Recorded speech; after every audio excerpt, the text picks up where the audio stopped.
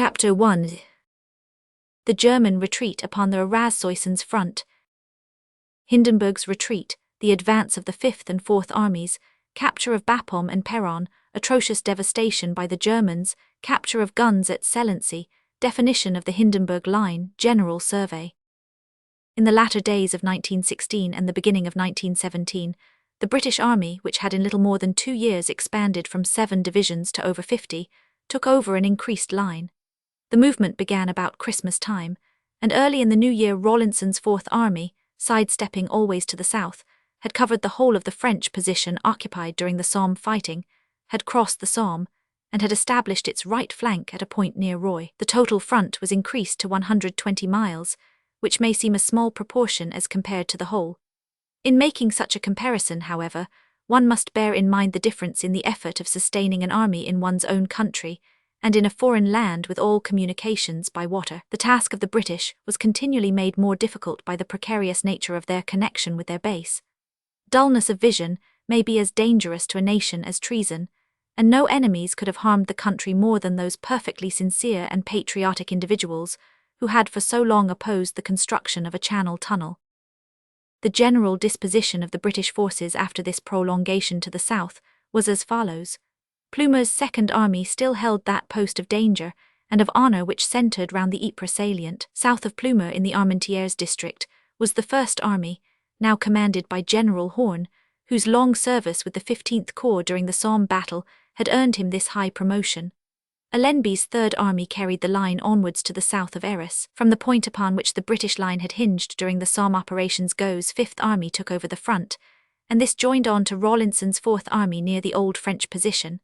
From the north then the order of the armies was 2, 1, 3, 5 and 4. The winter was spent by both sides in licking their wounds after the recent severe fighting and in preparing for the greater fighting to come. These preparations upon the part of the British consisted in the addition to the army of a number of fresh divisions, and the rebuilding of those divisions, 52 in number, which had taken part in the Somme fighting, most of them more than once. As the average loss in these divisions was very heavy indeed, the task of reconstructing them was no light one. None the less before the campaign reopened, though the interval was a short 3 months, the greater part of the battalions were once again at full strength, while the guns and munitions were very greatly increased. A considerable addition to the strength of the army was effected by the civilian railway advisers, under Sir Eric Geddes, who by the simple expedient of pulling up their own lines at home, and relaying them in France, enormously improved the communications of the army. In the case of the Germans, their army changes took the form of a considerable new levy from those classes which had been previously judged to be unfit, and a general comb-out of every source from which men could be extracted. A new law rendered every citizen liable to national service in a civilian capacity, and so released a number of men from the mines and the factories. They also increased the numbers of their divisions by the doubtful expedient of reducing the brigades, so that the divisions were shorn of a third of their strength. The battalions thus obtained were formed into new divisions. In this way it was calculated that a reserve force had been created, which would be suddenly thrown in on one or the other front with dramatic effect. Some such plan may have been in contemplation, but as a matter of fact, the course of events was such that the German generals required every man and more for their own immediate needs during the whole of the year. It has been shown in the narrative of 1916 how the British had ended the campaign of that year by the brilliant little victory of Beaumont-Hamel, which gave them not merely 7,000 prisoners, but command of both sides of the Valley of the Anchor. This victory had been the sequel to the capture of the Thiepval Ridge, and this again had depended upon the general success of the Somme operations, so that the turn of events which led to such considerable results always traces back to the tragic and glorious 1st of July. It was clear that whenever the weather permitted the resumption of hostilities, Sir Douglas Haig was in so commanding a position at this point that he was perfectly certain to drive the enemy out of the salient which they held to the north of Beaumont-Hamel. The result showed that this expectation was well founded, but no one could have foreseen how considerable was the retreat which would be forced upon the enemy, a retreat which gave away for nothing the ground which cost Hindenburg so much to regain in the following year. Although the whole line from the sea to the Somme was a scene of activity during the winter, and though hardly a day, or rather a night, went by that some stealthy party did not cross no man's land to capture and to destroy, still for the purposes of this narrative, the three northern armies may be entirely ignored in the succeeding operations, since they had no occasion to alter their lines. We shall fix our attention in the first instance upon Gough's army in the district of the Ancre, and afterwards upon Rawlinson's, which was drawn into the operations. Gough's army consisted at the beginning of the year of 3 corps, the 5th E.A., Fanshawe to the left covering the ground to the north of the Ancre, the 2nd Corps, Jacob, immediately south of the river, and the 1st Australian Corps, Birdwood, extending to the junction with Rawlinson's army, and covering the greater part of the old British line upon the Somme. It was upon the 5th and the 2nd Corps that the immediate operations which opened the campaign were to devolve. January. The 5th Corps was formed at this period of 3 divisions, the 11th, 31st and 7th. Each of these divisions, by constant pressure and minor operations, backed by a powerful artillery fire, played a part in the wearing process of constant attrition, which ended in making the position of the Germans impossible. On January 10, the 32nd Yorkshire Brigade of the 11th Division carried an important trench due east of Beaumont Hamel, taking 140 prisoners. On the next day the movement extended farther north, where 3/4 of a mile of trench with 200 prisoners was the prize. On January 17, another 600 yards north of Beaumont fell into British hands. Of the 1228 prisoners who were taken in January, a considerable proportion came from this small section of the line, though the largest single whole consisted of 350 men who were captured by a brilliant advance of the Australians in the Le Transloy sector upon January 29. February. The movement along the valley of the Ancre was continued in February, but at an accelerated pace. The 2nd Corps, which consisted of the 63rd, 18th and 2nd Divisions, moving in conformity with Fanshawe's men upon the northern bank. The chief initiative still rested with the latter, and upon February 3 another push forward of 500 yards upon a mile front yielded 100 more prisoners, while 2 sharp counter-attacks by the Germans only served to increase their losses. A number of small spurs run down to the river upon the northern bank, and each of these successive advances represented some fresh ridge surmounted. Upon February 6 the 2nd Corps was moving upon Beaucourt, which is to the immediate south of the river, and upon the 7th the village was evacuated, the first of that goodly list which was to adorn the official communiques during the next 2 months. On the 9th the advance crept onwards upon both banks, gathering up 100 prisoners, while 80 more were taken in Bayliscourt Farm upon the north bank. These men were Hamburgers of the 85th Regiment. Upon February 10, the left of the 5th Corps began to feel out towards Serres, that village of sinister memories, and prisoners were taken from the trenches to the south of the hamlet.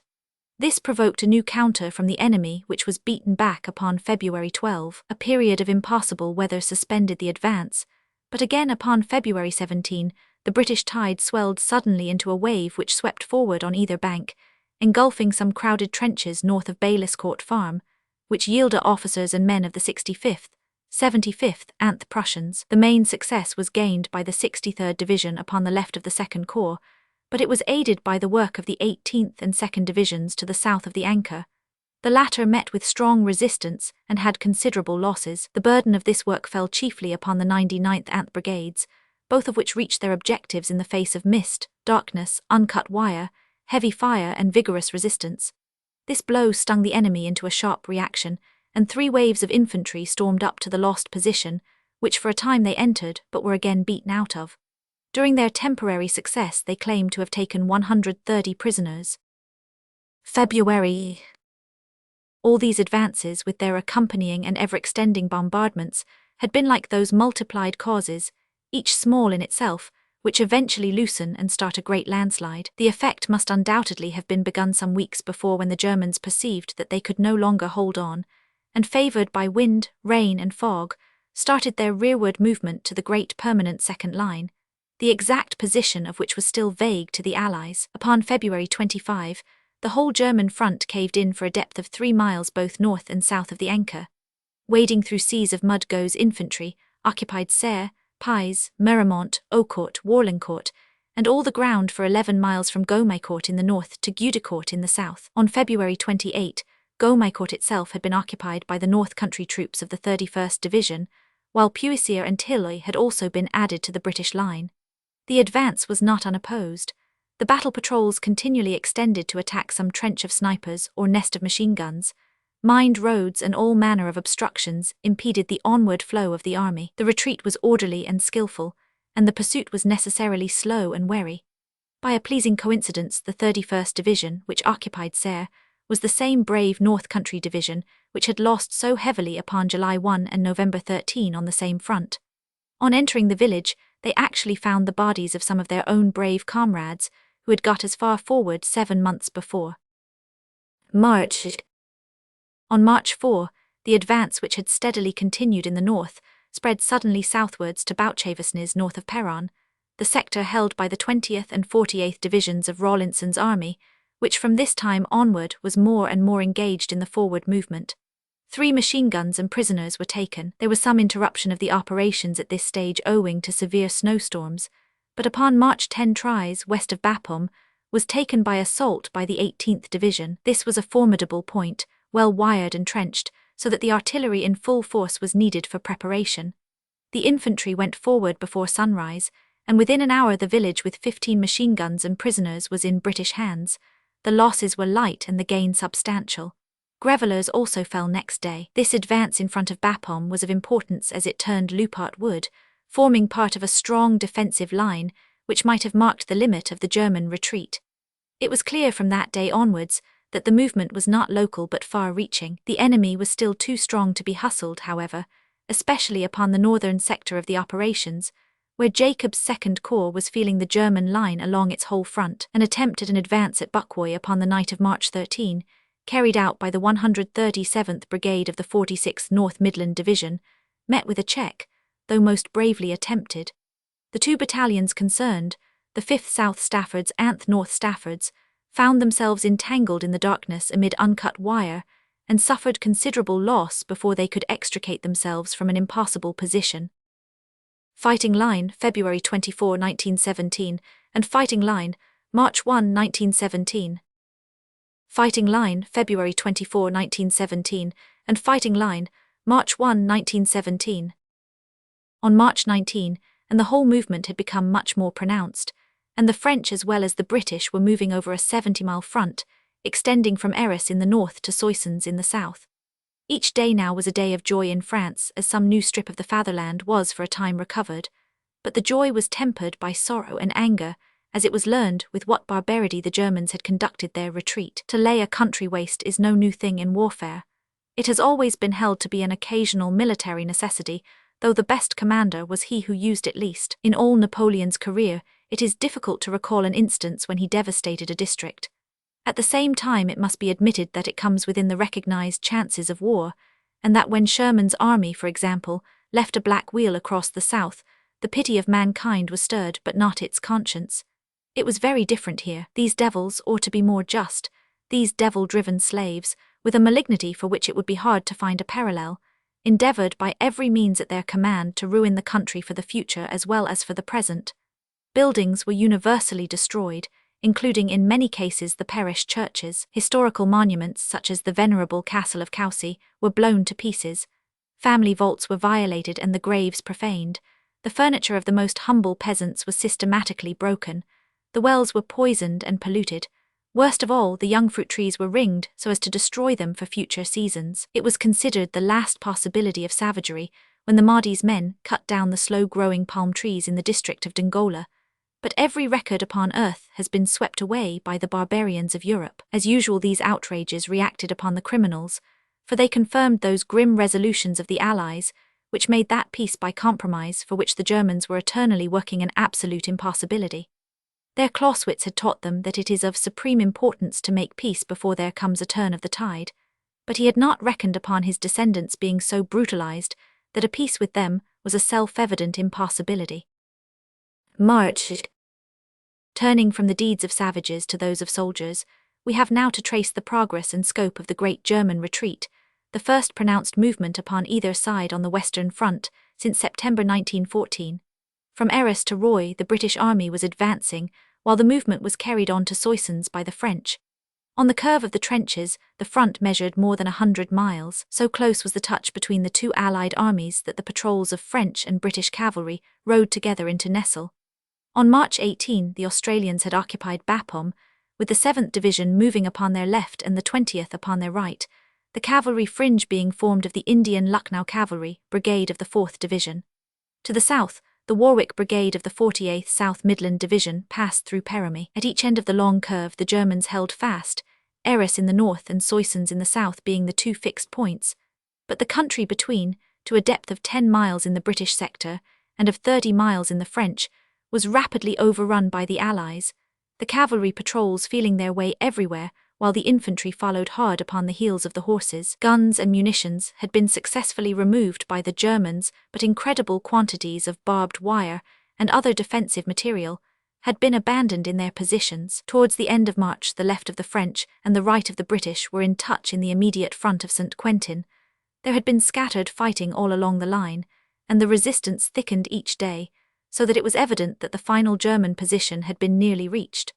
On March 24, the Australians had a sharp fight at Beaumetz between Bapaume and Cambrai. The village was taken, lost, and retaken with considerable loss upon both sides. It was clear that in this quarter a definite German line had been approached.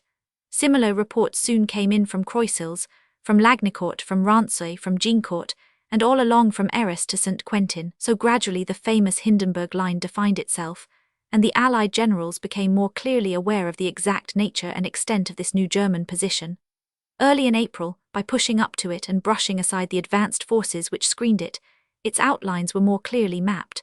This process of definition led to more serious fighting, the worst of which, as will presently be shown, fell upon the Australians at Bullecourt, some 10 miles from the Arras end of the new line. Some foretaste, however, of the considerable resistance which they were about to meet within their section was encountered by the Australians at Norwil. On Ypres the brunt of the attack upon the village was borne by the South Australians, who behaved with great gallantry, having to rush a difficult position intersected by sunken roads.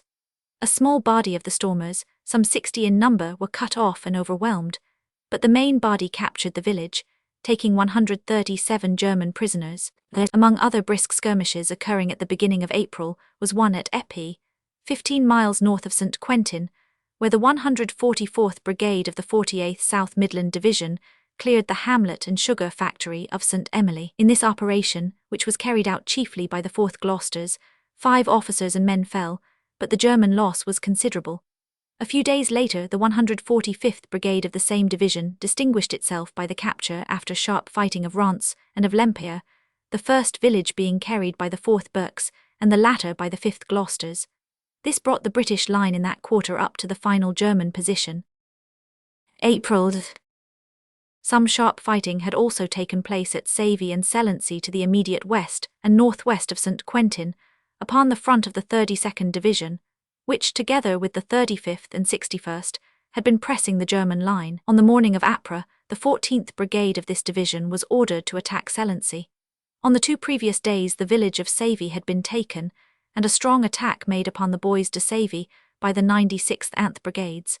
The advance of Ypres was at early dawn, and the veteran 2nd Manchester Battalion was in the lead. The whole operation was conducted under heavy machine-gun fire, but by swift movement and a judicious use of the ground, the losses were minimized.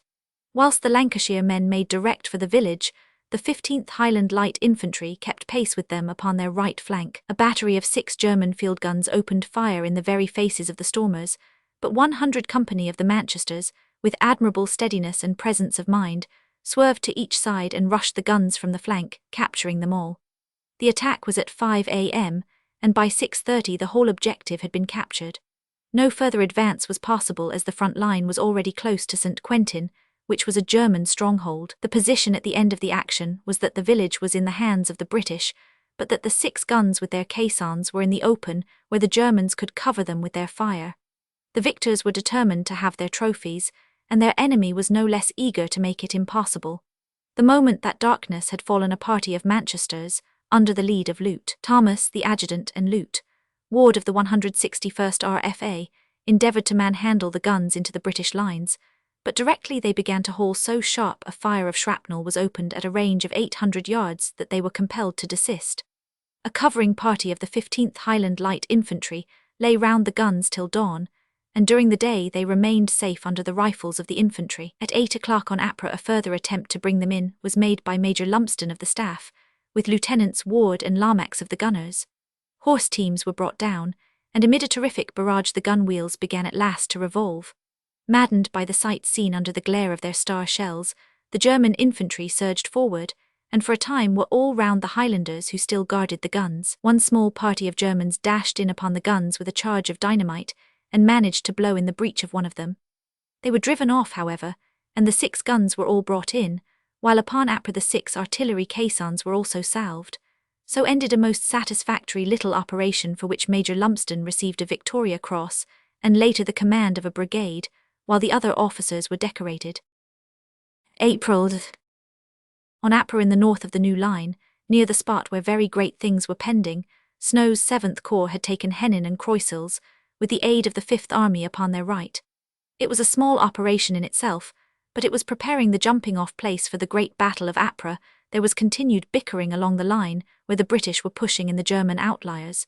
In this work, the 35th Division in the Ypres district distinguished itself greatly during the early summer. One attack upon a hill held by the Germans, and carried by the 15th Chester's Anth Sherwoods of the 105th Brigade, was particularly brilliant. In addition, upon Ypres, the village of Metz with the adjoining position was taken after a sharp fight by the 59th Brigade of the 20th Division. The 10th Anth KR were the battalions chiefly engaged in this fight, which at one time had an ugly aspect, as the Germans slipped into a gap between the 20th on the left and the 8th Division on the right. They were cleared out, however, and the line was advanced beyond the village to the right of the Australians. A more serious action was that which began upon Ypres, when the 32nd Division was ordered to support the left of the French in their unsuccessful attack upon St. Quentin.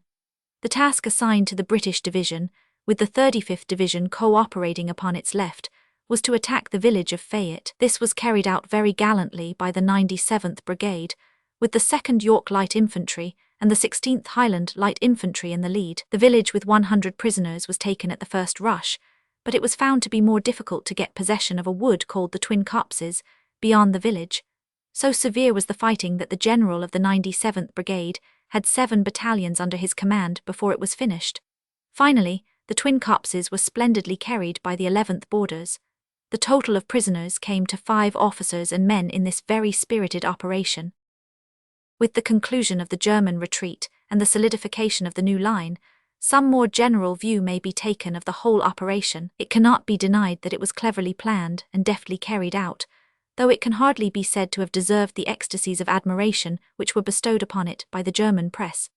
It was not, for example, as formidable an operation as the British withdrawal from Gallipoli, an extraordinarily clever manoeuvre which received less than its fair share of recognition at home, because it was associated with the sad ending of high hopes. It was also universally taken for granted in Germany that Hindenburg was going to reculer pour mieux sauter, as he had done once before at Tannenberg, and that some extraordinary burst of energy at some other point would soon change the exultation of the Allies into despair. Nothing of the sort occurred during that year, and it speedily became evident that the old Marshal had simply moved because his lines were untenable, and because by shortening them he could make some compensation for the terrific losses of men at the Somme. That he ever regained the ground was due only to the subsequent Russian debacle. We have it upon the authority of Sir Douglas Haig that the great local retreat of the Germans had no very great effect in modifying the Allied plans. Those plans, so far as the British were concerned, were to make a combined assault from the north, and from the south upon the Ancre salient, Go attacking from the south and Allenby from the north. As the salient had now ceased to exist, the role of Go was confined to following up the German retreat, until he came to the new Hindenburg line, which was an obstacle of so formidable a character that it checked anything short of a very powerful attack. Allenby's part of the programme was still feasible, however, and resolved itself into an attack upon the high ground held by the Germans and their whole line down to the point where the new positions began. How Allenby carried out this task, and the great success which attended his efforts, will be described in the coming chapters. Before passing to this and the other great battles which will make the year 1917 forever memorable in our history, it would be well to briefly enumerate those world events which occurred during these 3 months, and which directly or indirectly influenced the operations in France.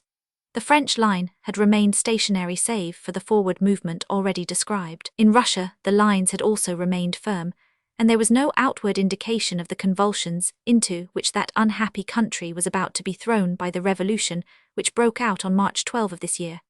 From Italy also there was nothing momentous to report. The most cheering news which reached the Allies was from the British eastern lines of battle, where both in the Sinai Peninsula to the east of Egypt and in Mesopotamia, good progress was being made.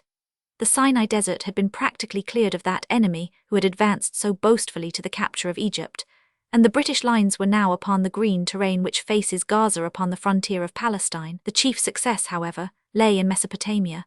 A great soldier had apparently appeared in the person of General Maud, whose name may be recalled by the reader as the commander of the 14th Brigade upon the Western Front.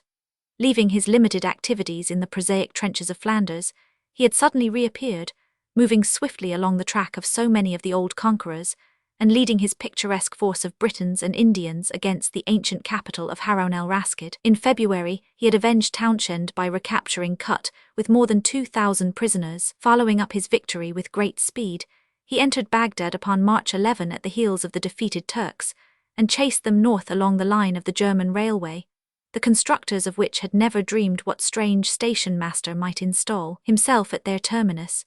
The approach of a Russian force seemed to hold out hopes for further combined operations, but meanwhile the whole of southern Mesopotamia remained in the hands of the British, and no Turk was left within 40 miles of the ancient capital. The chief event in Great Britain was the successful flotation of the Great War Loan, which attained proportions never heard of before, and ended by bringing in the huge total of £1,000 million. Beyond the usual skirmishes of light craft and isolated sinkings of warships by mine or submarine, there was nothing of importance in naval warfare, but an immense influence was brought to bear upon the course of the war by the German decision, in February, to declare a war zone round the Allied countries, and to torpedo every merchant ship, whether neutral or hostile, which entered it.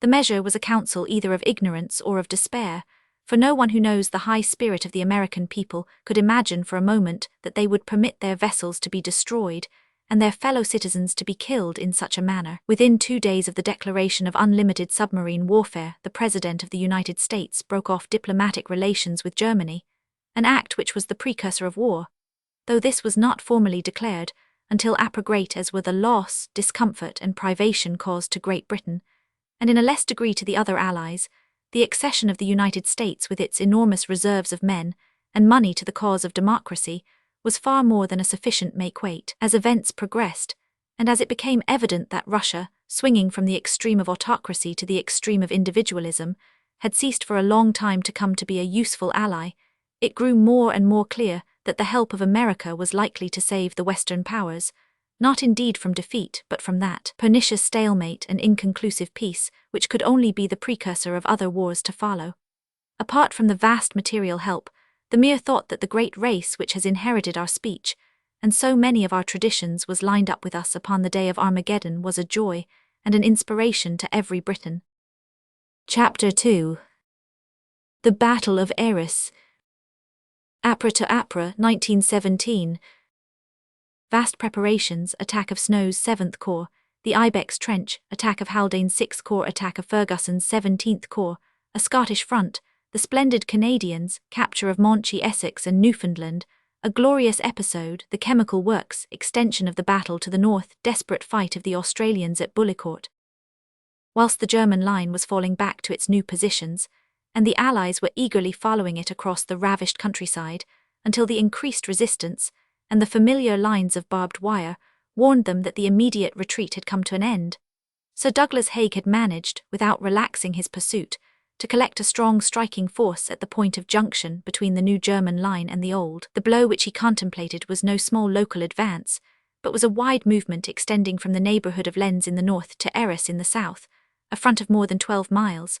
Upon this sector a tremendous concentration of artillery had been effected, and 4 corps were waiting the signal for the assault, the 3 southern ones forming Allenby's 3rd Army, while the 4th or northern one was the right-hand corps of Horn's 1st Army. The southern corps were the 7th Snow, which operated to the south of Arras, having Croissels for its southern boundary, the 6th Haldane, which advanced due east from Arras with the Scarpe for its northern boundary, the 17th Ferguson, which had its right on the Scarpe and its left on Thelles, with its front facing the 3 spurs which form this end of the Vimy Ridge, and finally the Canadian Corps Byng, which faced this long and sinister slope, the scene of so much bloodshed in the past. Each corps was marshalled with 3 divisions in front and 1 in reserve, so that there were roughly 120,000 men in the storming line, with 40,000 advancing behind them.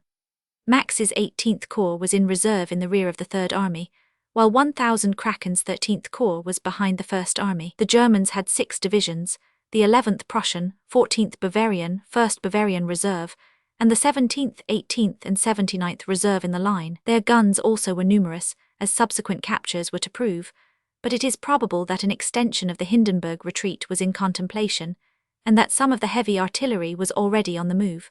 A second strong line from Drocourt to Quinte was known to exist, and its occupation would form a natural sequel to the retirement in the south. The German strategists had imagined that by withdrawing their troops over a long front, they would throw out of gear all the preparations of the Allies for the spring offensive. What they actually did was to save their force in the Garmicourt Peninsula from being cut off, which would surely have been their fate had they waited. But in the larger issue, they proved to be singularly ill-informed, for they had stayed their retreat at the very points of the line on which the offensive had been prepared, so that the plans of attack were neither modified nor delayed.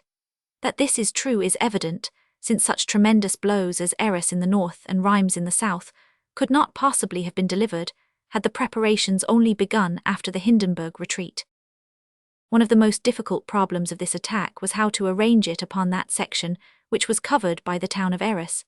It is true that the German line was 1,700 yards east of the marketplace, but the suburbs extended right up to it, and it was fringed with houses. The town itself, in which the storming troops must assemble, and through which all supports and supplies must pass, was full of narrow streets within easy range of the German guns, and previous French experience had proved that each exit was so carefully and accurately barraged by the German fire that it was most difficult for the troops to debouch from it. This problem was solved by a fine piece of military engineering. The large cellars and other subterranean excavations with which the place abounded were connected up, and fresh tunnels constructed, so that it was eventually found to be possible to put 3 whole divisions underground, with permanent headquarters and every necessary detail, including water, electric light, and a 3-foot tramway. This fine work was carried out by the New Zealand, the 179th, and the 184th Tunnelling Companies.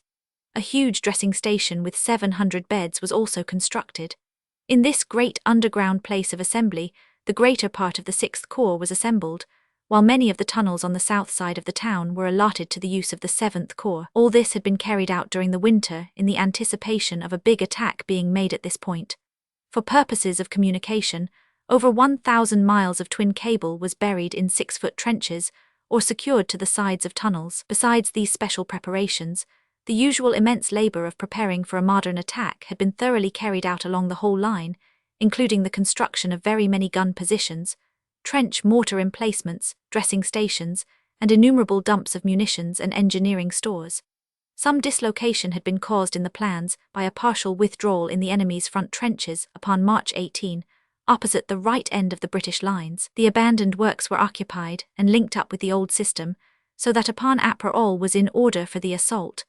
The extreme difficulties caused by the formidable defensive preparations of the enemy were fully realized, but everything which human forethought could suggest had been done to meet them. Above all, 2 great lessons taught by the Somme experience had been thoroughly assimilated. The one that the broader the attack, the more successful it is likely to be, as it prevents a concentration of the German guns upon a single area. The other that it is wiser, even in the heat of battle and the glow of victory, to limit your objective to an area which is well within the range of your guns. That last blue line so far forward upon the map has been the cause of many a rebuff. The British bombardment, which came in gusts during the days preceding the attack, did enormous damage to the German defences.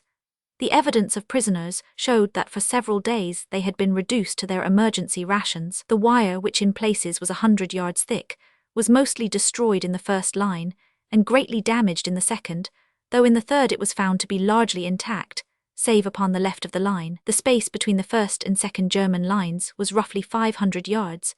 Between the second and third, it was about 3,000. The usual forms of bombardment were varied upon Ypres by the use of a large number of Lieven's gas projectors, throwing drums of compressed gas, which were seen to burst in the second German line. 1,500 of these were discharged upon the front of a single corps, and they were said to have considerable effect, the reports of prisoners stating that in the suburb of Blangy alone there were 460 casualties from this cause. On Ypres there was a severe gas bombardment 4-inch trench mortars. Finally, in the early morning of Ypres, came the fearful whirlwind of fire which was the prelude to the attack. Some idea of its intensity may be gathered from the fact that the number of guns was so great that they could have rubbed wheels from end to end of the line had they been so placed. At 5:30 the word was given, and in the first dim grey of a rainy, windy and sleety morning, the infantry dashed forward to their attack. Wave after wave of grimy, mud-covered, determined men, with hearts as hard as steel and as light as feathers, to use the words of one of them. The events may best be described from the south of the line as being the nearest to Arras from which the battle derives its name. Snow's 7th Corps had the 21st North Country Division upon the extreme right, the 30th Lancashire Division in the centre, the 56th London on their left, and the 14th Light Division upon the extreme northern wing.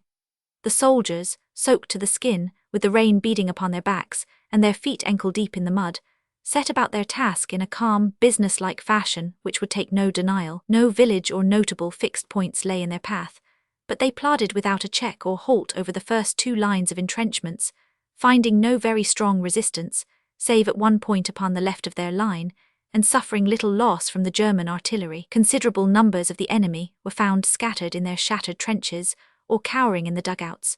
Over 1,000 of these were sent to the rear. The advance was at the point where the new German line branched away from the old one, the 21st Division on the right joining the left of Gough's army in the neighbourhood of the Cojal River, while the 14th Division was in touch with the 3rd Division on the north.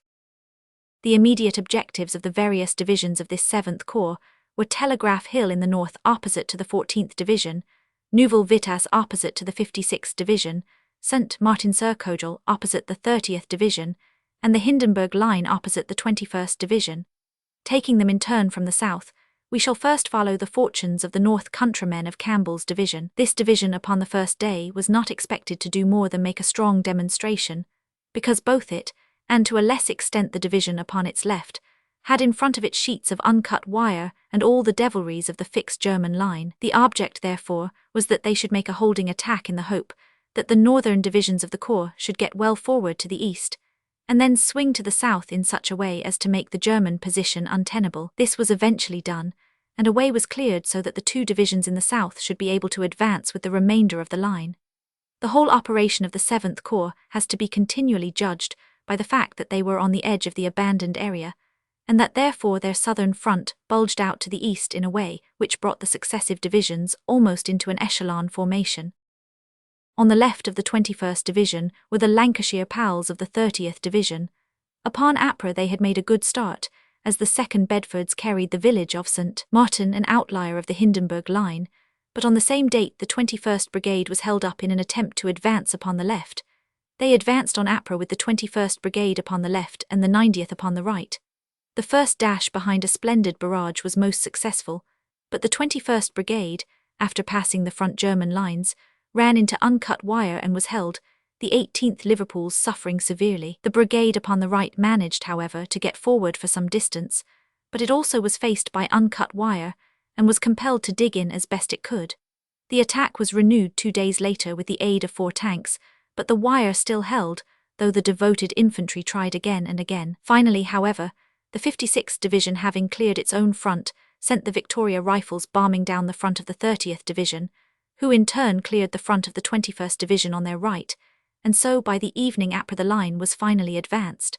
The clearing of the front of the 21st was done by the 18th Manchesters, who unsupported bombed their way down 1,700 yards of Hindenburg line, a very notable achievement. To Hull's 56th Division, the next upon the north, was assigned the capture of Neuville-Vitasse and the strong works which surrounded it. The advance was carried out at 7:45, the 0 time was earlier as it travelled up the line, and was led by the 167th Brigade upon the right, and by the 168th Brigade upon the left, while the 169th were in support. The bombardment and the covering fire were magnificent, says one who marched in the ranks. I almost felt sorry for the poor old Hun, only after all he is such a Hun. The chief fighting was on the right, where the 3rd London Anth Middlesex stormed the main portion of the village. At 10:30 all the eastern edge had been secured, and the 1st London moved forward to take the Cojal switch line. Unfortunately, they struck up against uncut wire and a very heavy belt of fire.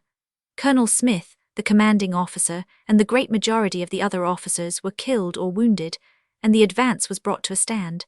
The 18th Liverpools of the 21st Brigade upon the right had also been halted by the uncut wire. The colonel of the 7th Middlesex took command of this difficult situation so far as it affected the advance of his brigade, and threw his battalion in to strengthen the 1st Londons, so that together they captured the Cogel Switch Trench.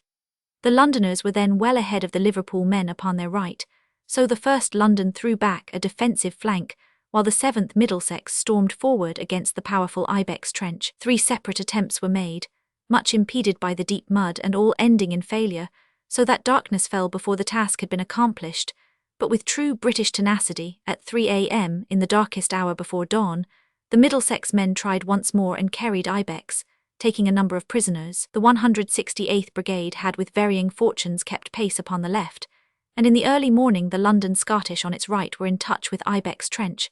The position of the 167th was still dangerous upon the flank, as it was always ahead of its southern neighbours, so that instead of advancing eastwards, the colonel of the Middlesex now turned south, his depleted ranks being strengthened by the 9th London, Victorias, from the reserve brigade. The enemy were only 40 yards off upon the flank, with a perfect warren of trenches, and the mud was so dreadful that some men who got in could hardly be dragged out again alive. In spite of every difficulty, the Londoners, after an initial check, swept triumphantly down Ibex and Zoo trenches, clearing in one wild, glorious rush the whole position, capturing 197 more prisoners of the 31st Prussian Regiment with several machine guns. Captain Cousins, who led this charge after being badly wounded, was unhappily killed by a sniper in the moment of victory. The Victorias were too late to join in the victorious charge, which stands to the credit of the 7th Middlesex, but they helped to hold and to extend what had been won. The general effect of the advance of this division was to turn the flank of the southern German defences and to open up a road for the 30th and 21st Divisions upon the right. The 14th Light Division to the north of the Londoners was faced by the slight slope and formidable defences of Telegraph Hill.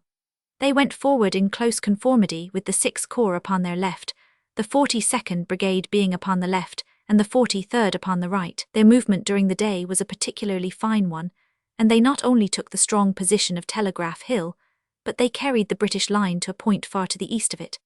Their whole advance was largely regulated by the situation upon their northern flank, and they were exposed to such an enfilade fire whenever they got at all ahead, that they found it impossible to act entirely upon their own.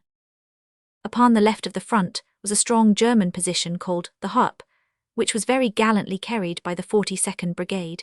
16 tanks which were to have lent them a hand in this difficult operation failed for some reason to arrive in time, and the infantry had to advance with no help save their own stout hearts. The attack was carried out by the 9th KRR with the 4th Royal Fusiliers of the 3rd Division acting upon their left, and their comrades of the 6th Oxford and Bucks upon their right.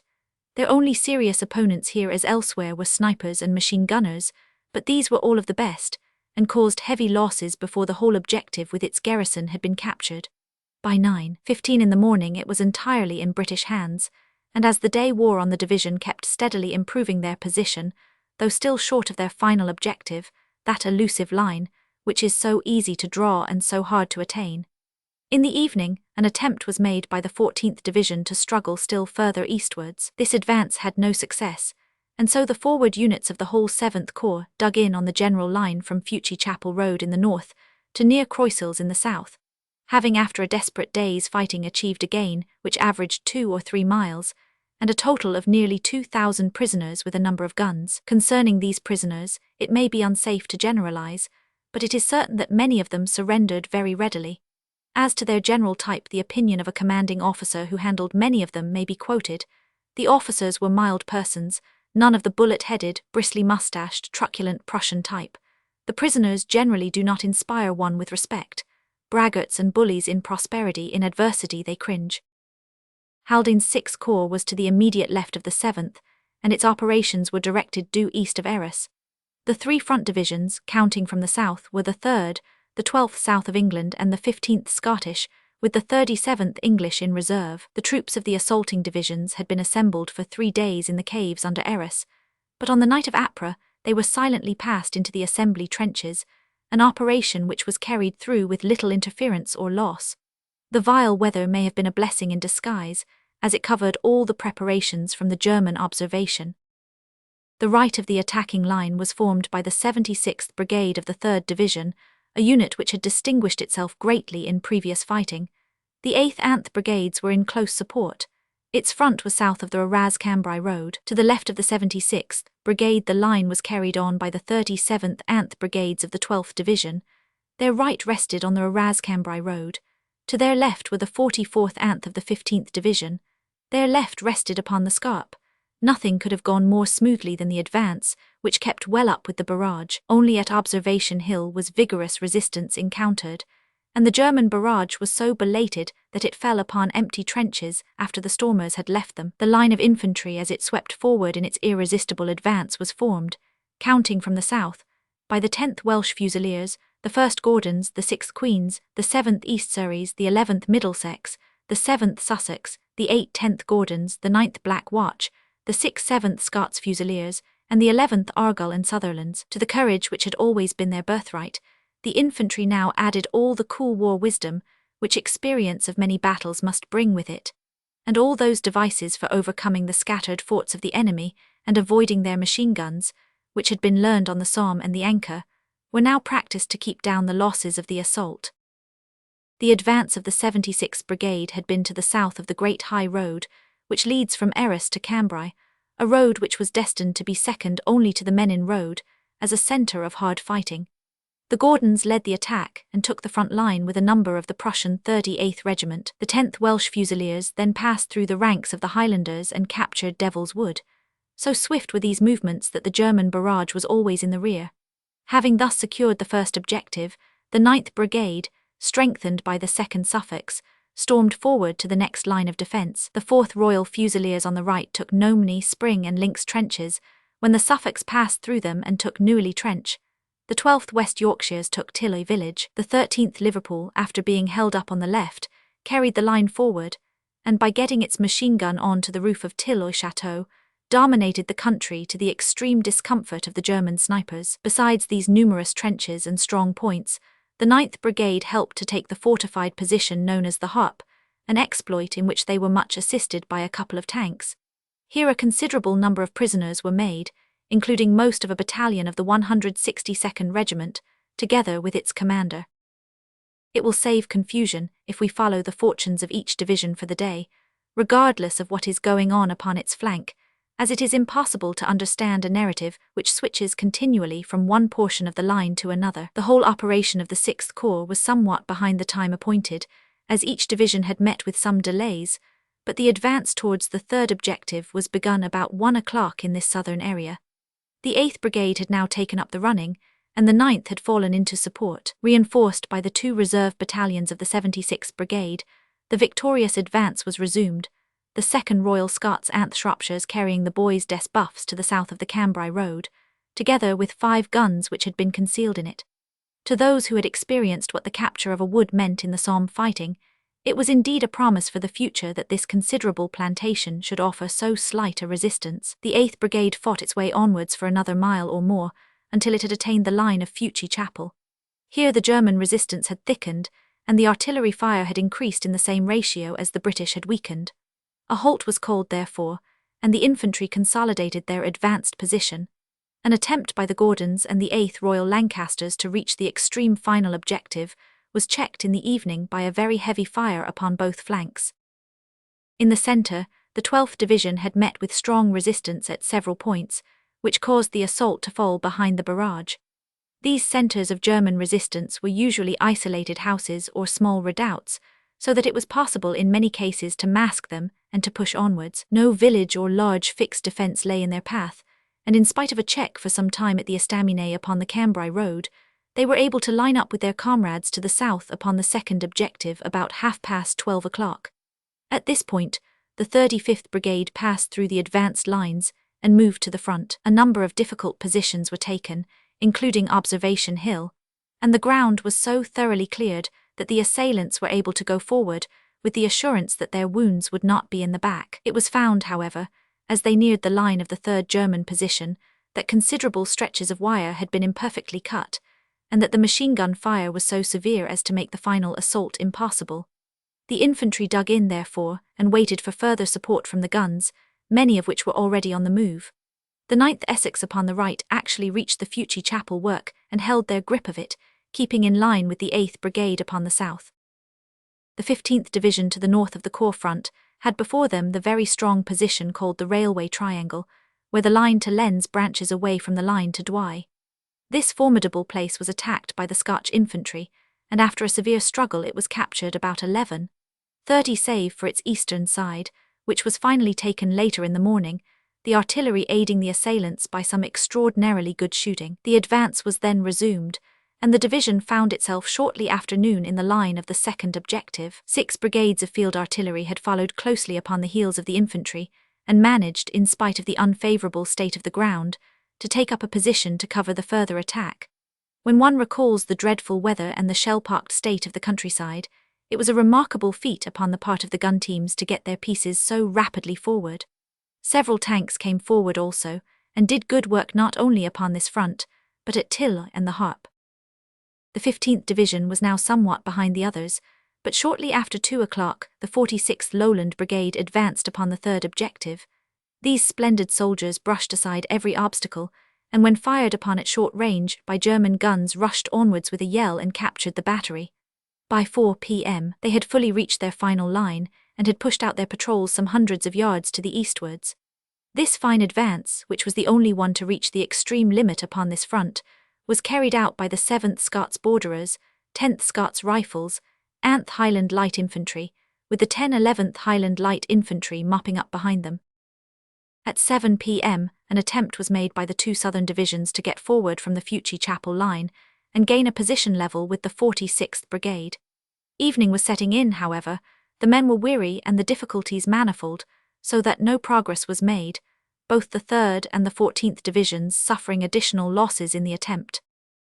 The 37th Division, composed entirely of English troops, North, South and Midland, had moved up in the rear of the fighting line, and in the middle of the afternoon it found itself in the German second line system, while the corps mounted troops had followed behind the 15th Division, as far as the Railway Triangle. As evening fell, the 37th Division pushed forward with the intention of reaching the extreme point attained by the 15th Division, and then swinging to the right in the hope of capturing Monchy.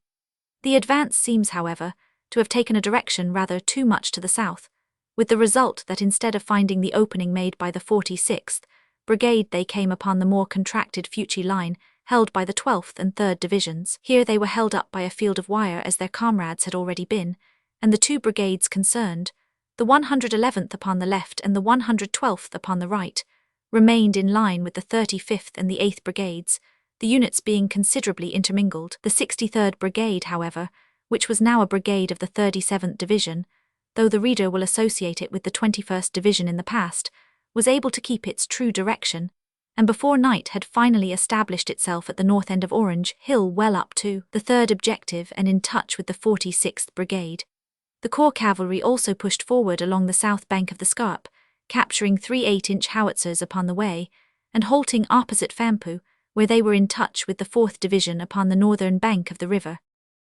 Such was the splendid day's work of Haldane's corps. It is true that in the south the uncut wire had made it impossible for them to reach their ultimate objective, but they had in the space of the one Easter day captured the villages of Fucci and of Tilloy, the strong redoubts of the Harp and the Railway Triangle, gained some 36 square miles of ground, and taken 2,000 prisoners with 60 guns.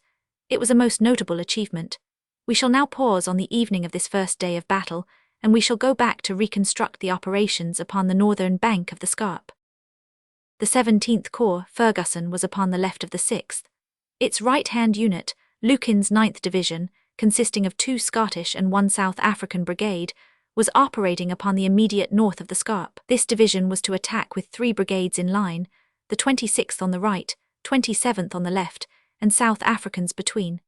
Upon the left of the 9th was Nicholson's 34th Division, drawn largely from Scotland and Tyneside, the same fine division which had been the very pivot upon which the Battle of July 1 had turned. Upon the left of the corps was the 51st Highland Territorial Division, which had distinguished itself so greatly at Beaumont Hamel 5 months before. It may be said, therefore, that the fighting line of the 17th Corps upon this great day was predominantly Scottish, But Lambton's veteran 4th Division was in immediate support. The whole battle front was from the right bank of the Scarpe near Arras up to the post known as the Commandant's House, just south of Thélus. There were no villages over the greater part of this front, but there were great numbers of fortified farms and strong posts of every description, besides the usual lines of wired trenches. The ground was in successive ridges, and a big tactical obstacle existed in the Lens-Arras railroad in its alternate cuttings and embankments. The long, eager line of Highlanders, Tynessiders, and South Africans rolled over every obstacle, and by 10 o'clock had mastered all the first objectives, which were the 3 lines of German trenches. In the south, the 9th Division, led by a well-known South African imperial soldier, had carried first Blangy and then Athens by storm. There was a time when the 26th Brigade upon the right was hung up, but with fine initiative, the right flank of the Transvaal Regiment worked down along the railway cutting and helped to clear the front of its neighbours. In the centre, the 34th Division, after a short check at a network of trenches called the Pump, had reached its allotted positions. In the north, the clansmen, who as territorials were sprung from the very soil of the Highlands, had swiftly advanced to the south of Thélus, and had covered the right wing of the 1st Canadians while they captured that village. It was victory all along the line, and victory without those excessive losses which have made many of our greatest successes as tragic as they are glorious. The artillery barrage had been found to be a powerful antidote against the deadly machine guns. When our barrage lifted off the railway cutting, the machine guns had been silenced and all the gunners were found to be dead. Such was the report of a South African officer. The Arras front. The Arras front. Allusion has been made to the check caused by the strong point called the Pump, and the trenches called the Klemenstellung just east of it. Some detail should be added in this matter, for it retarded the attack of the flanks of 2 divisions, and the delay caused by it had the effect that the Canadians on the left and the 9th upon the right were further forward in the late afternoon than part of the 51st and the 34th, which might have caused a dangerous situation. The 34th Division had advanced upon a 3-brigade front, which consisted from the south of the 101st, the 102nd, and the 103rd. On the north of the 103rd was the 152nd Brigade of the 51st Division with the Seaforths as the flank battalion. This pestilent strong point, armed with well-served and well-concealed machine guns, lay between the 2 brigades and held up the flanks of both, inflicting considerable losses not only on the Seaforths, but on the 25th Northumberland Fusiliers, who were on the left of the 34th Division. For a considerable time the advance was held. The 27th Reserve Battalion of the Northumberland Fusiliers was sent up, and one of its companies, led with a fine mixture of valour and cunning, carried the place by storm. The whole line then got forward, but the losses had been heavy, including Colonel Herman of the 24th Northumberland Fusiliers. In the evening it was found that the final objective had not yet been fully attained at this quarter of the field, for it had been marked at a farm called Maison de la Côte, from which the front line was still 1,000 yards distant. A brilliant little attack, however, by the 103rd Brigade in the early morning of Ypres, captured the whole position. Besides the check at the Pump, there had been another on the 51st Divisional front at a post called the Deutsch House. The consequence of this was a loss of the barrage and a delay which led to the isolated left of the 51st losing direction entirely and wandering round in a half-circle. The circumstances were so complex that it was not until next morning that they could be cleared up. Had the Germans had the spirit for a counterattack, they would certainly have found a considerable gap in the line. These events were in the northern area of the 17th Corps. In the southern portion, at about 11 o'clock, the Reserve Division came forward, and, passing through the weary ranks of the 9th, pushed on along the northern bank of the river. The advance had already been a splendid one, the 9th Division having 2,000 prisoners to its credit, but this movement of the 4th Division against an enemy who was already badly shaken was a very fruitful one. The 12th Brigade was nearest the Scarpe, with the 11th upon the left, while the 10th moved forward in close support. 2 obstacles faced the division, the straggling village of Fampu upon the bank of the river, and the Hyderabad redoubt, a considerable fort to the north of the village. The 12th Brigade moved swiftly forward in the nearest approach to open warfare that had been seen for years. The 1st Royal Lancasters were on the right of the swift, flexible line, the 2nd Lancashire Fusiliers in the centre, and the 2nd Essex upon the left. The brigade fought its way in the teeth of a very hot fire to the outskirts of Fampu, where the Reserve Battalion, the 2nd West Ridings, passed through the King's Own and carried the village in splendid style late in the evening at the point of the bayonet. It is a remarkable fact that the wire in front of the village had not been cut by the artillery, and the infantry passed in single file through the gaps in it, after disposing of the only German machine gunner who offered resistance. At the same time, the 11th Brigade kept pace upon their left flank, the Hampshires to the left and Somersets to the right, while the 1st Rifle Brigade, passing through them, rushed the strong position of the Hyderabad redoubt, and the East Lancashires formed a defensive flank. Communication was at once opened across the Scarpe with Haldane's corps upon the south side. By this fine advance of the 4th Division, the right of the 17th Corps had got considerably further forward than the centre, so that a defensive line had to be formed sloping back from this advanced point. This was the position upon the evening of the first day of battle, and it was destined to remain so in the south for many a day to come, for the formidable chemical works lay immediately to the east on either side of the Arras-Douai railway track, and these were to prove a very grave obstacle to a further advance on this line. Meanwhile, 3,500 prisoners with 50 captured guns testified to the success of the 17th Corps. Following upon this brief sketch of the work done by the 7th, 6th, and the 17th Corps upon the first day of the Battle of Arras, we must now turn to the splendid achievement of the Canadian Corps upon the left. The reputation of the Canadians as brilliant soldiers, as dashing in attack as they were steady in defence, had already been solidly established by a long series of military feats, beginning with the ever-memorable Second Battle of Ypres, and continuing on to the capture of Courcelette and the fine fighting of the Somme. Hitherto, they had acted in comparatively small bodies, but now the whole might of Canada was drawn together in the 4 fine divisions which lay facing the historic Vimy Ridge, a long gradual slope which reaches a height of more than 450 feet at the summit. They were arranged in their numerical order from the south, the 1st Currie being in touch with the 51st British Division, while the 4th Watson had upon its left Holland's 1st Corps, which was not engaged in the first day's operations. The front covered by the Canadians was from the south end of the ridge to the Souchez River, close to Lens. Nothing could have been more magnificent or more successful than their advance, the 2nd and 3rd Divisions, Burstall and Lipset, attaining their full objectives at every point, and the 1st doing the same after a short check. There was no rebuff save in the extreme north of the line. Sweeping onwards with irresistible fury, they overran 3 lines of German trenches, including the famous La Folie farm, captured the village of Farbus, and secured the splendid total of 70 officers and men as prisoners, the same number as were taken by their British comrades to the immediate south. They not only crowned the redoubtable ridge, but they made their way down the eastern slope and established their line beyond it. Many of the German infantry were captured in the great chalk excavations in which they had taken refuge, 2 large tunnels in particular, the Valka and the Prince Arnault tunnels, being crammed with men. Incredible incidents happened in these subterranean burrows, where small bodies of Canadian moppers-up were faced suddenly by large numbers of armed Germans in hiding.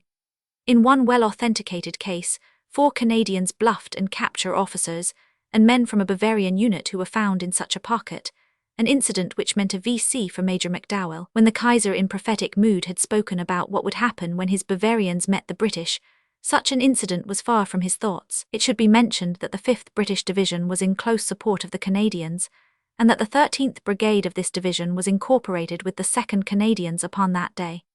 It was used in conjunction with the 6th Canadian Brigade on its right to take the final objectives, the eastern slopes of the ridge, just north of Farbus Wood, which they did successfully with slight losses. Ypres. During the night of the 9-10th April, there was fighting at several points, notably at the north end of the Vimy Ridge.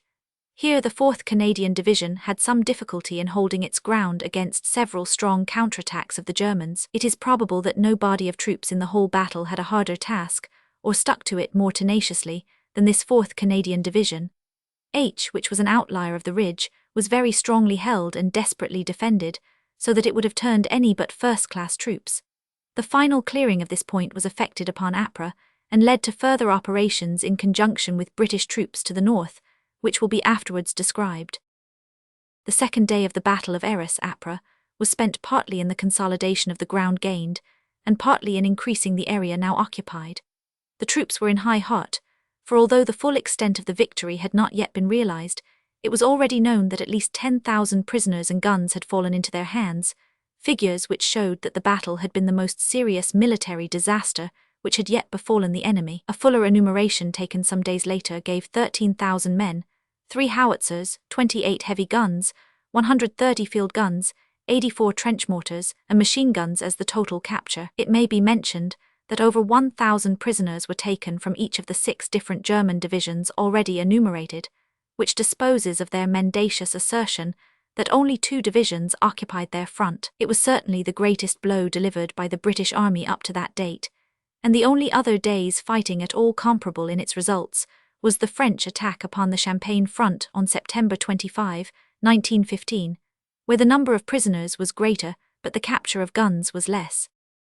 The Battle of Arras may be considered as having been in truth a one-day battle in the same sense as the succeeding Battle of Messines, for in each case the attack was delivered in order to gain a definite objective, which was the ridge from which observation could be obtained. The extreme limit of advance had not, however, been reached either in the south or in the north, and so in both these areas hard fighting continued, due partly to the efforts of the British to enlarge their gains, and partly to the rally of the Germans and their attempts at counterattack. There was no concentration of troops or guns, however, upon the side of the British, and no attempt at any considerable advance. We shall first follow these operations in the south, where they centred chiefly round the village of Monchy and Wancourt in the areas of the 6th and 7th Corps. These we shall weave into a connected narrative, after which we shall return to the Vimy region and trace the movements which led to hard fighting in that quarter.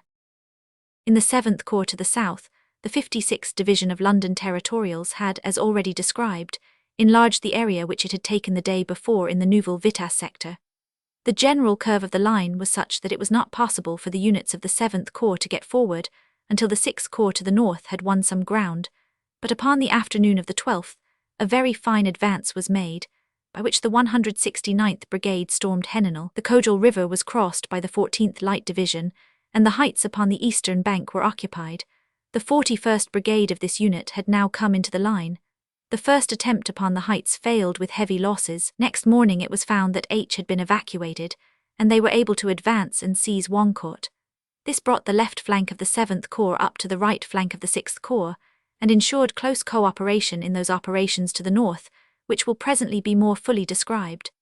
This storming of the German position in this section was the more important as the troops were faced by the new Hindenburg line. It was well known that an alternative line from Drocourt to Quinte existed some miles to the eastward, but nonetheless the fall of the front section at a period when much of its wire was still intact proved to the Germans how impossible it was to hold off British troops by mere passive obstacles.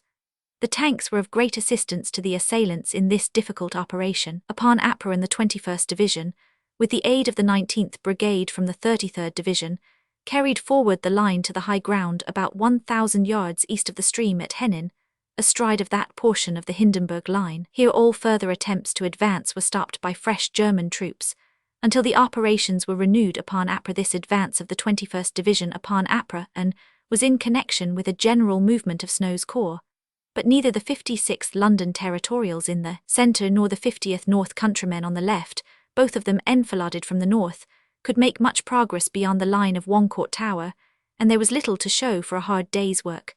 The 33rd Division, Pinny, now took over the front from the 21st. Ypres. The immediate task which lay before the 6th Corps upon Ypres was to get the 3rd and 12th Divisions forward to the same line which the 15th Division had reached. It will be remembered that the 46th Brigade of the latter division, together with the 63rd Brigade from the supporting 37th Division, had pushed on as far as Orange Hill, half a mile farther eastward than the Fucci line, which formed the front of the 2 southern divisions. 6 brigades of field artillery had been hurried up, and with the help of these guns, aided by trench mortars, the wire which held up the advance was partly blown away. The 3rd and 12th Divisions were then able to move forward and to make one line with the 15th, an operation which was completed by midday, the 8th Brigade doing some brilliant work. The strongly fortified village of Monchy, elevated above the plain, lay immediately in front of the 6th Corps, and its capture was their next task.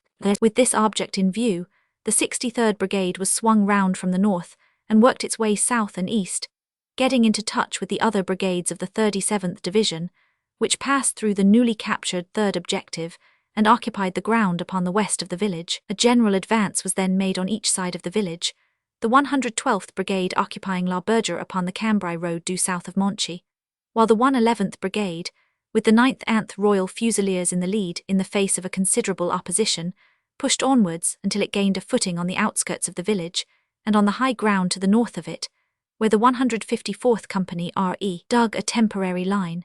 This was the position on the evening of Ypres, while the British line had been strengthened by the presence of the 7th Brigade of Cavalry from the 3rd Cavalry Division, who were following closely behind the 37th Division. In all these operations, the weather greatly impeded progress, as it prevented the advance of the guns needed to break down wire and other obstacles. During the night of Ypres, the 12th Division was withdrawn into reserve, and the advance was resumed in the early morning by the remaining divisions and the cavalry. At 5 a.m. the infantry was closing in upon Monchy under a heavy fire. The line of advance extended right across the Cambrai road, the 76th Brigade finding itself opposite to the village of Gemap. Here they were exposed to a very heavy fire of machine guns, and this famous brigade sustained heavy losses, which were increased by a second attempt to get forward in the afternoon. The 76th Brigade finally entrenched itself some half a mile to the west of Gemap, and waited for developments. The 8th Royal Lancasters were particularly hard hit in their attack. In the meantime, the 111th Brigade of the 37th Division had advanced directly upon Monchy, and after severe fighting, in which the splendid infantry struggled onwards in the face of every possible difficulty of German resistance and of driving snowstorms, the place was carried by assault. The 3 regiments of cavalry from the 8th Brigade, the Royal Horse Guards, 10th Hussars and Essex Yeomanry, advanced at a gallop and did splendid service by taking part in the attack, following closely upon the infantry, and helping to consolidate the village. By 9 o'clock in the morning the 13th KRR, 8th Rifle Brigade, greatly aided by a very active and efficient tank, had driven their way to the farthest houses upon the eastern side. About 150 of the garrison remained in their hands, while very many lay dead among the ruins of the shattered buildings. The cavalry, who lost their brave leader, General Bulkeley Johnson, emerged on the eastern side of the village and lost heavily at that point, especially in horses, some 500 of which were hit. They had the satisfaction, however, of getting their light guns fairly on to the Germans as they streamed across the open. One who was present says, "The cavalry filled the gap between us and the 112th Brigade. They lost heavily, and their conduct was magnificent. The new gain was instantly consolidated by the colonel of the Rifles."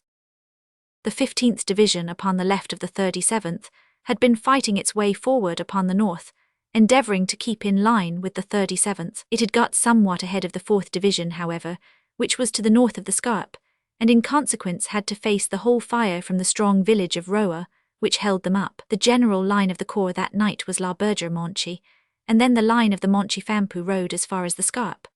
To the north of the Scarpe there had been no forward movement, as the chemical works to the east of Fampoux presented an obstacle which was beyond the immediate scope of Sir Charles Ferguson's operations. Ypres. On the night of Ypres, the 37th Division, which had suffered considerably in the capture of Monchy, and the 15th, which had lived up to its reputation during 56 hours of incessant fighting under most inclement conditions, were withdrawn for a short rest, while the 12th Division returned into the line, and the 17th took the place of the 37th. Ypres was spent in consolidation, and in bringing up heavy howitzer batteries along the Cambrai road, and placing them in positions between Fuchy and Tilloy where they could support the coming operations. Ypres. From the time that the British had captured the village, both it and the whole front line in that area had been subjected to a most severe German bombardment, which tried the troops extremely, but did not prevent them from repulsing several attempts at counterattack, none of which reached the front trenches. On the night of Ypres, the 12th Division, which was considerably worn from its exertions, was drawn out and was replaced by the famous 29th Regular Division, which had gained such honour and suffered such losses at Gallipoli and on the Somme. There was no forward movement upon Ypres in the region of Monchy, but farther south the 9th Brigade, which had taken the place of the 76th in front of Gemap, endeavoured to reach that village, but were met and checked by the same murderous machine gun fire which had held up their comrades, a fire which came both from the hamlet itself and from the high ground to the south which lay within the area of the 7th Corps. The 1st Northumberland Fusiliers and West Yorks, which led the attack, both suffered severely. Ypres. As no large movement was contemplated upon this front, it was now held by only 2 divisions, the 29th to the south and the 17th to the north, covering the whole broad area from the north of the Codral River to the south of the Scarpe. At 5:30 upon Ypres both divisions advanced in order to test the German strength, and, if possible, to push them farther back from Monchy. It was an unsuccessful day, and yet it was one of those failures which will be remembered where facile successes have been forgotten, for it brought with it one episode which elicited in the highest degree the historical qualities of British infantry. It had been arranged that the 88th Brigade, consisting of the 2nd Hants, 4th Worcesters, 1st Essex, and the Newfoundland Regiment, should attack due east of Monchy, while another brigade of the 29th Division should advance to their right, and the 17th Division guard their flank upon the left. Both of the flank attacks failed, however, and the result was that the storming line of the 88th Brigade, consisting of the Essex men on the left and the Newfoundlanders on the right, found themselves in possession of the German trenches on Infantry Hill, east of Monchy, but with both wings exposed, and with so terrific a barrage behind them that they were practically cut off from assistance. This might have mattered little under ordinary circumstances, since 2 such battalions might be counted upon to hold their ground, but by an evil chance their advance had coincided with a considerable German counterattack from the Bois du Sart, made by a whole Bavarian division, with the intention of retaking Monchy. The result was a Homeric contest in which 2 battalions held up a whole division, shattered a considerable attack, and were practically annihilated in doing so. Of some companies not a single man returned, and yet few were ever reported as prisoners in Germany. No more gallant feat of arms has been performed in the war. The 2nd Hants and Worcesters in support did their best to help their comrades, and sustained considerable losses themselves in the attempt, but they were never able to reach the real front line, and it is undoubtedly true that the 2 battalions alone received and broke the full strength of the Bavarian division, which was entirely fresh, having taken no part in any previous fighting. It was difficult in the barrage and confusion, the ground being unreconnoitred, to direct reinforcements to the points where they were so urgently needed, but a lieutenant of the Essex passed through the German barrage and managed to bring up 1 company of the 2nd Hants, who came too late to retrieve the fight, but were able to take up the defence of the northern flank and to prevent the Germans from getting round in that quarter. Small parties of the enemy got up to the fringes of the village, but the edge had been taken completely from their assault, and in spite of the heavy barrage, the staff of the brigade headquarters, who were the only troops available, were sufficient to hold them off, Colonel Forbes Robertson doing particularly good work with a Lewis gun. No Germans set foot in Monchy. Of the headquarter staff there were only 9 survivors, each of whom was decorated.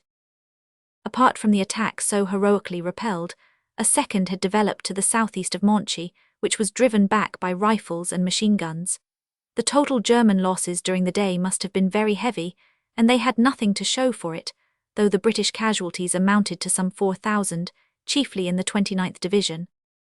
It must be admitted that the Germans, who had been strongly reinforced in men and in guns, were fighting with great resolution on this front, and their defence and counterattacks were equally gallant. From this date onwards until Ypres, there was no particular forward movement, and every effort was concentrated upon the improvement of defences and communications. There were no fresh German counterattacks, but there was constant and heavy bombardment upon both sides, the Germans pouring shells into Monchy and raking every road which led to the front, while the British overwhelmed Gemap, Roa and Pelves with their fire. The only change of troops was that upon the night of Ypres the 15th Scottish Division, after its short rest, pushed in upon the right of the 29th Division, taking over the ground between La Berger on the north and the Codel River on the south. The order of battle of the 6th Corps was therefore from the north the 17th, 29th and 15th Divisions. We shall now retrace our steps to glance at what had been going on since the first day of the battle upon the front of the 17th Corps to the immediate north of the Scarpe. It has already been recorded how the flank unit, the 4th Division, after relieving the 9th Division, found itself faced with the strongly fortified chemical works and the village of Roa. The position was a very formidable one, as future tragic experiences were to prove. 2 brigades of the 9th Division, the 27th Lowlanders upon the left and the South Africans upon the right, were ordered to pass the line of the 4th Division and to endeavour to carry the place by assault. The attempt was not successful, though it was urged with great valour. The wastage of the division had already been such that neither brigade numbered bayonets. The average strength of the South African regiments was about 400 men. As a result, the attack was wanting in weight, and was repulsed with considerable loss, which fell chiefly upon the 1st Cape and Natal battalions in the front line of the South Africans. The attackers endured heavy losses in debouching from the narrow exits of Fampu under fire, and they were afterwards faced with 700 yards of open ground swept by bullets. In spite of this, Some of the stormers did actually penetrate the German lines, as was proved later by the discovery of their bodies. Ypres. To the north of this section of fierce fighting, the line, which had sagged upon the evening of Ypres, had been brought level upon Ypres by the readjustment of the 51st Division, and by the attack of the 103rd Brigade of Tyneside Scottish upon the Mason de la Côte position. From that time the British front was firm in this region, and a strong counterattack of 4 German battalions, who could be seen streaming westwards in lines of motor buses, was broken to pieces upon the night of Ypres by the steady rifle fire of the 27th Northumberland Fusiliers, who occupied the front trenches. Facing this section of the line was the village of Bailleul, which was abandoned by the Germans, and was taken over by Pereira's 2nd Division, who had relieved the Highland Territorials upon Ypres shortly afterwards. The 63rd Naval Division took over from the 34th. These 2 divisions belonged to the 13th Corps, 1000 Kraken, which from now onward occupied a space in the line between the 17th to the south and the Canadians to the north. The strong villages of Ypres and of Gavrelle lay now in front of the British in this quarter, but the German line was destined to remain unbroken for a considerable period. An attack was made upon Gavrelle by the 190th Brigade, the landsman unit of the Naval Division, but this was only partially successful. Farther to the north, the 2nd Division had no better fortune against Ypres, which was attempted more than once. The further advance against these places will be found recorded further on, where it will fit into its place among the other incidents of the renewed general attack upon Ypres. Ypres.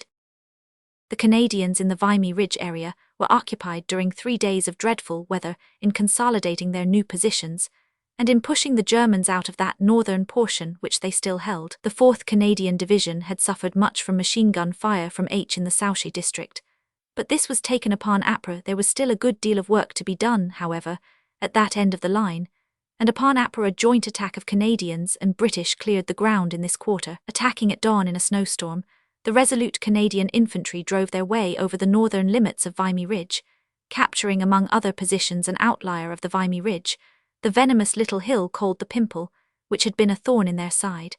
At the same time the 24th British Division moved forward nearly opposite to Lens, the river Souche separating them from the Canadians. The immediate obstacle which faced the British troops was a scattered wood, the Bois en Hakes, which was most gallantly attacked by the 73rd Brigade. The front line in this fine advance was formed by the 9th Sussex on the left and the 2nd Leinsters upon the right, supported by the 13th Middlesex and Northamptons. Both the Sussex and the Irish battalions, especially the latter, had heavy losses, but they never faltered until their objective was won. Upon Ypres there was a general forward movement along the whole Canadian line, in the course of which they occupied Willerville in the south, and both Vimy and Givenchy-Engohel in the north. On the same date, the 15th Anth Brigades of the British 5th Division took over from the 4th Canadian Division from the Souchy River to south of Givenchy-Engohel. These 2 brigades actually took over on the move forward, and did not stop until they had reached a line sight des Petits Bois to the Vimy-Lens road, just short of La Culotte. The 24th Division in the north joined in this attack, as to a limited extent did the 6th Division upon its left. It may be explained that both of these divisions, together with the 46th in support of them, formed Holland's First Corps. The 24th Division advanced upon a 3-brigade front, the 72nd, 17th, Anad brigades in that order from the left, sweeping forward in one line. Complete success attended their efforts. Angers, Leven and Saint-Saint-Pierre were all stormed and occupied. The 17th Brigade, which had been strengthened by the inclusion of the 1st Marine Battalion, did particularly well, for it was faced by 2 dangerous strong points called Crook and Crazy, both of which were carried, the 3rd Rifle Brigade being conspicuous in each operation. Some days later, the 46th Division took over from the 24th, and the new line was firmly held, the area of the 46th being from the Souchy River in the south to Fosse 12 de Lens in the north. Farther to the north, the 6th Division had made some progress, but had not been able to surmount the old enemy, the long, clear glacis of which had cost the British such losses at Loos. The 24th Division had lost 3,000 men in these operations, but their services had been of great value, for the grip upon Lens was appreciably tighter, and according to Sir Douglas Haig's dispatch, it was the capture of this position which prevented the Germans from attempting the retaking of the positions which they had lost. The British army was close to the great mining centre, one of the springs of wealth in France. Ominous explosions and dense plumes of dark smoke seemed to show that it was a spring which would be sealed for many a day. So precipitate had been the German retreat in this area that candles were found burning in the dugouts, meals were half consumed, and large stores of engineering materials and grenades were left behind. Pausing for a moment at this instant, with the line advanced from 3 to 6 miles along the whole front, one may take a glance at the practical results of this great battle. As a mere military triumph, it was a considerable one, since the total booty in the immediate battle came by this date to some 14,000 men and guns. Its strategical result was to win the high ground along the whole of a front which had been considered impregnable, and so to give both better observation and drier foothold to the army. It was clear that it must entail a prolongation of the same operation to the north, and this was manifested 2 months later at the victory of Messines.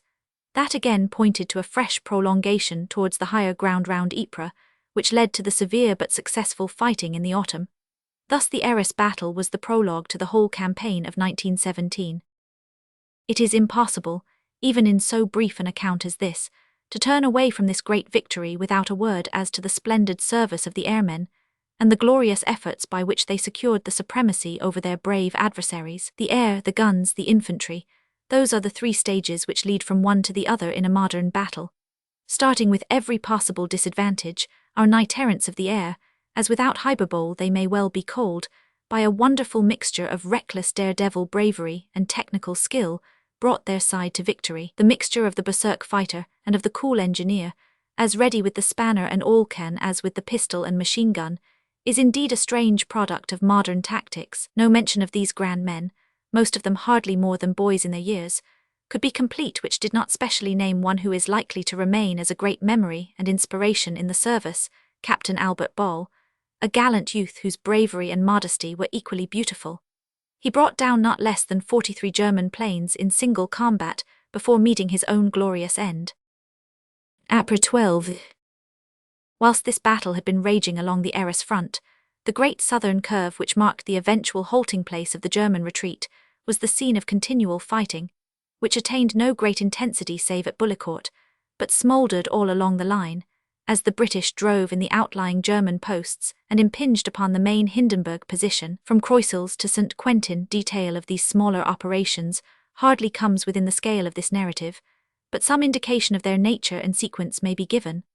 On Ypres had been the successful advance upon Ecaust, Norouil, Louverval and Doignes, which was carried out to the immediate south of the 7th Corps area by the left of Gaux's 5th Army. The troops engaged were the British divisions, the 7th, 58th and 62nd upon the left near Croisilles, the 4th Australians at Norouil, and the 5th Australians at Doignes and Hermes. This brought the army in this section up to the front Hindenburg line, which the Australians with little support behind them proceeded at once to break, a most valiant but rather rash undertaking, as it was clear that the task was one which required the massed batteries of several army corps to bring it to success. The idea was to connect up with the flank of the 3rd Army in its new positions, and the 62nd British Division advance on the left for the same purpose. The attack, which began upon Ypres, was directed against the line at a point between Bullecourt village upon the left and Lagnicourt upon the right. A broad apron of barbed wire covered the whole German front, and the only means of piercing it, in the absence of heavy gun power, was by the crushing force of tanks.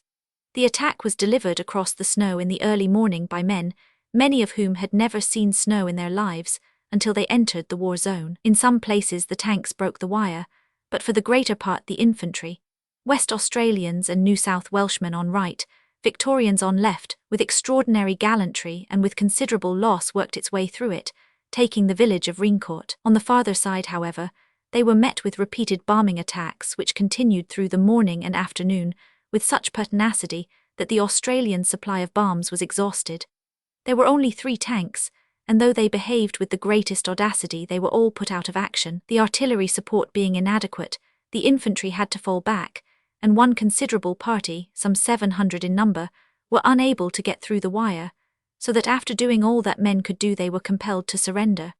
Several of these men escaped later with fresh tales of that German brutality to prisoners which has been their constant policy, with a few honourable exceptions, since the first days of the war. When the large national issues have been settled or forgotten, these smaller villainies will leave Germans as outcasts among the civilized nations of the earth, with no living men save the murderers of Armenia with whom they can hold equal converse. This temporary repulse upon the Hindenburg line by no means disheartened the Australians, who argued that if with so little support they could effect so much, a more deliberate assault could hardly fail of success. Within 3 weeks, as will be shown, they were to prove the truth of their contention. Ypres. In the meantime, a considerable German attack had been prepared which fell upon the Australian line in the early morning of Ypres. 2 Guards divisions and 2 ordinary divisions took part in it, so that it was no small matter. The outposts were weak, and a number of the field guns had been brought well forward into the front line, so that the first onset crashed through the defences and brought about a situation which might have been dangerous. The front line rallied, and with the aid of supports advanced so swiftly upon the Germans that they had little time to injure the guns which had come for the moment into their power. The front of the attack was nearly 6 miles from Hermes to Norwil, with its centre at Lagnicourt, and all along this extended position the stormers had rushed forward in heavy masses into the Australian line. It was easier to break than to destroy, for every scattered post spat out bullets from rifles and Lewis guns, fighting viciously until it was either submerged or rescued. In some posts, notably that of Subaltern Pope, an old warrant officer of the Navy from West Australia, the men fired away every cartridge and then all died together, stabbing and thrusting with their bayonets into the grey clouds which hemmed them in. 70 German dead were found round his position. In front of Lagnicourt, the Germans had the advanced guns in their hands for nearly 2 hours, but they had been dismantled by the gunners before they were abandoned, and the Prussian guardsmen had apparently no means of either moving or of destroying them. All of them, save 5, were absolutely intact when retaken. A rush of Queenslanders and New South Welshmen drove back the intruders, retrieved the guns, and followed the fugitives into Lagnicourt. Large numbers of the Germans were shot down in their retreat, especially in their efforts to get back through the gaps in their own wire. Both sides took several hundred prisoners in this action, but the German losses were heavy, and nothing at all was gained. The units which have been mentioned, the 7th, 58th and 62nd Divisions with the 4th and 5th Australian Divisions, constituted for the moment the whole of Gough's 5th Army. To its south, extending from the right of the Australians at Hermes down to the junction with the French at St. Quentin, lay Rawlinson's 4th Army, which consisted at this period of the 15th Corps, Duquesne upon the left, with the 20th, 8th and 48th Divisions in the line. To the south of this was the 3rd Corps with the 59th, 35th and 32nd Divisions in the line. Their general instructions were to push the enemy back so as to gain complete observation of the Hindenburg system. The 20th Division pushed up into Havrincourt Wood, and gradually by many skirmishes cleared it of the enemy, an operation which extended over some time, but was not accompanied by any hard fighting. A sharp little action already described was fought at the extreme south of the British line upon Ypres, in which the 32nd Division was engaged. This unit captured Fayette, which is only 1 mile north of St. Quentin. At the same time, the 2 divisions upon the left, the 35th and the 59th, advanced and captured the ground in front of them. After some fighting, these 2 divisions occupied the Gricourt-Pontrout line. This section of the line ceased after April to concern the British commanders, for the St. Quentin end of it was taken over by the French, while the trenches north of that were occupied by Canadian and Indian cavalry, so as to release fresh divisions for the operations in the north. The full objects of the Arras battle, so far as they could be attained, had been reached after a week of fighting.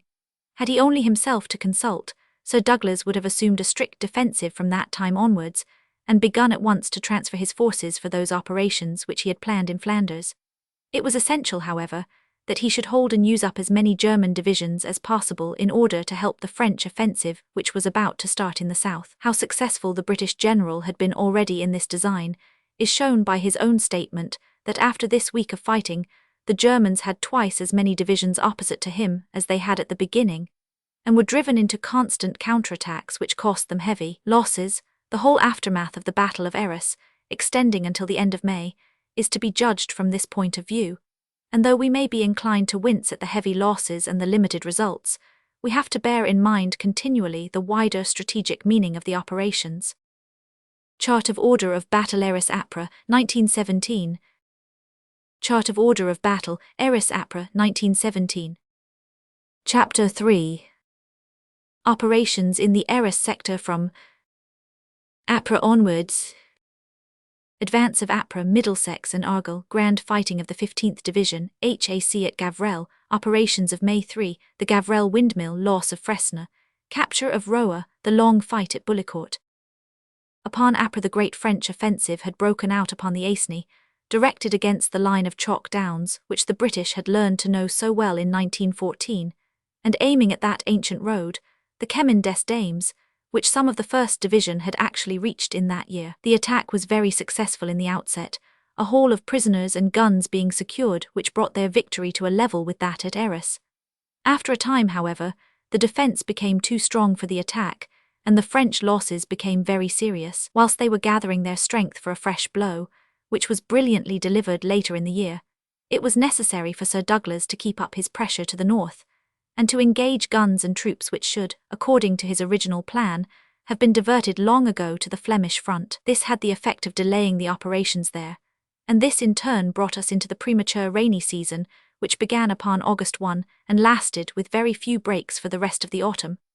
Thus the circumstances at this date, unavoidable as they were, had a malign effect upon the year's campaign, which was greatly increased by the wild proceedings of the new Russian rulers, if the organizers of anarchy can be known by such a name. These preposterous people, who began their career of democracy by betraying all the democracies of the world, and exemplified their morality by repudiating the loans which had been made to Russia in her need, reduced the armies to such a state of impotence that they were useless as allies, so that the Latin and Anglo-Saxon races had to fight with the full weight of the military autocracies. This fact made the situation both upon the Italian and upon the Western fronts infinitely more serious than it would otherwise have been, since not only the men, but the munitions of the Germans could be concentrated upon their undoing. Ypres. Upon Ypres there was a renewal of the advance all along the British line, which took for its objectives, counting from the south, Bois du Vert, Bois du Sart, Pelves, Roa, Gavrelle, Appy, Aikeville, etc. Upon this date, Snow's 7th Corps in the south had the 33rd Division upon its right, the 30th in the centre, and the 50th upon the left. It was a day of hard fighting and of very limited gains, for General Snow experienced all the disadvantages which the attack has against the defence, when there is no overwhelming artillery to blast a road for the infantry. All 3 divisions made some progress in the early hours of dawn, but the whole of the 2 northern divisions and the centre of the 33rd Division were soon held up, and were finally driven back to their starting point by very heavy machine gun fire. About 11 a.m., a heavy German counterattack, preceded by a terrific shower of shells, came rolling down the Cojal Valley, driving back the 50th Division after their very fine initial advance. The obstacle in front of the troops was nothing less than the Hindenburg front line, so that they might well find it a difficult nut to crack. The 30th Division fell back in touch with the 50th, but the 33rd managed to hold on to its gain of ground on the flank, which had brought it into the German front line south of the Sensee River. The position at this part of the line had become serious, and was ever more so as the evening passed into night, for the forward position of the 33rd Division had exposed its whole left flank, its advanced units were cut off, and the Germans, pushing back the Lancashire men of the 30th Division, had worked forward to an extent which threatened the guns. If the advance continued, the 33rd Division must either fall back under most difficult conditions or be overwhelmed. General Pinney held his ground, and was comforted in doing so by the sounds all night of a brisk rifle fire upon his front, though it was impossible to ascertain what troops were in so isolated a position. With the first light of morning, 2 battalions of the 19th Brigade, the 20th Royal Fusiliers and Welsh Fusiliers, were pushed forward to clear up the situation. They came after advancing 1,200 yards upon the remains of 2 grim, battle-stained companies, one of the 1st Middlesex and one of the 2nd Argyll and Sutherland Highlanders, who had spent some 15 hours in the heart of the enemy's advance, seeing their attacks sweeping past them, but keeping as steady as 2 rocks in a stream. Apart from the other hardships of their position, they had endured the whole of the British barrage put down to stop the German advance. This stout defence not only screened the face of the 33rd Division, but to some extent covered the flank of the 30th, a striking example of what may be accomplished by a small body of determined men who refuse to despair, be the situation ever so desperate. In their shell holes were found a score or so of German prisoners whom they had held in their clutch. Lieutenant Henderson of the Highlanders received the Vice over the fine stand made by his troops and loot. Archibald of the same battalion, together with Captain Belsham and Lute, Rutter of the Middlesex, received decorations for valour, as did many of their brave followers. It was a deed which was worthy of the famous 91st and of the old diehards of Albura. Altogether upon this day, the 33rd Division gained great distinction, and as a visible sign of its prowess, 750 prisoners from the German 61st Division. The attack, so far as the 6th Corps was concerned, was launched in the early morning of Ypres, with the 44th Anth well-tried Scottish brigades upon the right. On their left were the 88th Anth brigades of regulars, and farther north still was the 51st Brigade with 1 battalion of the 50th. The remaining brigades were in reserve, with the 3rd Division in support behind them. The advance was met by an extremely heavy machine gun fire and by a desperately destructive barrage of heavy artillery. In spite of this, the infantry made good progress at several points. The Highlanders of the 44th and the Lowlanders of the 45th brigades faced the deadly fire with equal bravery, and had soon established themselves to the north and partly to the east of Gemap. The 29th Division had also made a fine advance, being screened from the flank fire which told heavily upon their comrades to north and south. By 9 o'clock they had reached the line which had been marked out as their objective, and though the Germans came swarming down from Pelves, they could not budge them from their new positions.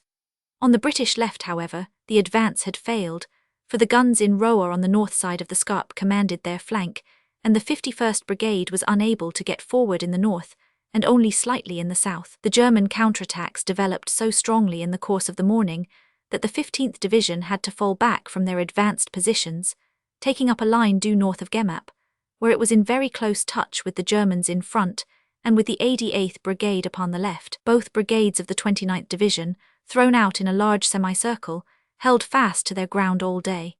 At 6 in the evening the support brigade of the 15th Division, the 46th Brigade, advanced and again won the forward line, including the village of Gemap, but the 17th Division upon the left was unable to get forward. The 46th Brigade, as night fell, found its isolated position so precarious that it fell back a little so as to get into closer touch with the right of the 29th Division, but still held on to the village. It was a long and hard day's fighting, in which both parties gave and took severe blows. The German resistance was very strong from the first, and though a fair amount of ground was gained, it was at a considerable cost, which was only justified by the fact that the enemy in their counterattacks suffered even more heavily. At nightfall, a portion only of the first objective had been won. Bavarian and Scot had fought till they were weary round Gemap, and never had the dour tenacity of our northern troops been more rudely tested. It was a fine exhibition of valour on both sides, but the village stayed with the Scots. The 17th Corps on the other side of the Scarpe had very similar experiences upon this day of battle as their neighbours in the south. The 37th Division was on their left and the 51st upon the right. The 37th pushed their line forward to their final objective, which did not contain any particular village. This advanced line they were able to hold. The 51st Division, charging forward with the old Celtic fire, carried the chemical works by assault, and the Corona trench beyond them, but after a desperate day of alternate advance and retreat, their final line was to the west of the chemical works. It was a very hard day's work upon this sector, and the losses upon both sides were very heavy. The 13th Corps upon the same day had attacked Ypres and Gavrelle to the north, with the result that the 63rd Division captured the latter. Ypres had proved to be, for the time, inviolable, but the assault upon Gavrelle was brilliantly successful, the village being stormed with a splendid rush, in spite of the most deadly fire, by the 189th Anth Brigades of the 63rd Naval Division. The German losses were greatly increased upon this occasion by their unsuccessful counterattacks, which spread over several successive days, and never made an impression. It is on record that one gathering of 2,000 men, collected in a hollow, was observed and signalled to the guns, with the result that they were simply shot to pieces by a sudden concentration of fire. An officer who observed this incident has made a statement as to the complete nature of the catastrophe. More than 1,000 prisoners were taken on this front, and nearly 3,000 in all. To the north of the line, the 5th Division also advanced on the German position, the chief attack being carried out by the 95th Brigade, having the electric generating station as its objective. In this operation the 1st Cornwalls particularly distinguished themselves. The result of the advance was a mere readjustment of the line, for the 15th Brigade upon the right was stopped by uncut wire, though the Germans were actually seen holding up their hands in the trenches. Seeing the attack at a standstill, the Germans brought up their machine guns and drove it back. Upon the immediate north of the 5th Division, the Sherwood Forester Brigade of the 46th Division was brought to a stand in front of H and Foss 3, two strong positions bristling with machine guns. The 6th Foresters suffered heavily in this attack, 9 officers and men being killed, wounded or taken. Farther still to the north, the 6th Division had moved towards the Dynamite Magazine and Nash Alley, but here also the attack was held by the defence. On the whole, in spite of the prisoners and in spite of Gemap and Gavrel, it was doubtful if the gains made up for the losses upon the day's balance. Ypres. A second day of hard fighting was destined to follow that of Ypres, though the advance began later in the day. In the area of the 7th Corps, some advance was made in the centre and 2 field guns were captured. The 6th Corps also went forward again. The front attack was strong, the fire heavy, and the attacking troops had again and again been through the furnace, which had only tempered their courage, but had woefully consumed their numbers. The 15th Division in the south got forward some distance and dug themselves in on the new line. The 29th also made some gains, but were unable to retain them and fell back upon their old line. In the movement, some of the parties to flank and rear were overwhelmed, and men including 3 officers were taken. In the north, the 17th Division held its old line and did not join in the advance. After nightfall, the 12th Division came into line again, relieving the weary 29th. Farther north, the 17th Corps and the 1st Army were driving back counterattacks. The next day, Ypres saw the long struggle still renewed. In the early morning, the 50th and Brigades of the 17th Division went forward and made some progress, as did the indomitable 15th Division in the south. It was clear, however, that the forces available for attack were not strong enough to attain any considerable result in this portion of the line. The 15th, however, were not to be denied, and with extraordinary tenacity they made a sudden night attack upon Ypres, and for a time got possession of a strong German post, called Cavalry Farm, which barred the way. The Ypres counterattacked in the early morning of Ypres and reoccupied the farm, but the Scotsmen held firmly to the trenches immediately south of it. At this date the 17th drew out of the line, and the 3rd came in again in the centre of the corps front, while the 12th moved to the left. They were just in time to meet a strong German night attack upon Ypres, which broke before the rifle and machine gun fire of the infantry at the point of contact between the 2 divisions. The German losses were heavy, and they left a few prisoners behind them. Ypres had been fixed for a forward movement of Ferguson's 17th Corps on the north of the Scarpe, so the 12th Division on the south bank advanced in sympathy with it.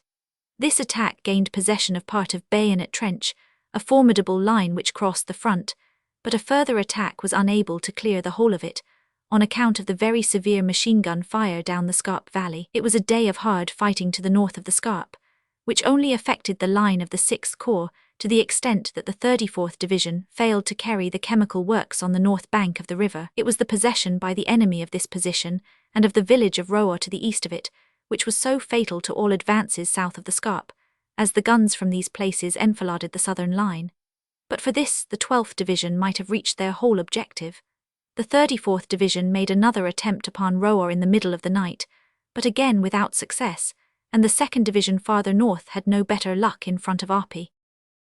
Although the progress had been very limited at the southern end of the line, there were better results to the north. The Canadians, whose staying power in this long-drawn fighting was as remarkable as their valour, had taken Arleux, together with a considerable section of trench upon either side of it. This fine assault was opposed by wire, by sunken roads, and by a desperate hand-to-hand encounter amid the ruins, all of which failed to hold the Canadian infantry. On their right, the 5th and Brigades of the 2nd Division were heavily engaged in front of Ypres, and Ypres would with some success at first, but this was neutralized by a strong German counterattack. Some progress had been made also by the 37th Division upon the left, and by the 34th Division to the right of the 17th Corps to the north of Gavrel, and on the slopes of the long incline known as Greenland Hill between Gavrel and Roa. In these 2 days of defensive fighting, the German bulletins claimed a victory, but the fact that they had lost ground and nearly 1,000 prisoners was sufficient to show how hollow was the pretense.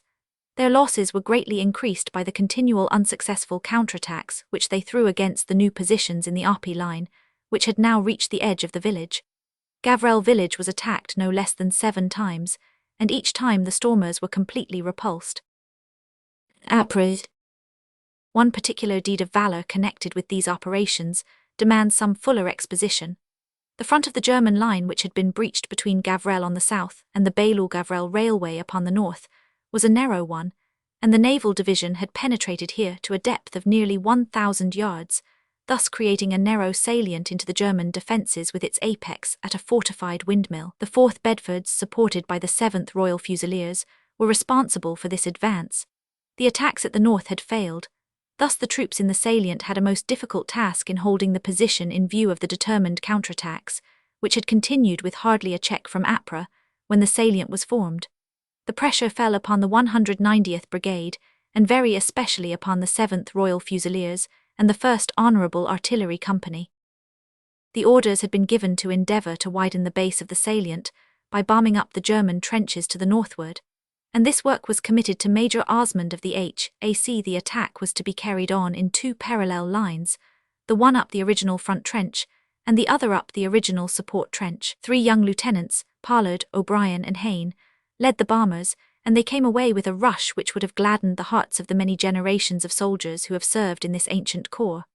The railway to the north was their limit, and they had almost reached it when Hayne's party found itself held up by a fortress containing 200 of the Fusilier guards. He sat down before it, repulsed a severe counterattack, sent back for trench mortars, and upon Ypres, after a rest during which the 1st Marine Battalion maintained and enlarged the line, he attacked it in due form. After a short but vigorous bombardment, he captured it with 2 machine guns and 50 of the garrison. He was ordered to leave a platoon in the captured post, but they in turn were besieged by an attacking force of the German guards coming down trench and driving in the extreme right of the 2nd Division in the north. The platoon, or what was left of it, blew up the guns and retreated upon the main body of their company, who were assembled under Hayne, just south of the railway. There they established a block and remained fast, while Pollard threw out his bombers on the left to form a defensive flank. Whilst the Royal Marines had held the line, they had endeavoured to push the Germans to the north, and had lost heavily in the venture. They, or the scanty remains of them, were now relieved by the 4th Bedford's 8th Royal Fusiliers. Encouraged by this strengthening of the general line, the indefatigable Hayne, whose company now numbered only 35 men, assembled his miniature siege train, beleaguered the fort once more, and captured it for the 2nd time with its garrison. Pollard with his men then pushed past, and took the northern objective which had already cost so dearly. Having seized it, he called to his aid men of the Bedfords, the 7th Fusiliers, and of the 22nd Royal Fusiliers of the 2nd Division to hold the new line.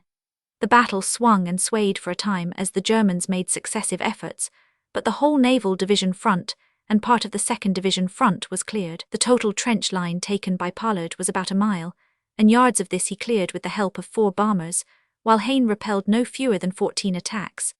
Altogether, it was a remarkable example of what audacity and initiative can do, and both these young officers obtained the V.C. for their determined valour, while Major Osmond, in local charge of the operation, won his D.S.O. May 3.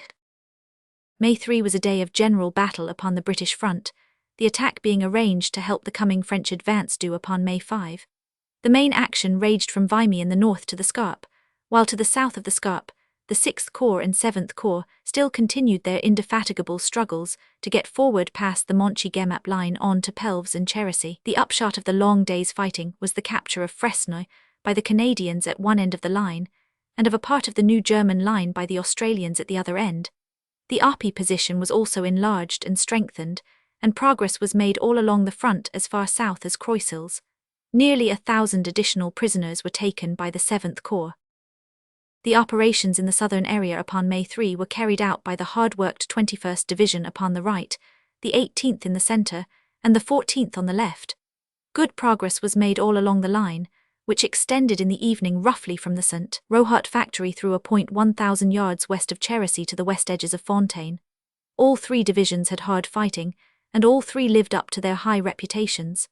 At one time, the 53rd Eastern County Brigade of the 18th Division had actually entered and passed Cherisy, but the pressure of the counterattacks and of the guns was too strong, and they had to relax their grip. In commenting upon this achievement, General Snow remarked, "I have never met a division which so persistently pushed its way forward during the intervals between heavy fighting, and the ground over 1,000 yards, won in this manner stands to its credit." The 8th Norfolk and Essex did particularly well.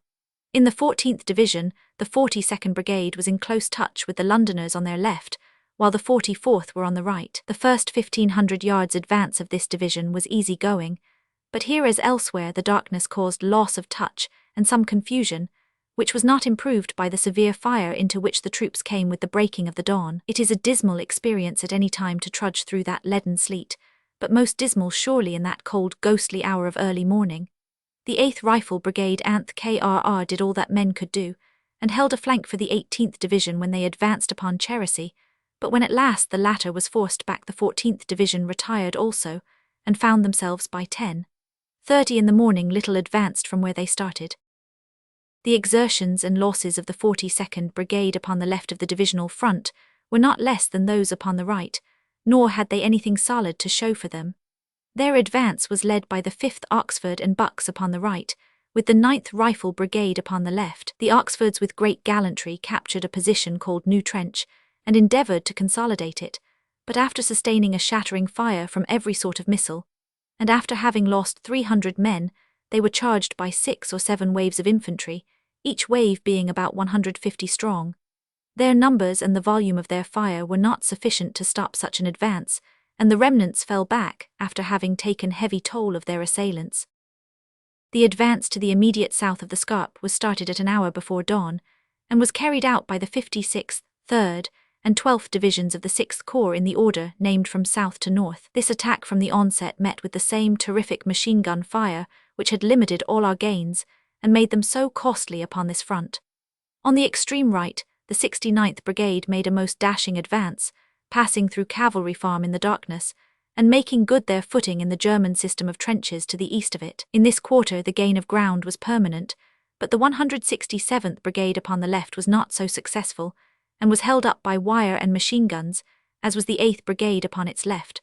All the leading battalions in this quarter sustained crushing losses, especially the 1st London, the 7th Middlesex and the 2nd Royal Scots. For some reason the British artillery preparation seems to have been entirely inadequate. As soon as the first wave topped the ridge between our front line and the German trench, it was obvious that the latter had never been adequately dealt with, and had apparently escaped the barrage, as it was full of infantry standing shoulder to shoulder, and waiting for our men to come on. In consequence, while isolated groups got forward, the great bulk of our men were attacked by a withering fire, and pinned down into shell holes from which they were unable to emerge until after darkness. The hostile shelling in all this St. Rohat area was almost incessant during the day, and of so heavy a volume that it was such as had hardly ever been witnessed by any one present. If we had another day of it, I verily believe we should have been reduced to idiocy.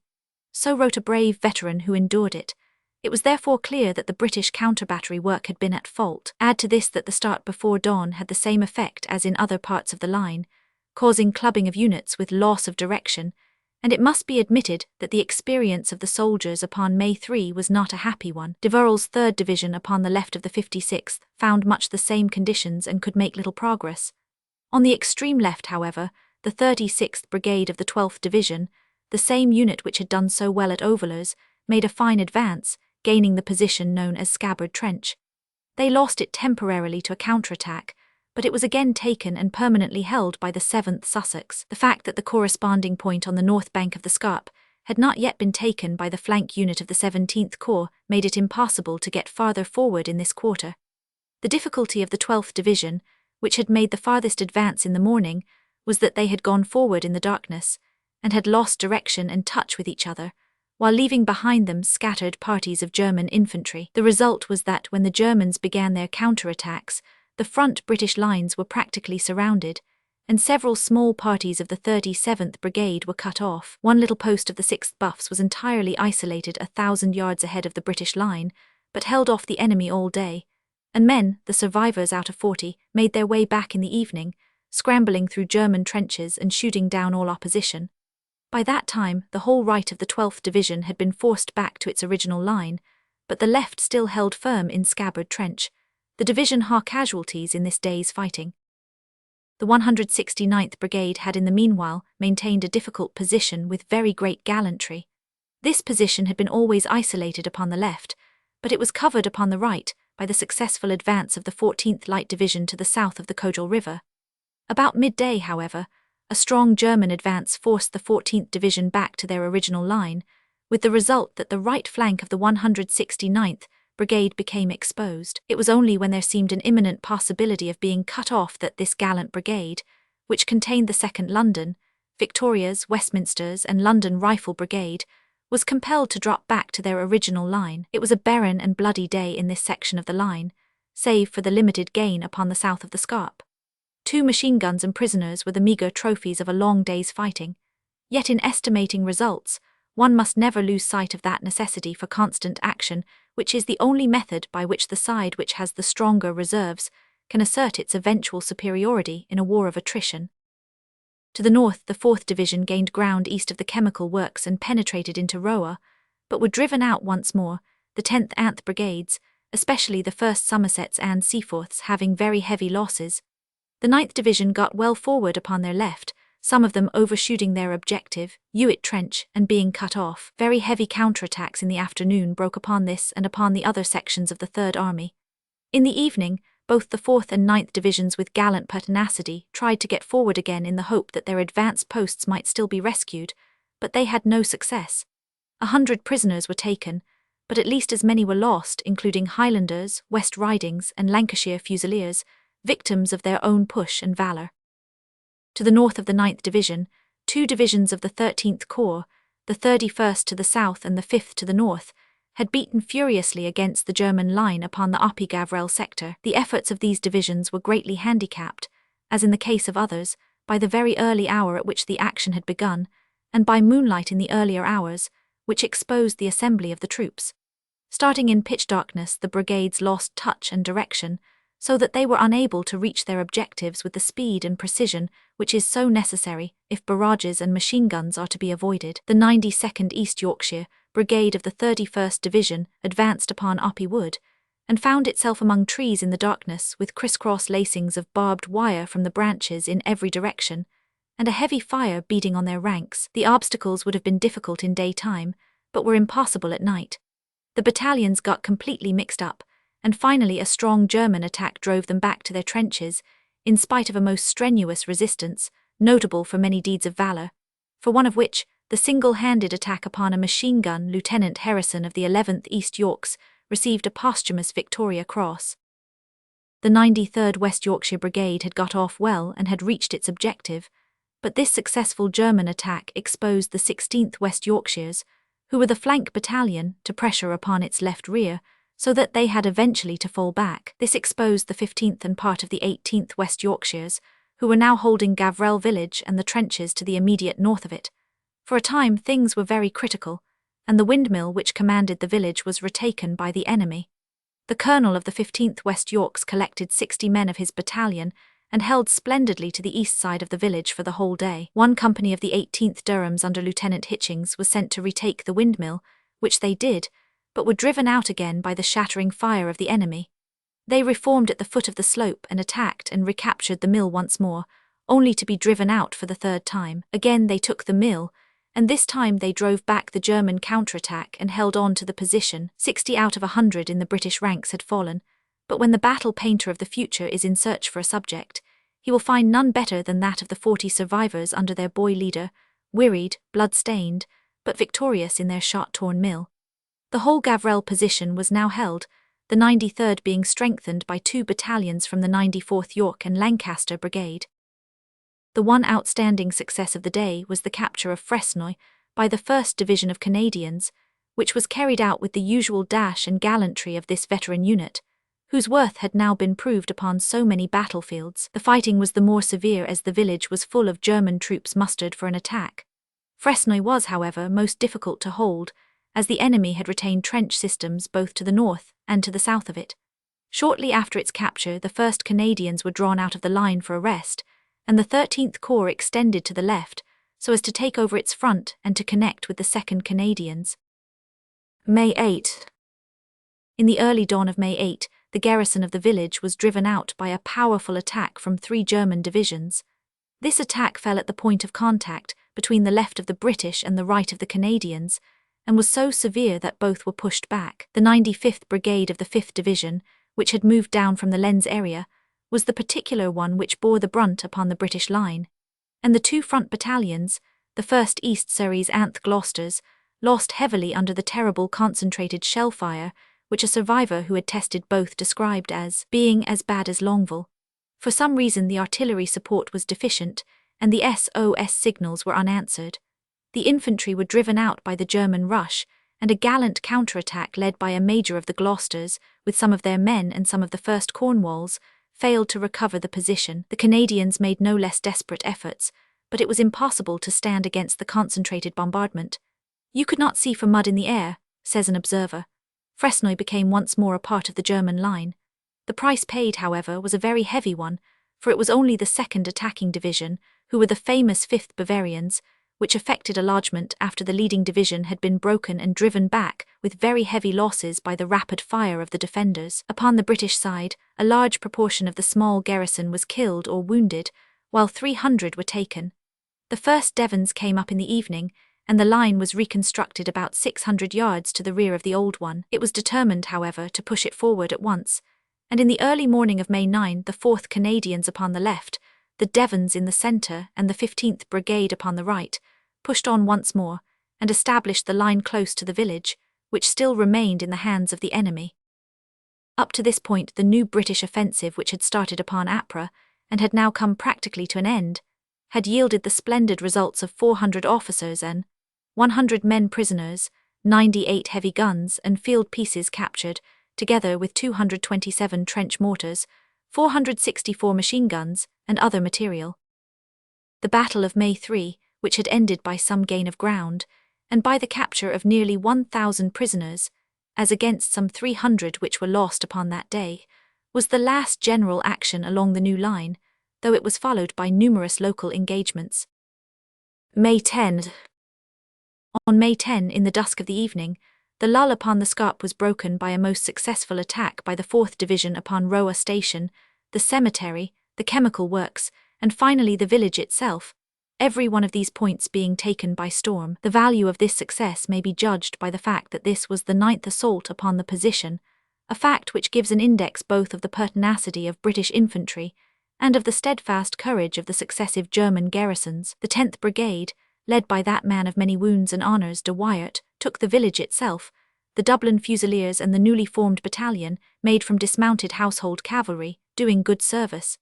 Berner's 11th Brigade had advanced upon the left and captured all their objectives, the 1st Hants taking the chateau, whilst the 1st East Lancashires and the 1st Rifle Brigade got the chemical works, the scene of so many combats. The place was defended by the 362nd Brandenburgers, who were nearly all killed or taken, the prisoners being over 500 in number. The 4th Division handed over Roa to the 51st Highland Territorials, who successfully held it during a very desperate counterattack upon the night of May 13. The incessant and costly counterattacks of the Germans in all these regions proved how vital they considered these lost positions. On May 11, there was another sharp little action which improved the British position. Upon that date, the 168th Brigade of the 56th Division made a sudden attack at nightfall upon Toole Trench, an awkward position which ran along a small spur and had been a cause of loss in the previous attack. It was captured with a rush, together with a handful of prisoners and 6 machine guns. This position was consolidated and permanently held. On the same night, the 169th Brigade on the right advanced its line between Cavalry Farm and the Cojal River. Next day, an attempt was made to carry forward this success along the northern portion of the Corps line, but was met with so heavy a barrage that it was not possible to carry it out. The strain upon the divisions during this continuous fighting had been so great that it was found necessary to give them all the rest and relief possible. With this object in view, the 6th Corps front was held now by only 2 divisions, the 56th upon the right and the 29th on the left. In order to cover the whole line, the Corps mounted troops were advanced and were placed in the trenches upon the south of the Scarpe, which were less vulnerable since the capture of Roa by the 4th Division. May 16. In the dim light of the very early morning of May 16, after a heavy shell fall, a new division of the enemy was thrust forward just north of the Scarpe. In a long day's fighting it was practically destroyed, for though in its first ardent advance it flowed over the shot-shattered advance posts, it was finally held, and then after a long tussle was shot out of its new positions by the rifles and Lewis guns, until before evening it was back whence it started. In this brisk action, thousands of the assailants were killed or wounded with nothing to show for it save the substantial losses which they inflicted. This very severe attack fell mainly upon the 51st Division, who showed once more that British formations, even if penetrated, are very far from being defeated. On May 18, there was a spirited local operation by the 8th Middlesex of the 167th Brigade, in which they made a very gallant bombing attack upon that portion of Toul Trench which was not yet in British hands. The opposition, however, was so strong that no permanent good could be effected. On the next day there was a further attempt to get forward, both by the 167th and by its neighbour, the 87th Brigade. The fire was too deadly, however, and the advance was not successful. This failure seems to have been due to a knowledge on the part of the enemy as to the coming assault, for the machine gun fire and the barrage opened in full force at the very moment when the leading line of infantry sprang over the lips of their assembly trenches. May 20 marked a successful advance of the 33rd Division on the right of the 7th Corps, against the Hindenburg line in the Sensee Valley and southwards towards Bullecourt. On this occasion there was no preliminary bombardment and no creeping barrage. A mist helped the 98th Brigade to deploy unobserved under the bulge of the chalk hills that rise to the south of the Sensee Valley. When this mist rose, the Germans had a fine, though transitory, view of British tactics, for the battalions were advancing as upon an Aldershot field day. The 100th Brigade worked down the Hindenburg line north of the river, crossed it, and joined hands with their comrades on the south. It was a complete surprise, and counterattack was checked by the volume of the British gunfire, which tore up the whole rear of the German defences. The result was the capture of more than a mile of the front line on either side of the Sensee River, with half a mile of the support line and prisoners, with many machine guns. The losses in this well-managed affair were well under 1,000. May 30. For 10 days after this, the southern front was quiet, and the only change consisted in the withdrawal of the 56th and the substitution of the 37th Division. On May 30, a minor operation was carried out upon a small section of German trench by the 88th Brigade, assisted by the 8th East Lancashires from the 112th Brigade. This attack had some partial success, but was eventually driven out of the captured by a strong counterattack, with the result that a small body of the 3rd Middlesex Regiment, some 30 in number, were isolated and taken or slain. Greater success, however, attended the next operation, which was an attack upon June 14 upon Infantry Hill, which included Hook Trench and Long Trench. This very successful advance was carried out by the 1st Gordons and Suffolks, the 2 regular battalions of the 76th Brigade. The whole position was stormed by a surprise attack and prisoners were taken. A counterattack was broken up by the British artillery. The losses of the storming battalions were well under 400 men. 2 days later the Germans again made a strong effort to thrust back the British advance, but again they failed with considerable loss, save at the more advanced posts which they occupied. A British attempt next morning to regain these lost posts was not successful.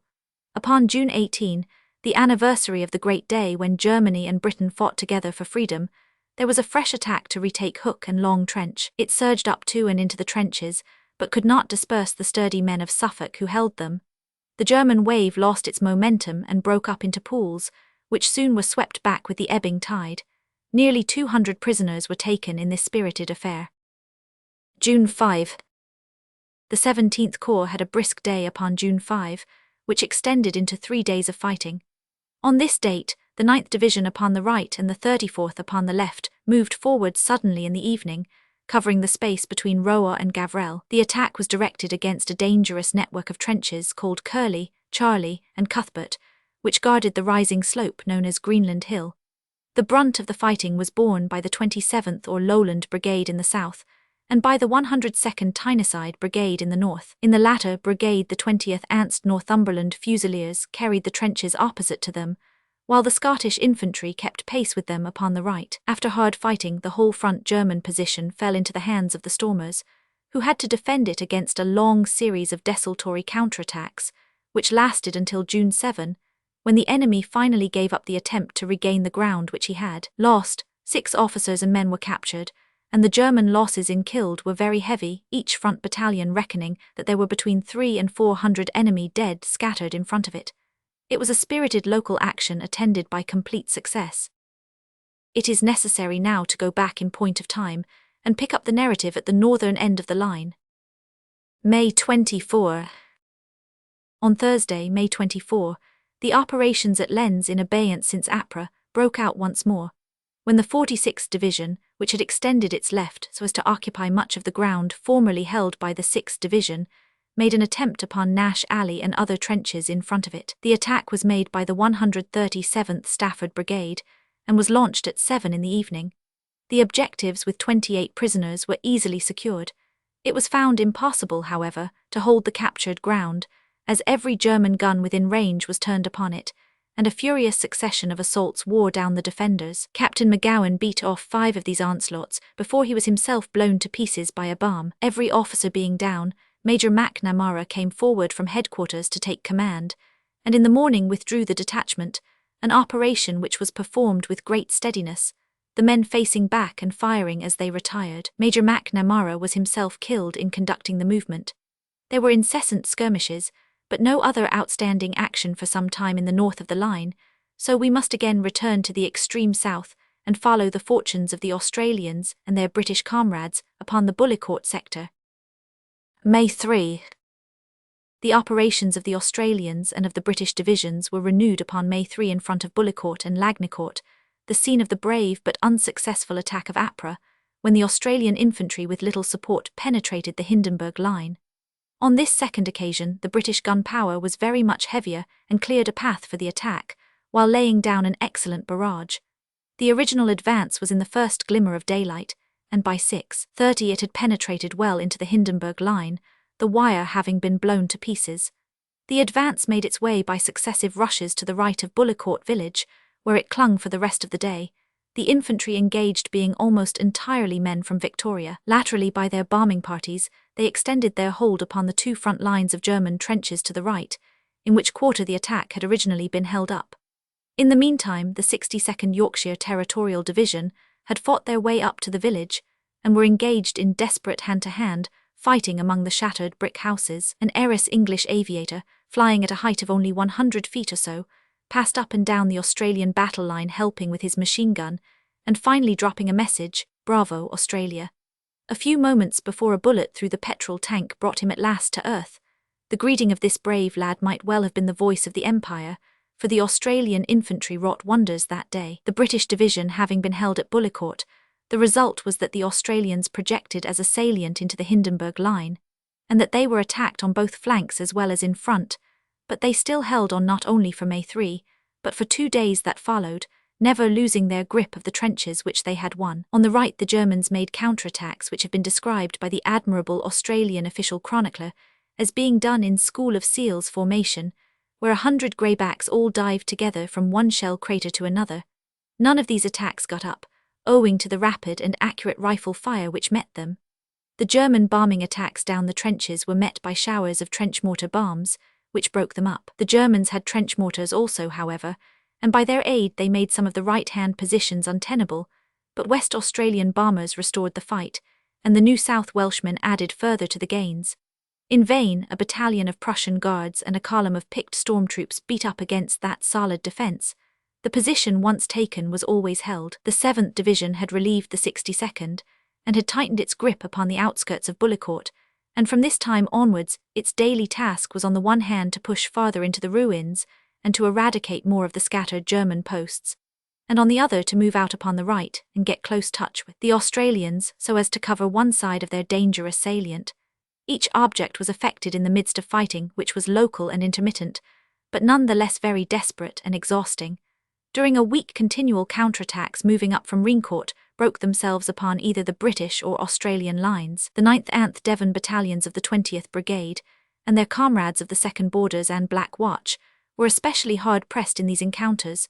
With inexorable pressure they enlarged their lines however, and by May 17 the British 58th Division of London Territorials, Cater, which had taken over the work, could claim to have the whole of Bullecourt in their keeping, while their brave oversea comrades had fairly settled into the gap which they had made in the Hindenburg front line. Though the operations were upon a small scale, as compared with great battles like Arras, no finer exploit was performed upon the Western Front during the year than this successful advance, in which the 3 British divisions and the Australians shattered no less than 15 attacks delivered by some of the best troops of Germany. Sir Douglas Haig, who is not prodigal of praise, says in his final dispatch, "The defence of this 1,000 yards of double trench line, exposed to attack on every side through 2 weeks of constant fighting, deserves to be remembered as a most gallant feat of arms. The losses were naturally heavy, those of the 3 British divisions, the 7th, 58th and 62nd, being approximately the same. They had been opposed by Guards regiments and Brandenburg Grenadiers, the very cream of the Prussian army, and had routed them out of their carefully prepared position. Chapter 4. The Battle of Messines. June 7, 1917. Plumer's long vigil, the great minds' advance of Australians, of New Zealanders, of the 25th Division, of the Irish divisions, death of Major Redmond, advance of 19th Division, of the 41st Division, of the 47th Division, of the 24th Division, general results. The operations upon the Somme in the autumn of 1916 had given the British command of the high ground in the Somme district. The next move was to obtain a similar command in the continuation of the same high ground to the north. This was accomplished from Arras to Lens in the Great Battle, which began upon Ypres, 1917. After the complete conquest of this Vimy position, the next step was obviously to attack the prolongation of the same ridge in the Ypres direction. This was carried out with great success upon June 7 in the Battle of Messines, when 9 miles of commanding country were carried and permanently held, from the neighbourhood of Ploegstrait in the south to H and Mount Sorel in the north, thus many spots which will forever be associated with the glorious dead, H itself, with its memories of the Arth brigades Wytschaete, where the dismounted troopers fought so desperately in the fall of 1914. Messines, sacred also to the memory of the cavalry and of the British and Indian infantry who tried hard to hold it. Finally, the long, gently sloping ridge which was reddened by the blood of the gallant London Scots when they bore up all night amid fire and flame against the ever-increasing pressure of the Bavarians, all these historic places came back once more into British keeping. It is this action, so splendid both in its execution and in its results, which we have now to examine, an action which was a quick sequel to the order of the German command that the enemy must not get Messines Ridge at any price. For 2 thankless years Sir Herbert Plumer, the officer who in his younger days had held on in such bulldog fashion to the country north of Mafeking, had been the warden of the Ypres salient. His task had been a peculiarly difficult and responsible one. Indeed, many a military critic might have said a priori that it was an impossible one. The general outline of the British trenches formed a loop rather than a salient, and there was no point in it which could not be shot into from behind. Add to this that all the rising ground, and therefore all the observation, lay with the enemy, and that the defending troops were very often skeleton divisions which had come up exhausted from the south. Taking all these circumstances together, one can understand the facts which turned General Plumer's hair white during these 2 years, but never for an instant weakened the determination of his defence. There was no one in the army who did not rejoice, therefore, when it was learned that the Second Army had been chosen for the next attack, and that the long-suffering Plumer was at last to have a chance of showing that he could storm a line as well as hold one. Preparatory to the attack, some 20 great mines had been driven into the long, low hill, which is really little more than a slope, attaining a height of 250 feet at the summit. These mines contained tons of explosives, and had been the work of constant relays of miners during many months. These tunnelling companies of miners, drawn from all sorts of material, and officered by mining engineers and foremen, did some splendid work in the war, and the British finally outfought the Germans under the earth as completely as they did both on it and above it. The accumulation of guns was even greater than at Arras, and they were packed into about half the length of front, so that the effect of the massed fire when it broke out in the morning of June 7 was crushing to an extent never before known in warfare. What with the explosions of the mines and the downpour of shells, the German front line, with its garrison, may be said to have utterly disappeared, so that when at 3:20 in the first faint flush of a summer morning the infantry dashed forward to the attack, the path of victory had already been laid out before them. Let us examine the general composition of the British line before we follow the fortunes of the various units. General Plumer's army had been moved down the line so as to cover all its objectives, and Gough's Fifth Army from the south had been put in to the north of it, occupying the actual salient. This army was not in the first instance engaged. The Second Army consisted of 3 corps. The northern of these was Morland's 10th Corps, which was in the region of St. Eloi. This corps consisted, counting from the north, of the 23rd, 47th and 41st Divisions, with the 24th in reserve. Upon its right, facing Wytschaete, was Hamilton Gordon's 9th Corps, containing from the north the 19th, 16th and 36th Divisions, with the 11th in reserve.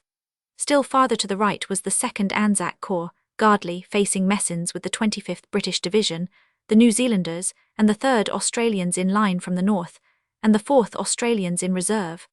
This was the British battle line upon the eventful dawn of June 7, 1917. To take the work of individual units, we shall begin with the 3rd Australian Division, Monash, upon the extreme right. The men, like their comrades all along the line, had endured very heavy shelling in their assembly trenches, and sprang eagerly forward when the word to advance was given. The 1st and 2nd Australian Divisions had given so splendid an account of themselves already in the Hindenburg line, that it was no surprise to find that their mates were as battleworthy as any troops in the army. The whole country in front of them was drenched with gas, which hung heavy with the mists of morning, but the weird lines of masked men went swiftly onwards in open order through the poison region, dashed over the remains of the German trenches, crossing the small river Douve upon the way, and then pushing on from one shot-shattered building to another, keeping well up to the roaring cloud of the barrage, occupied without a hitch the whole of their allotted position. With a single pause, while Messines was being occupied upon their left, the leading line of Victorians and Tasmanians drove straight on for their ultimate goal, sending back a stream of captured prisoners behind them. Only at one trench was there a sharp hand-to-hand fight, but in general so splendid was the artillery, and so prompt the infantry that the enemy had never a chance to rally. It was a perfect advance and absolutely successful. Some indications of counterattacks came up from the Warneton direction during the afternoon and evening, but they were beaten out so quickly by the shrapnel that they never came to a head. Half a dozen field guns, as well as several hundred prisoners, fell to the lot of the Australians. Upon the immediate left of the Australians was the New Zealand Division, Russell, which had done so splendidly at the Somme.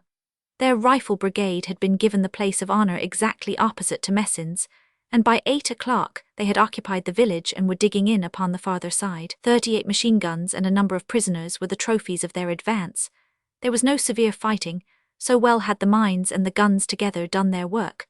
But the men who stormed the village found numerous cellars and dugouts still occupied, into which they swiftly penetrated with bayonet or bomb. In one of these regimental headquarters was found a message from General von Laffert ordering the 17th Bavarian Regiment to hold the village at all costs. It is certainly extraordinary how these unfortunate and gallant Bavarians were thrust into every hot corner, and if the reason lies in the fact that their Prince Ruprecht had the honour of commanding the German army of Flanders, then it is an honour which will leave its grievous trace upon his country for a century to come. It is an extraordinary historical fact that the Bavarians, who were themselves overrun and crushed by the conquering Prussians in 1866, should have paid without demur the enormous blood tribute to their conquerors in a cause in which they had no direct interest, since no annexation of Brie metals or Belgian lands would bring prosperity to Bavaria.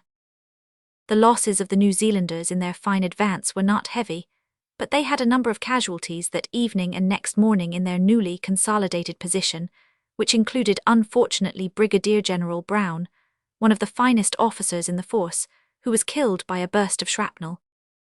Upon the immediate left of the New Zealanders was the 25th Bainbridge, a sound, hard-working British division, which had a fine and a very long record of service upon the Somme. The task allotted to this division was a formidable one, consisting of an attack upon a 1,200-yard front, which should penetrate 3,000 yards and cross 9 lines of German trenches, the concealed Steeniebeek Valley, and crush the resistance of a number of fortified farms. In spite of these numerous obstacles, the advance, which was well covered by General Kincaid Smith's guns, was splendidly successful. The 74th Brigade was on the right, the 7th upon the left, with the 75th in reserve. Observers have recorded how at the very instant that the men surged forward under their canopy of shells, 6 miles of SOS rockets rose in one long cry for help from the German line.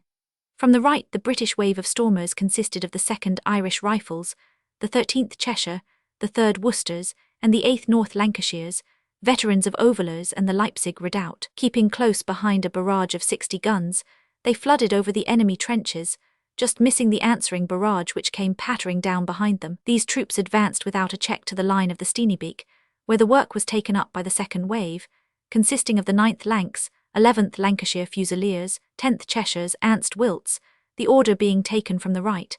For a time there was a dangerous gap between the Wiltshires and the flank of the Ulster men to the left, but this was bridged over, and the advance rolled on with a constant capture of prisoners and machine guns. Only at one point, named Middle Farm, was there a notable resistance, but the Lancashire Fusiliers and Irish Rifles combined to crush it. All this attack had been carried out in a dim light, half mist and half dust-laden from explosions, where obstacles were hardly seen until they were reached, and where it took fine leading and discipline to preserve direction, so that numbers of men lost touch with their own battalions and went forward as best they might.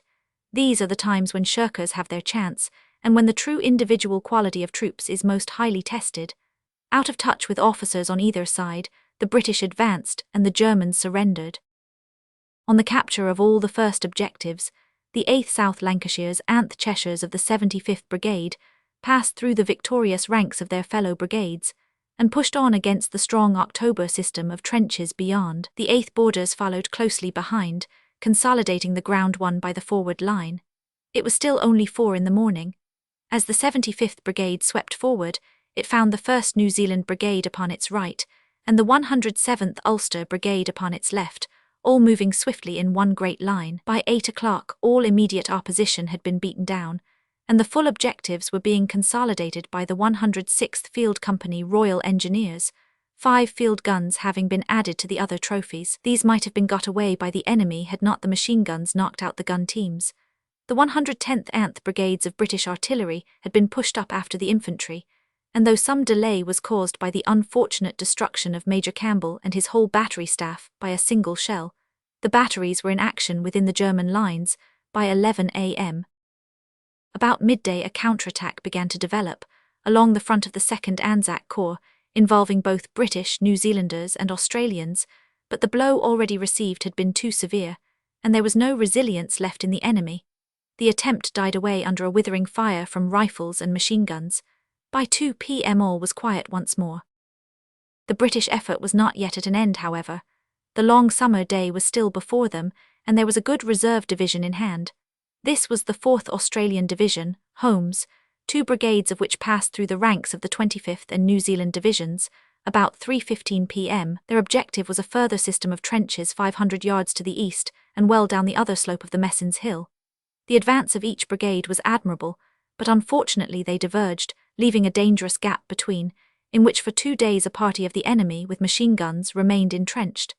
At the end of that time, 2 battalions of the 13th Australian Brigade, the 50th and, carried the place most gallantly by storm and solidified the line.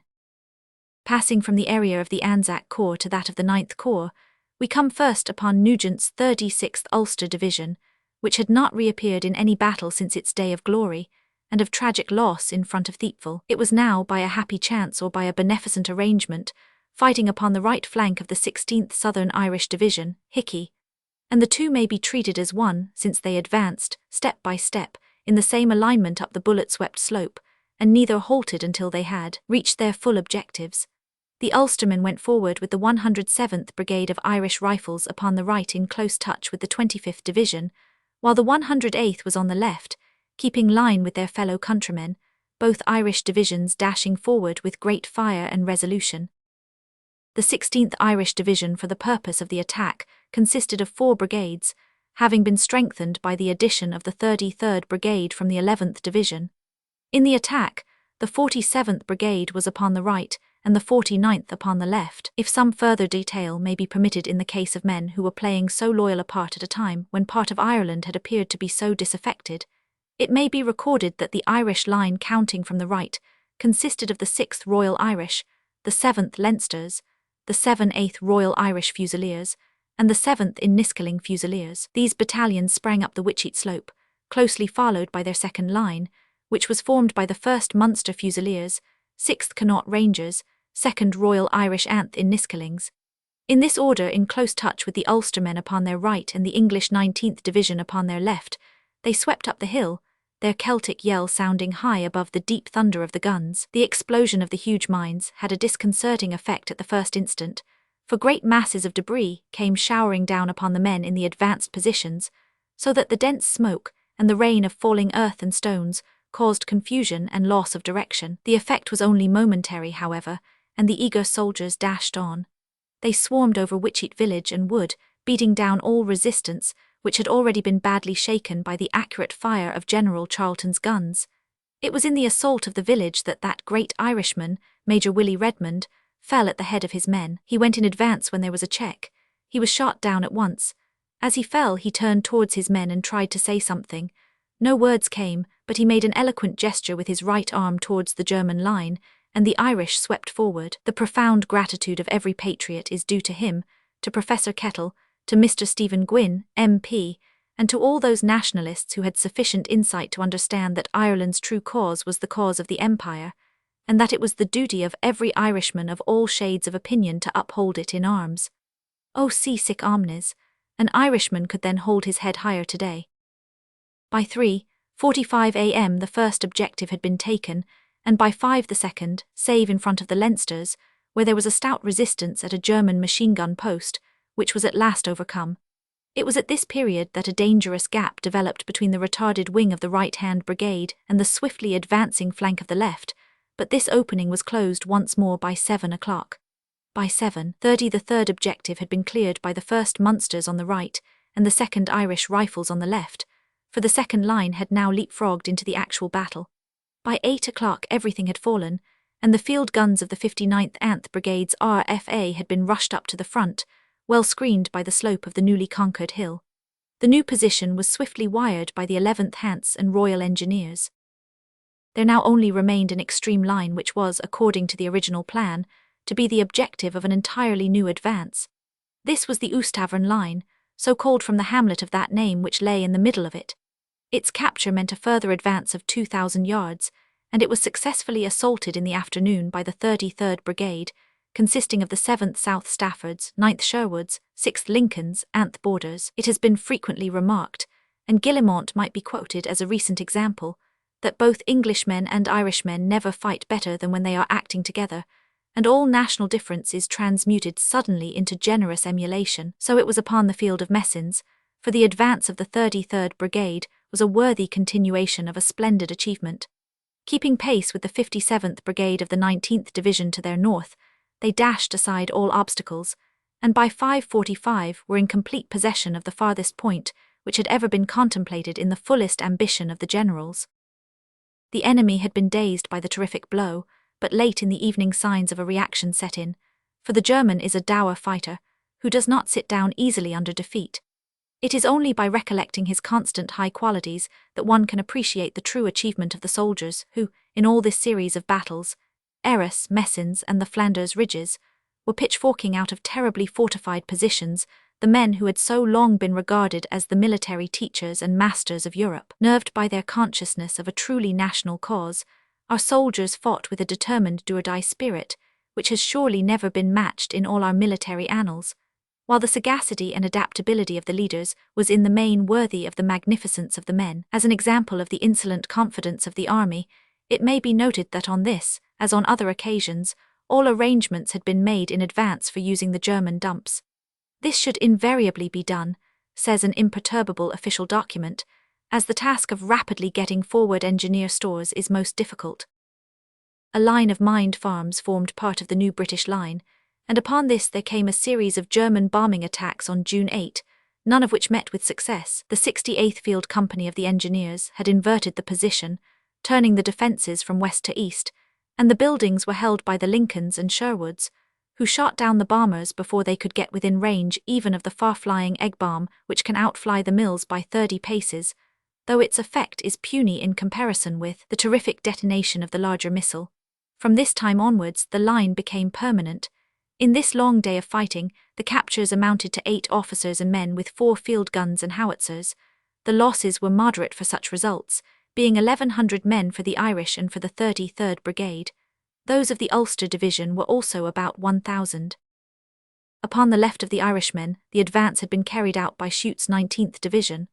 Of this hard-fighting division, the same which had carried La Boiselle upon the Somme, the 56th Lancashire Brigade and the 58th, mainly Welsh, were in the line. The advance was a difficult one, conducted through a region of shattered woods, but the infantry cleared all obstacles and kept pace with the advance of the Irish upon the right, finally sending forward the reserve Midland Brigade as already stated to secure and to hold the Oostavern line.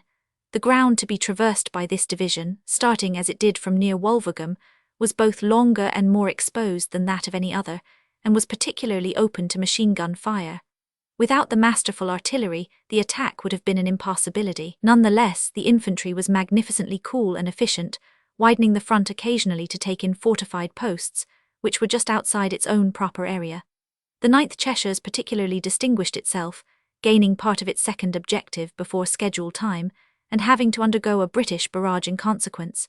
This fine battalion ended its day's work by blowing to shreds by its rifle fire a formidable counterattack. The Welsh battalions of the same 58th Brigade, the 9th Welsh Fusiliers, 9th Welsh and South Wales Borderers fought their way up through Grand Bois to the Oostavern line with great dash and gallantry. The village of that name was itself taken by the 19th Division, who consolidated their lines so rapidly and well that the German counterattack in the evening failed to make any impression. Particular credit is due to the 57th Brigade, who carried on the attack after their own proper task was completed. We have now roughly sketched the advance of the 9th Corps, and will turn to Morland's 10th Corps upon its left. The flank division of this was the 41st under the heroic leader of the Arndt Brigade at Ypres. This unit, which was entirely English, and drawn mostly from the South Country, had, as the reader may remember, distinguished itself at the Somme by the capture of Flers. It attacked with the 122nd Anth Brigades in the line. They had several formidable obstacles in their immediate front, including the famous Damstrasse, a long causeway which was either trench or embankment according to the lie of the ground. An estaminet upon this road was a lively centre of contention, and beyond this was Ravine Wood with its lurking guns and criss-cross of wire. All these successive obstacles went down before the steady flow of the determined infantry, who halted at their farthest line in such excellent condition that they might well have carried the attack forward, had it not been prearranged that the 24th, the reserve division, should pass through their ranks, as will presently be described. To the left of the 41st was the 47th London Territorial Division, containing the victors of Lewes and of High Wood.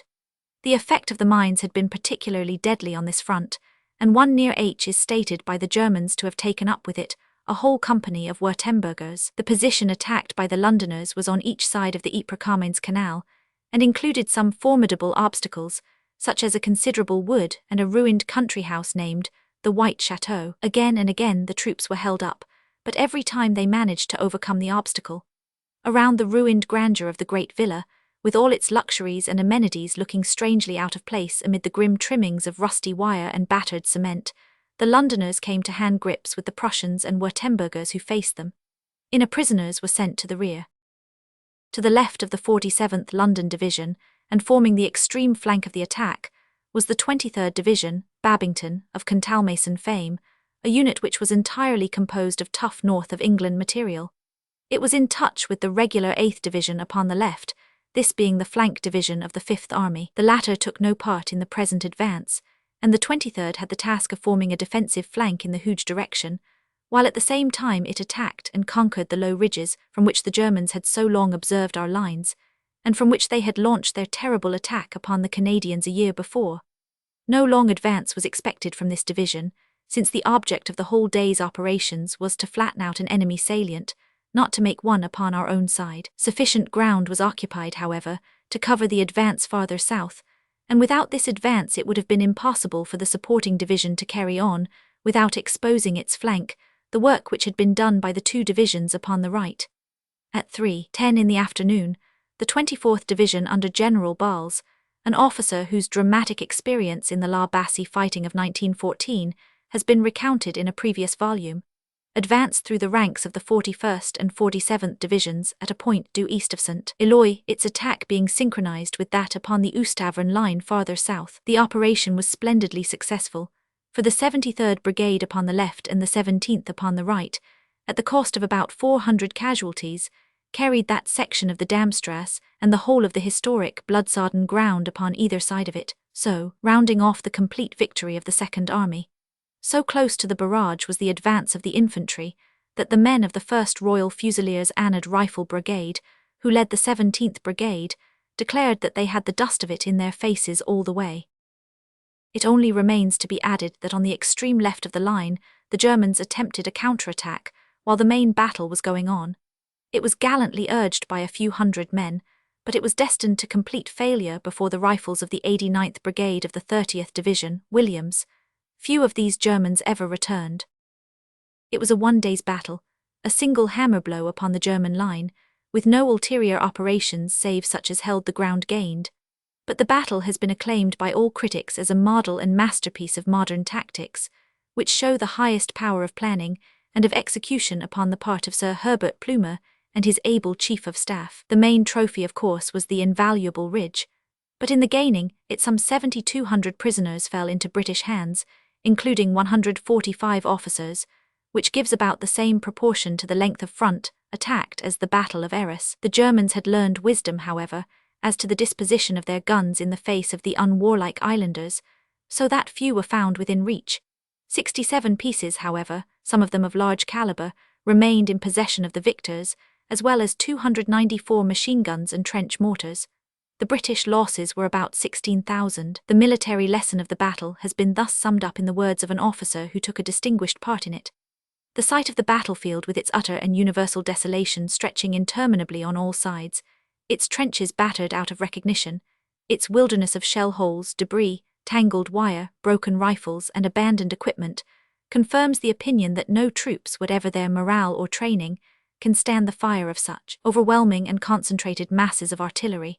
With a definite and limited objective, and with sufficient artillery, complete success may be reasonably guaranteed. It is the big gun then, and not, as the Germans claimed, the machine gun which is the mistress of the battlefield. The axiom laid down above is well proved, but it works for either side, as will be shown presently, where upon a limited area the weight of metal was with the Germans and the defence with the British. Order of Battle, Messins, June 7, 1917. Order of Battle, Messins, June 7, 1917. So fell Messins Ridge. Only when the British stood upon its low summit and looked back upon the fields to westward did they realize how completely every trench and post had been under German observation during these years. No wonder that so much of the best blood of Britain has moistened that fatal plain between Ypres in the north and Ploegstrait in the south. "My God," said an officer as he looked down, "it is a wonder that they let us live there at all." "It is great to look eastwards," said another, "and see the land falling away, to know that we have this last height and have wrested it from them in 3 hours. It was a nightmare which was lifted from the army upon June 7, 1917.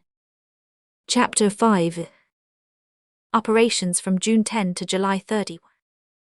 Fighting round Lens, good work of Canadians and 46th Division, action on the Ussher Canal, great fight and eventual annihilation of 2nd KRR Ants Northamptons, an awful ordeal, exit Russia. The Battle of Messins was so complete and clean-cut within its preordained limitations that it left few readjustments to be effected afterwards. Of these, the most important were upon the left flank of the Anzac Corps, where, as already narrated, some Germans had held out for some days in the gap left between the two forward brigades of the 4th Australians. These were eventually cleared out, and upon the night of June 10, the 32nd Brigade of the 11th Division extended the front of the 9th Corps to the south, and occupied all this sector, which had become more defensible since, by the energy and self-sacrifice of the 6th South Wales Borderers, a good road had been driven right up to it, by which stores and guns could proceed. It was determined to move the line forward at this point, and for this purpose the 25th Division was again put into attack, with the 8th Borders on the left and the 2nd South Lancs on the right, both of the 75th Brigade. The objective was a line of farmhouses and strong posts immediately to the east. The men were assembled for the attack in small driblets, which skirmished forward and coalesced into a line of stormers almost unseen by the enemy, crouching behind hedges and in the hollows of the ground. At 7:30 in the evening, before the Germans realized that there had been an assembly, the advance began, while the New Zealanders, who had executed the same maneuver with equal success, kept pace upon the right. The result was a complete success within the limited area attacked. The whole line of posts, cut off from help by the barrage, fell into the hands of the British in less than half an hour. The enemy was found lying in shell holes and improvised trenches, which were quickly cleared and consolidated for defence. After this second success, the 25th Division was drawn out, having sustained a total loss of about 3,000 during the operations. Their prisoners came to over 1,000, the greater number being Bavarians. For a time there was no considerable action along the British line, but there were large movements of troops which brought about an entirely new arrangement of the forces, as became evident when the operations were renewed. Up to the date of the Battle of Messins, the Belgians had held the ground near the coast, and the 5 British armies had lain over their 100-mile front in the order from the north of 2, 1, 3, 5 and 4. Under the new arrangement, which involved a huge reorganization, it was the British 4th Army, Rawlinson, which came next to the coast, with the Belgians upon their immediate right and an interpolated French army upon the right of them. Then came Gaux's Fifth Army in the Ypres area, Plumer's Second Army extending to the south of Armentières, Horn's First Army to the south end of the Vimy Ridge, and Byng's Third Army covering the Cambrai front, with dismounted cavalry upon their right up to the junction with the French near St. Quentin. Such was the general arrangement of the forces for the remainder of the year. Save for unimportant readjustments, there were no changes for some time along the Messines front, and little activity save at the extreme north of that section on the Ypres-Carmines Canal. Here the British gradually extended the ground which had been captured by the 47th Division, taking some considerable spoil heaps which had been turned into machine gun emplacements by the Germans. This supplementary operation was brought off upon June 14 and was answered upon June 15 by a German counterattack which was completely repulsed. Some brisk fighting had broken out, however, farther down the line in the Lens sector, which Holland's First Corps, consisting of the 6th, 24th and 46th Divisions, had faced during the Battle of Arras. This sector was rather to the north of the battle, and the German line had not been broken as in the south. These divisions had nibbled their way forward, however, working up each side of the Souchy River until they began to threaten Lens itself. The Germans, recognizing the imminent menace, had already blown up a number of their depots and practically destroyed everything upon the surface, but the real prize of victory lay in the coal seams underground. Huge columns of black smoke, which rose over the shattered chimneys and winding gears, showed that even this, so far as possible, had been ruined by the enemy. On June 8, the 46th Division carried out a raid upon so vast a scale that both the results and the losses were greater than in many more serious operations. The whole of the 138th Brigade was concerned in the venture, but the brunt was borne by the 4th Lincoln's Anth Leicesters. On this occasion, use was made upon a large scale of dummy figures, a new device of the British. Some 400 of these, rising and falling by means of wires, seemed to be making a most heroic attack upon an adjacent portion of the German line, and attracted a strong barrage. In the meanwhile, the front trenches were rushed with considerable losses upon both sides. When at last the assailants returned, they brought with them 20 prisoners and a number of machine guns, and had killed or wounded some hundreds of the enemy, while their own losses came to more than 300. A smaller attack carried out in conjunction with the 11th Canadian Brigade upon the right also gave good results. On June 19, the 138th Brigade, moving in conjunction with the Canadians, took and consolidated some of the trenches opposite them. Unhappily, their position did not seem to be clearly appreciated, as some of our own gas projectors fell in their new trench, almost exterminating a company of the 5th Leicesters. The sad tragedy is only alleviated by so convincing if painful a proof of the powerful nature of these weapons and their probable effect upon the Germans. The combined pressure of the 46th Division and of the 4th Canadians began now to close in upon Lens. Upon June 25, the 6th South Staffords, with the brave men of the Dominion operating to the south of them, pushed the Germans off H. Upon June 28, there was a further advance of the 137th Anth Brigades, which was much facilitated by the fact that the Canadians upon the day before had got up to the village of Louvet upon the south. A number of casualties were caused by the German snipers after the advance, and among the killed was M. Serge Basset, the eminent French journalist, who had followed the troops up H. A successful advance was made by the 46th Division and by the Canadians upon the evening of June 28, which carried them into the village of Avion and ended in the capture of some 100 prisoners. This operation was undertaken in conjunction with the 5th Division near Arpy, upon the right of the Canadians. Their advance was also attended with complete success, the 95th Anth Brigades clearing by a sudden rush more than a mile of German line and killing or taking the occupants. To the north of them, both the 4th Canadians and the 46th Midlanders carried the success up the line. The advance was an extraordinary spectacle to the many who looked down upon it from the Vimy heights, for a violent thunderstorm roared with the guns, and a lashing downpour of rain beat into the faces of the Germans. They were tired troops, men of the 11th Reserve Division, who had already been over long in the line, and they could be seen rushing wildly to the rear before the stormers were clear of their own trenches. An unfired and brand-new machine gun was found which had been abandoned by its demoralized crew. The flooded fields impeded the advance of the Canadians, but the resistance of the enemy had little to do with the limits of the movement. Upon June 30, the 6th North Stafford's Anth Sherwood Foresters made a fresh advance and gained their objectives, though with some loss, especially in the case of the latter battalion. This operation was preparatory to a considerable attack upon July 1. This was carried out upon a 3-brigade front, the order being 139th, 137th, 138th from the north. The 139th were in close touch with the 6th Division, who had lent 2 battalions of the 71st Brigade to strengthen the assailants. The objective was from the Souchez River in the south, through aconite and aloof trenches, to the junction point of the 6th Division, northwest of Lens. The day's fighting was a long and varied one, some ground and prisoners being gained, though the full objective was not attained. The dice are still badly loaded against the attack save when the guns throw their full weight into the game. The Lincoln and Leicester Brigade in the south had the suburb of Cite-du-Moulin as their objective, and the 4th Lincolns next to the Canadians got well up.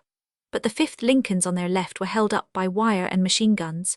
Through the gallantry of Sergeant Leadbeater, one party penetrated into the suburb and made a lodgment in outlying houses, although their flank was entirely in the air. As the day wore on, the line of the 138th Brigade was driven in several times by the heavy and accurate shell fire, but was each time reoccupied by the enduring troops, who were relieved in the morning by the 4th Anth Leicesters, who spread their posts over a considerable area. One of these small posts, commanded by Lieutenant Bowell, was forgotten, and held on without relief, food, or water until July 5, when, finding himself in danger of being surrounded, this young officer effected a clever withdrawal, a performance for which he received the DSO.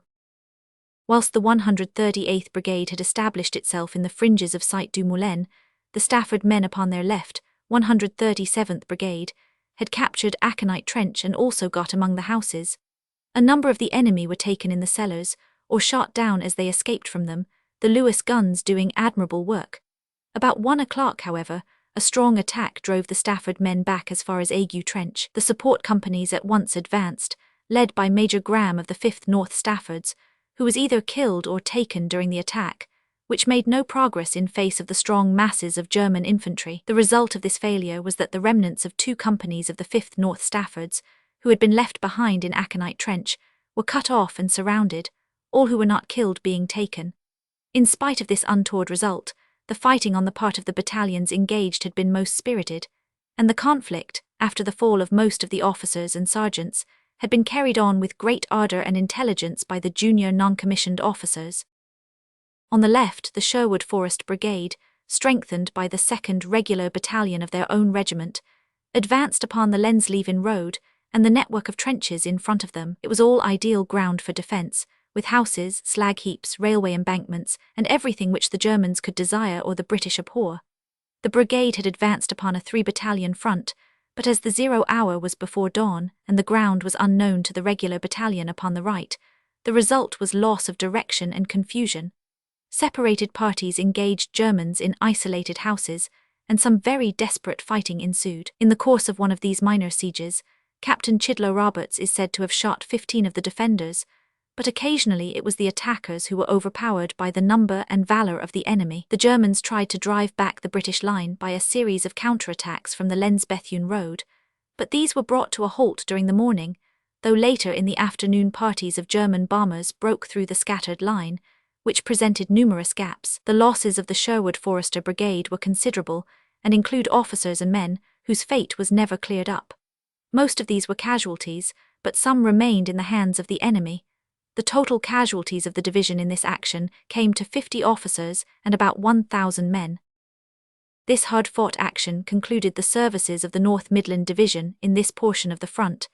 It had been in the line for 10 weeks, and under constant fire for the greater part of that time. The strength of the battalions had been so reduced by constant losses that none of them could muster more than 300 men. Upon July 2, the 46th Division handed over their line to the 2nd Canadians and retired for a well-earned rest. Save for 2 very fruitful raids in the Hulluch district in the late autumn, this division was not engaged again in 1917. The Germans had strengthened the defence of Lens by flooding the flats to the south of the town, submerging the site St. Augustine so that the 4th Canadians on the right of the 46th Division could not push northwards, but they had advanced with steady perseverance along the south bank of the Souchez, and got forward, first to La Culotte, and then as far as the village of Avion, which was occupied by them upon June 28, a date which marked a general move forward on a front of 2,000 yards from the river to Ypres. Meanwhile, the 6th Division had also pushed in upon the north and northwest of Lens, which was closely invested. The 1st Canadian Division relieved the 6th Division early in July, so that now the pressure upon Lens was carried out by 3 Canadian divisions, one to the north, one to the west, and one to the south of the town. No actual attack was made until the middle of August, but for the sake of continuity of narrative, we may reach forward and give some short account of the operations upon that occasion. After constant pressure, and the drifting of a good deal of gas over the huge house-covered area which faced them, the Canadians made an attack upon August 15, which brought them into the very suburbs of the town, while advancing their line both to the north and to the south of it. 2 Canadian divisions, the 1st upon the left and the 2nd upon the right, made the main attack, while the 4th Division guaranteed their southern flank. The 1st Division found itself in what was practically the old British line, as it was defined at the end of the Battle of Loos in September 1915, nearly 2 years before. This veteran division had not far to go to find its enemy, for the German trenches were not more than 120 yards away. Flooding over them after a heavy discharge of flaming oil drums, the Canadians swept with little loss up that deadly slope of H, sacred to the memory of the Scots of the 15th Division and of many other brave men who found their last rest upon it. The 3rd Brigade upon the left and the 2nd upon the right topped the low hill and charged roaring down into the St. August beyond. There was a fierce fight at Cinnabar Trench and the other points which made up the German second line. The enemy infantry stood up stoutly to the push of bayonet, and there was some bloody work before the line was finally taken and consolidated by the Canadians. The 2nd Division in the meanwhile, advancing with the 5th Brigade upon the left and the 4th upon the right, had carried their charge right up to the edge of the city itself, and had established themselves among the shattered houses. As the 5th Brigade rushed forward, they encountered a body of German infantry advancing as if to an attack, so that for a few glorious minutes there was close bludgeon work in no man's land, before the German formation was shattered, and the stormers rushed on. A counterattack developed about midday in front of the 1st Division, and the grey-clad troops could be clearly seen marching up in fours, breaking into artillery formation and finally deploying in line, all after the most approved British fashion, fact which was explained later by the discovery in the dugouts of official copies of a translation of the latest Aldershot regulations, surely a most unexpected result of the clash of the two nations, and one which is a compliment to our military instructors. The British methods of defence, however, proved upon this occasion to be more efficient than those for attack, and the Germans were shot back into the rubble heaps behind them. The losses of the Canadians in this advance were not heavy, save in the 5th Brigade, which had in front of it a network of trenches in front of Saint-Emile, and carried a hard task through with great valour and perseverance. From this time forward, the advanced line was held, and it was only the deflection of the Canadian Corps to the north which prevented them from increasing their gains at Lens. The 7 weeks of comparative peace between the conclusion of the Battle of Messines and the beginning of those long-drawn operations, which may be called the Battle of the Ridges, was broken by one tragic incident, which ended in the practical annihilation of 2 veteran battalions which held a record second to none in the army. As misfortunes of this sort have been exceedingly rare in the progress of the war, it may be well to narrate this affair in greater detail than the general scale of this chronicle would justify. Strickland's 1st Division had taken over the sector which was next the sea, close to the small town of Nieuport. The frontage covered was 1,400 yards and extended to Lombardside, where Schute's 32nd Division carried the line along.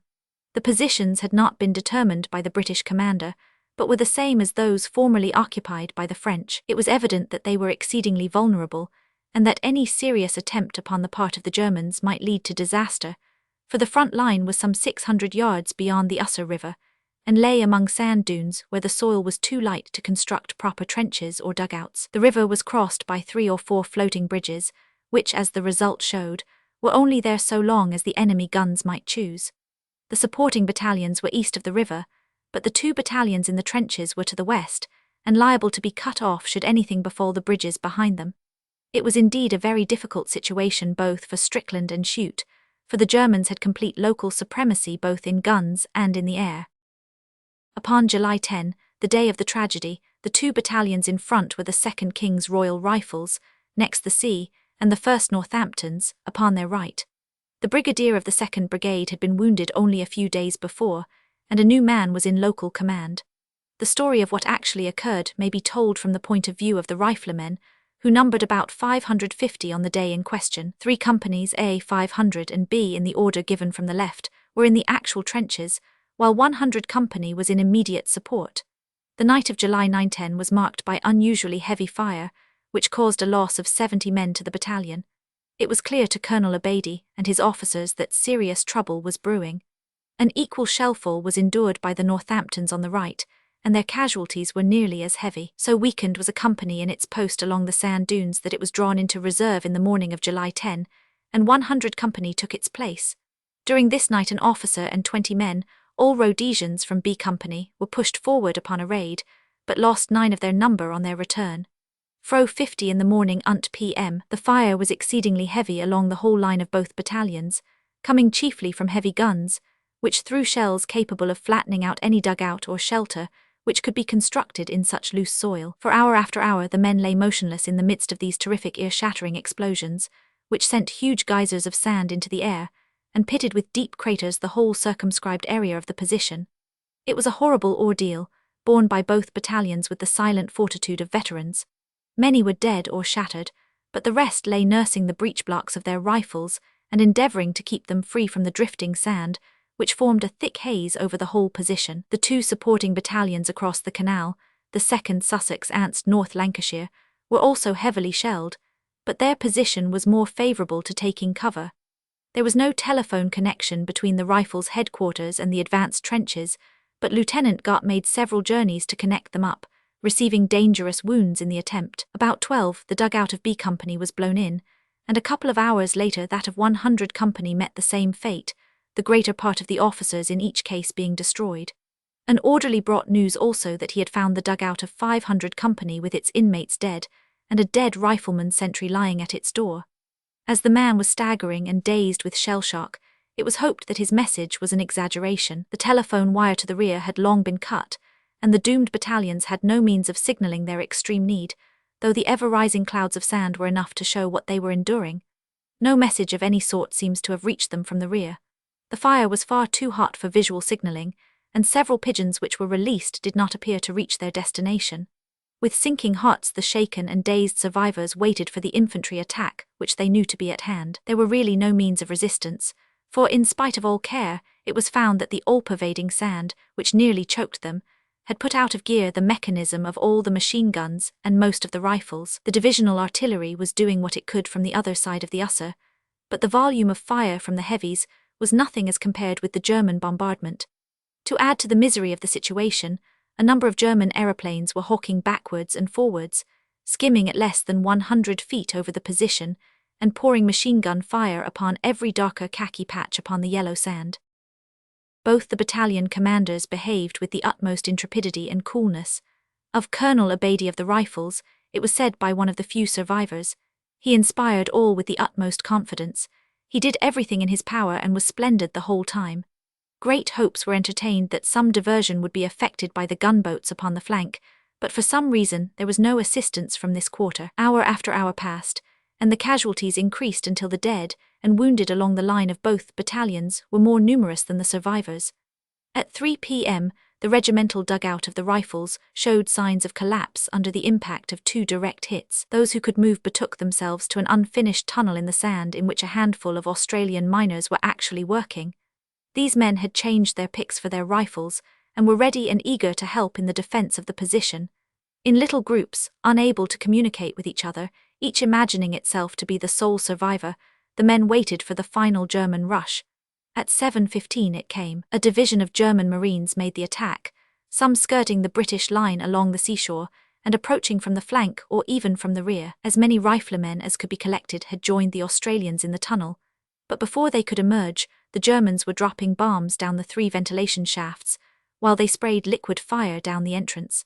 The men who endured this accumulation of horrors had been under heavy fire for 24 hours with little to eat or drink, and it would not have been wonderful if their nerve had now utterly deserted them. Instead of this, everyone seems to have acted with the greatest coolness.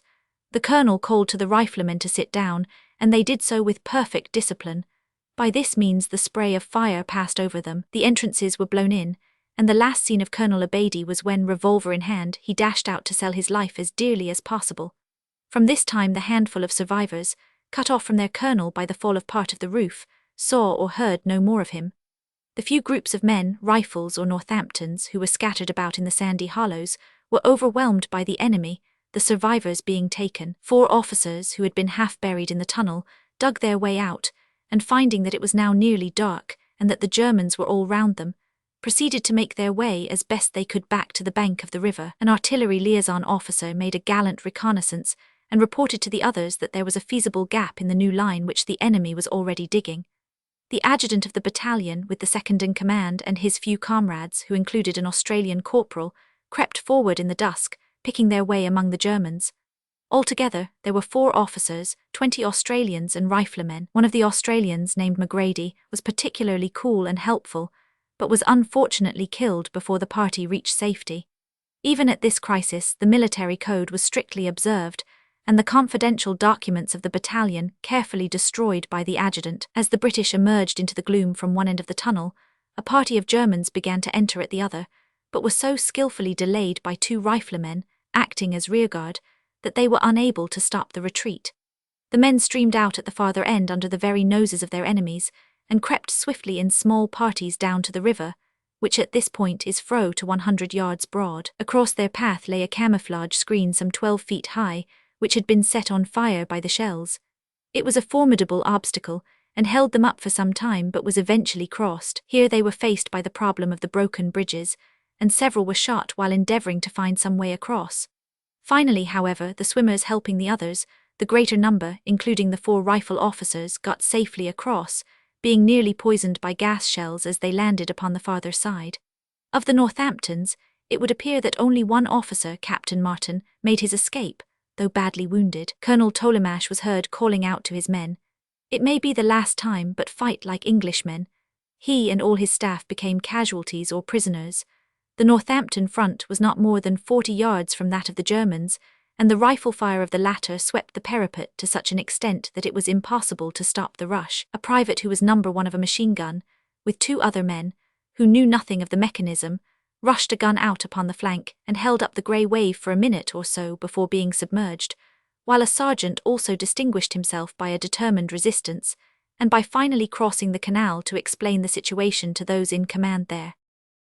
So ended an experience which can have had few parallels, even in this era of deadly adventure. Of the riflemen, it was found next day that 3 officers and men had rejoined their brigade. If so many got away, it was largely due to the action of Rifleman Wambach, who swam the canal with a rope in his mouth, and fixed it for his more helpless comrades. Even fewer of the Northamptons ever regained the eastern bank. Like the Spartans at Thermopylae, the men of Northampton and the riflemen had died where they had been posted. Heroism could do no more. Out of about 1,200 men, nearly all, save the casualties, fell into the hands of the victors. Every officer seems to have behaved with the utmost possible gallantry, and not least the battalion surgeon, Captain Ward, who stood by his wounded until both he and they fell into the hands of the Germans. Such was the deplorable affair of Nieuport, a small incident in so great a war, and yet one which had an individuality of its own which may excuse this more extended account. The total German advance was 600 yards in depth, upon a front of 3/4 of a mile. The attack had extended to the eastward upon the farther side of the Gelade Creek, but here the positions were more favourable for defence, as there were supports available, and the communications had not been broken. It is a most significant sign of the enormous respect which the German authorities entertained for the British Army, that this limited action, in which only 2 weak British battalions were overwhelmed, was solemnly announced by them in their official bulletin to be a great and magnificent victory. When one remembers how the British in turn would have dismissed so small an action as a mere incident in the campaign, had they been the victors, it is indeed a most memorable tribute. The main cause of the defeat, apart from the faulty position, appears to have been that the infantry took over the new line more quickly than the artillery, and that the French heavies had withdrawn before the British heavies were ready for action. A British officer, afterwards released, was informed by the Germans that they had batteries concentrated upon the position, while there were only 13 ready for the defence. It was hoped in Germany and feared in Britain that the new position gained by the Germans at the north of the Usser River would enable them to outflank the British defences at Lombardside, and to destroy the 97th Brigade, which lay to the north of the river. The situation certainly looked most alarming in the map, and no military critic could have imagined that the position could be held. The British soldier has a way of doing, however, what the lecture rooms would denounce, and after some very desperate fighting the lines were maintained. The attack was not on so overwhelming a scale as on the left, but it was severe and long continued, from 30 p.m. till the evening of July 11. The enemy had at one time won 3 lines of defense, but they were eventually thrust back, General Shute feeding his fighting line from his reserves, until he had the upper hand. The main strain fell upon the 11th Borders Anth HLI, but as the action went on the 17th Highland Light Infantry, 15th Lancashire Fusiliers, Anth Northumberland Fusiliers were all in turn involved. It was a real infantry fight, often in the dark and sometimes at close grips, and it ended with the line as it was before the attack commenced. The severity of the action may be judged by the fact that the brigade had nearly 1,000 casualties. From this time, the line remained unchanged, until the great battle for the Flanders Ridges turned the thoughts of both parties to larger issues. Before we enter upon an account of that terrific and protracted engagement, one should mention a brisk action which was fought by those Stark fighters, the New Zealand Division, upon the Warneton front, to the immediate south of the Messins area. There is a small ruined village, hardly rising to the dignity of a mention upon the maps, called La Basseville, which was held by the Germans under the very noses of the men with the red hat bands. Upon the night of July 27, the Wellington Battalion, a name of good military omen, captured this place with some of its Bavarian garrison. In the early morning, the Germans came again with a rush, however, and regained the place. The New Zealanders attacked once more in the night of July 31, so that their venture may appear to have been in connection with the larger operations in the north. Once more the village was captured by the Wellington and Auckland infantry, with some 50 more prisoners and 7 machine guns.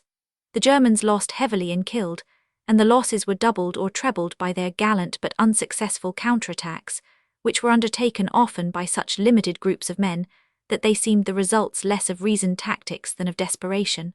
From this time, La Basseville passed into the British system.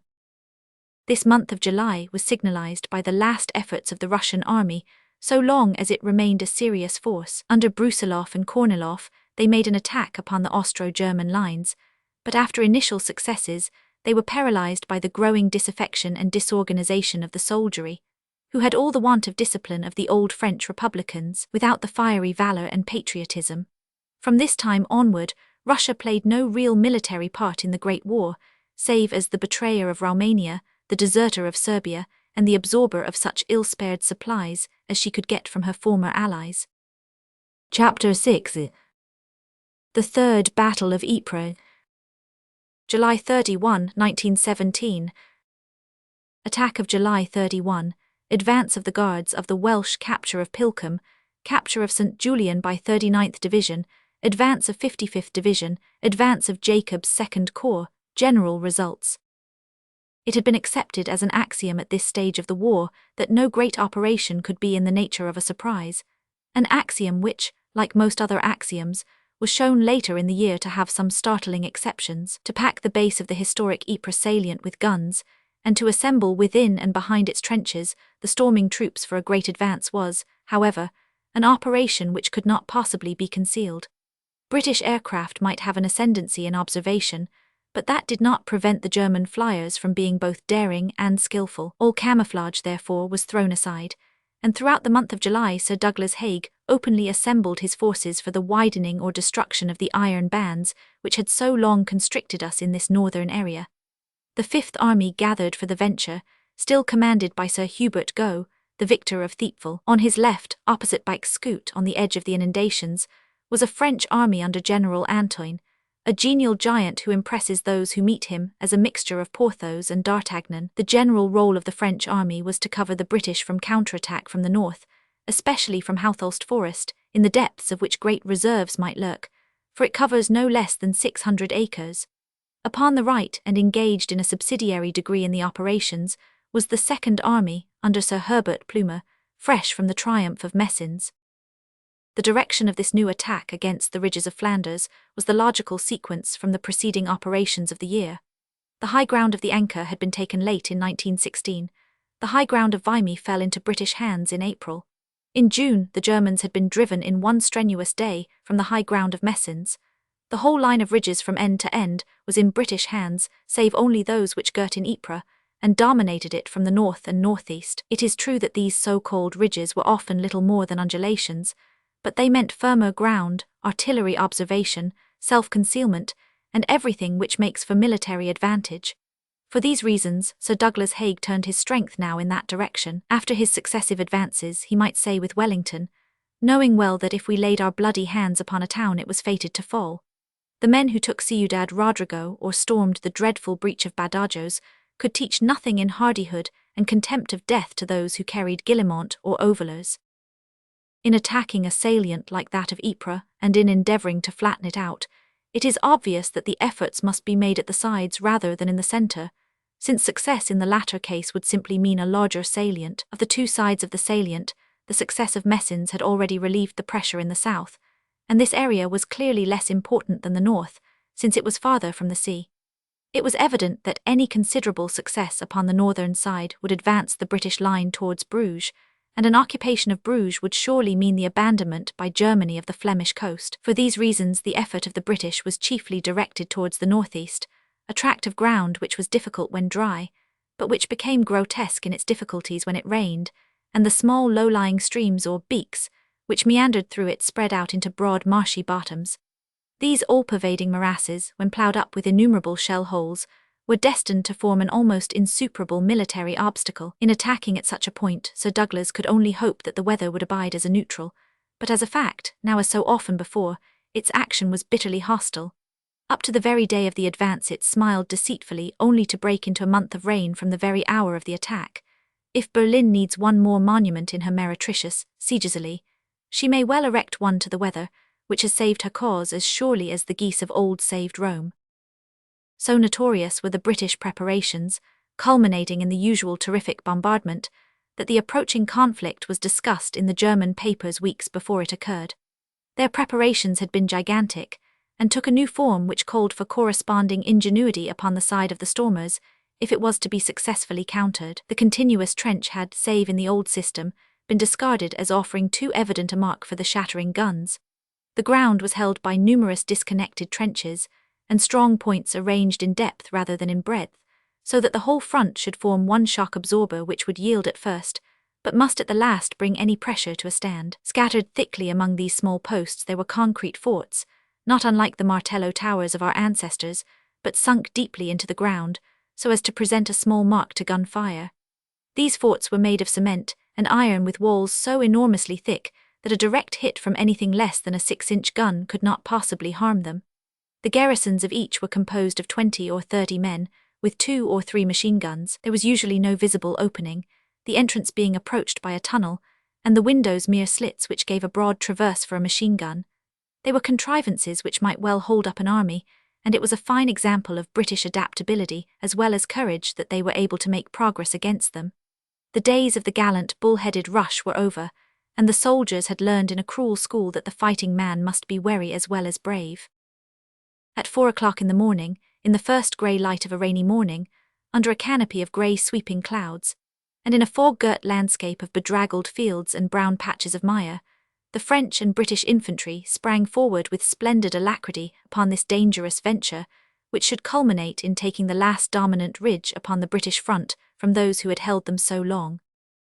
The French attacked upon the extreme left of the line, and had an extremely difficult task, which they accomplished with a dash and spirit which won the unstinted admiration of their British comrades. In front of them was the canal, but they had succeeded in throwing across some troops in the days before the battle.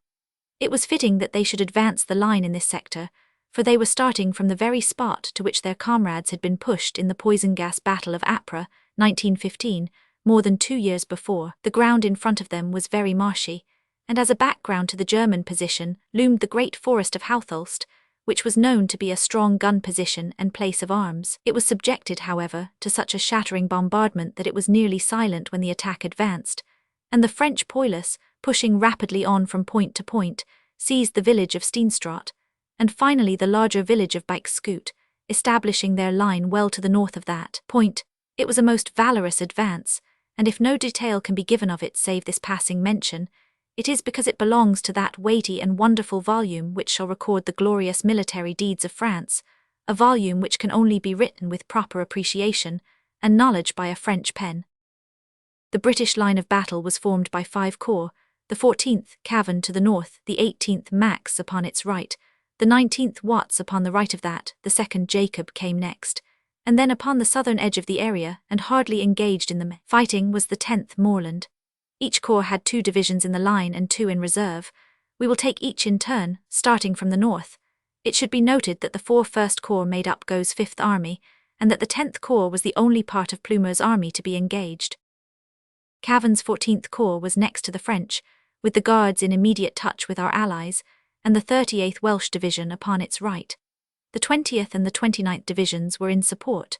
We shall now follow the splendid advance of the Guards, a division which more and more as the war progressed reasserted its position as the very cream of the army. On the days preceding the action, a number of bridges had been thrown across the canal, and the attacking brigades had been passed over this impediment, so that they were able to deploy rapidly and escape the German barrage which fell, for the most part, behind them. This most useful work was carried out by the 1st Guards Brigade, especially by the 3rd Coldstream Advanced Irish, who got across the first.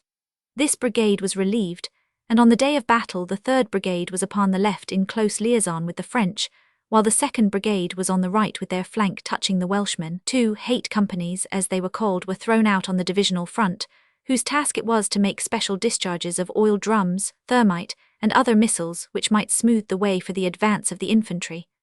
At 4:24, the whistles of fate were heard shrilly all along the line, and the Guards rose up from their wet assembly ditches, and went forward in their usual sedate and inexorable fashion. The front line of battle of the 2 brigades, counting from the French flank, were the 1st Welsh, 1st Grenadiers, 2nd Irish and Scots, while behind them in the 2nd line were their comrades of the 2nd Scots, 4th Grenadiers, 1st Coldstream, and Grenadiers. Each platoon of the Irish carried a green flag adorned with the Irish harp. The attack at first was so strong, or the opposition so weak, that in 10 minutes the first-line objective had been gained. From this point the shock-absorber system began to act, a system which must prevail save where the attackers know when to suspend their effort, so that the spring of resistance is never pressed back to the uttermost. The British generals had learned this lesson, and the aims of any one day's battle were strictly limited.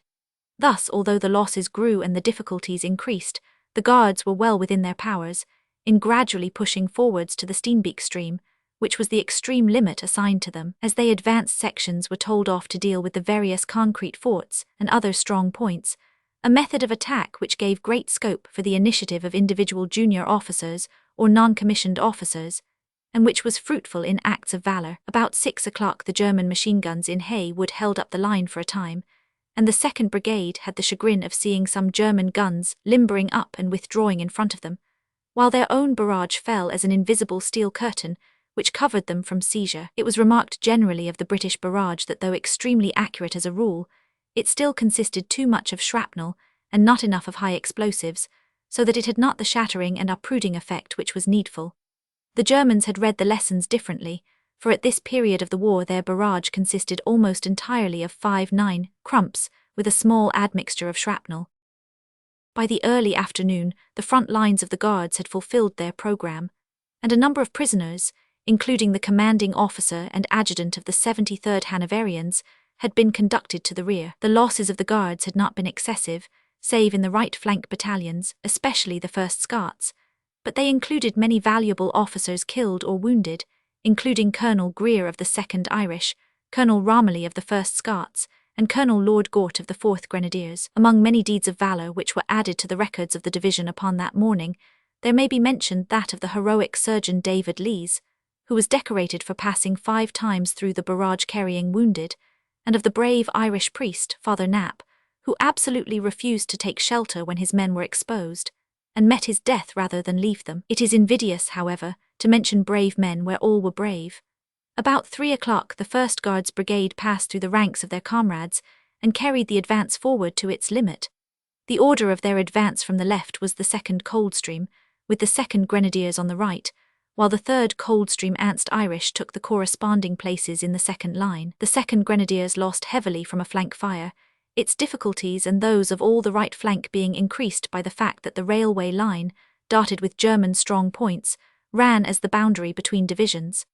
Captain Ritchie of Lewes fame was among the casualties. The Grenadiers got so far ahead that the protective barrage became thin and erratic, hardly existing in many places. The whole brigade moved forward in close touch with the 113th Brigade of Welshmen upon their right. The latter, after the final objective was reached, were shelled for a time out of their position, so that the Irish and Grenadiers had to throw back a defensive flank, but the Welsh with dogged spirit came back to their work and re-established their line late in the evening. Their work will presently be described, but so far as the Guards are concerned, it may be added that, with the help of the 55th Anth Field Company RE, all they took they kept, although the physical surroundings were appalling, for they found themselves for 3 days lying on the forward slope of a low ridge under heavy rain in deep puddles of water, exposed to German shelling and to the constant stinging of invisible German snipers. No conditions could have been more trying, but the Guards stuck it out with a quiet, patient discipline which was as fine as the valor of their assault. "We are just lying in a snipe bog in the rain," wrote an Irish officer. Due dispositions were made for relief among the 3 brigades, and the line was held until a farther advance should become possible, an event which was continually postponed by the incredible weather. Passing to the 38th Welsh Division upon the right of the Guards, their battle line consisted of the 113th Brigade upon the left, consisting entirely of battalions of Welsh Fusiliers, while the 114th Brigade, formed from the Welsh Regiment, was on the right. The order of the foremost battalions taken from the left was the 16th Anth Welsh Fusiliers, with the 13th Anth Welsh. The experiences of the division upon its advance were, as might be expected, not unlike those of the Guards. "It was still dark," says one graphic correspondent, "and all we had to guide us was our barrage moving forward like a living line of fire, from left to right as far as the eye could see." The first objective was captured with little loss, a fair number of prisoners being taken in the Caesar support trench. In attacking the second objectives, the reserve line came through the front one, so that the order of the troops, taken again from the left in the 114th Brigade, was the 15th Anth Welsh, while in the 113th Brigade, which had a less difficult task, there was a mere change of companies in the units already engaged. The opposition now became fiercer, and the losses more severe. Marsuin Farm and Stray Farm on the right, and the village of Pilkham upon the left poured bullets upon the advancing infantry, who slipped from shell hole to shell hole, taking such cover as they could but resolutely pushing onwards. Again and again the machine-gun forts were isolated, surrounded, and compelled to surrender. The Welshmen had reached their second objective in the scheduled time. The 15th Welsh Fusiliers were now pushed into the firing line upon the left, and the advance went forward. A gap had formed between the Welshmen and the Highlanders of the 51st Division upon their right. In this gap lay Rudolph Farm, spitting fire from every cranny and window. A platoon of the 15th Welsh turned aside from their path, and captured or killed all who were in the German post. To the immediate left of this point lay another stronghold called Iron Cross. This was rushed by the 14th Welsh, at considerable loss to themselves, but 20 of the garrison were bayoneted, 40 captured, and 3 machine guns secured. Just beyond the Iron Cross was a German dressing station which yielded 40 more prisoners. The 15th Welsh Fusiliers on the left had in the meanwhile a severe ordeal, for so heavy a fire poured upon them from the clump of trees known as battery copse that they were left with hardly an officer, and with their protective barrage rapidly receding into the distance. The men were staggered for a time, but struggled forward again with fine resolution, and at last established themselves upon the same line as Iron Cross. Whilst the fighting line had been getting forward as described, the 113th carrying among other obstacles the village of Pilkham, and both brigades, but especially the 114th, bursting through 3 separate battalions of the famous Kaffrine Regiment of the Guards. The reserve brigade had been keeping in close attendance in spite of the German barrage. Now 2 battalions of the 115th Brigade were slipped into the front, the 11th SW Borderers and the 17th Welsh Fusiliers. These fine fresh troops took up the running and made for the final objective, which was the Steenbeek stream. This was successfully reached, in spite of the ever-growing resistance, and the final line was formed with posts upon the farther side of the Steenbeek. Shortly after 3 o'clock, a strong counterattack broke upon this Welsh line, and for a time the Borderers were forced from the post at Oban Gate, which they had occupied, and were thrown across the river. Aided by a good barrage of artillery and machine guns, the attack was finally beaten off, about 100 Germans who had charged through the barrage being shot down by rifle fire. After this there was no attempt upon this day to disturb the new front of the Welsh division, though upon August 1 in the afternoon there was some sign of a counterattack, which was broken up by the British artillery before it could materialize. From then onwards the weather made further operations impossible. On August 6 the 20th Division took over this new line. The advance of the Welsh Division, including as it did the two exploits of capturing the strongly fortified village of Pilkum, and of utterly scattering 3 battalions of one of the most famous regiments in the Prussian service, was worthy of the great reputation which they had won at Mametz Wood. The way in which the men followed up the barrage and tackled the concrete forts was especially worthy of mention. The cockchafers mentioned above were the Dandy Regiment of Berlin, and their utter defeat at the hands of a brigade of the New Army must indeed have been bitter to those who remembered the cheap jests which had been made at that army's expense. 400 prisoners from this regiment found their way to the cages.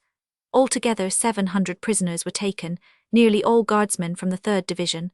The Welsh had about 1,300 casualties, including Colonels Radis, Norman and Taylor.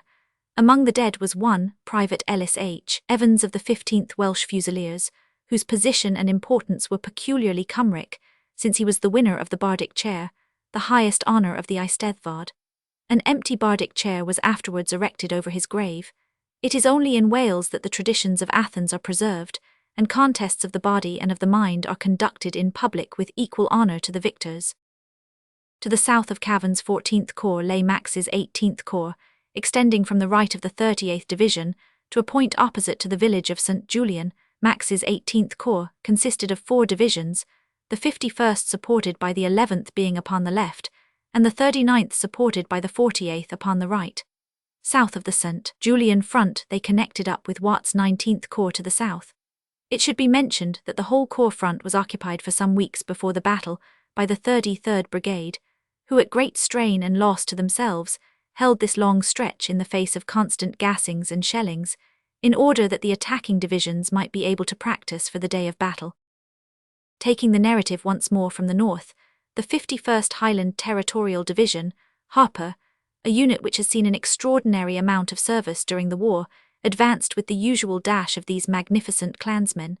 Everything went down before their disciplined rush. There was no particular geographical point in the area which they conquered, but their whole front was covered by fortified posts, some of which fell with ease, while others put up a considerable resistance. Prominent among the latter was Rudolph Farm, which was on the line between the 38th and 51st Divisions, pouring a flanking fire upon each and holding up the left of the 51st.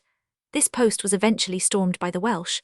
Finally, the Highlanders, clearing the ground carefully behind them, reached their full day's objective, which was the line of the Steenbeek. Here they dug themselves in and beat off an enemy counterattack.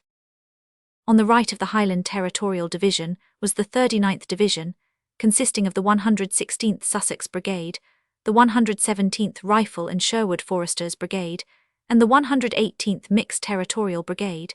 The attack was undertaken by the 117th Brigade upon the north in touch with the Highlanders, and the 116th upon the south. Both of these brigades got forward in excellent style, but the position was strong and the losses were heavy.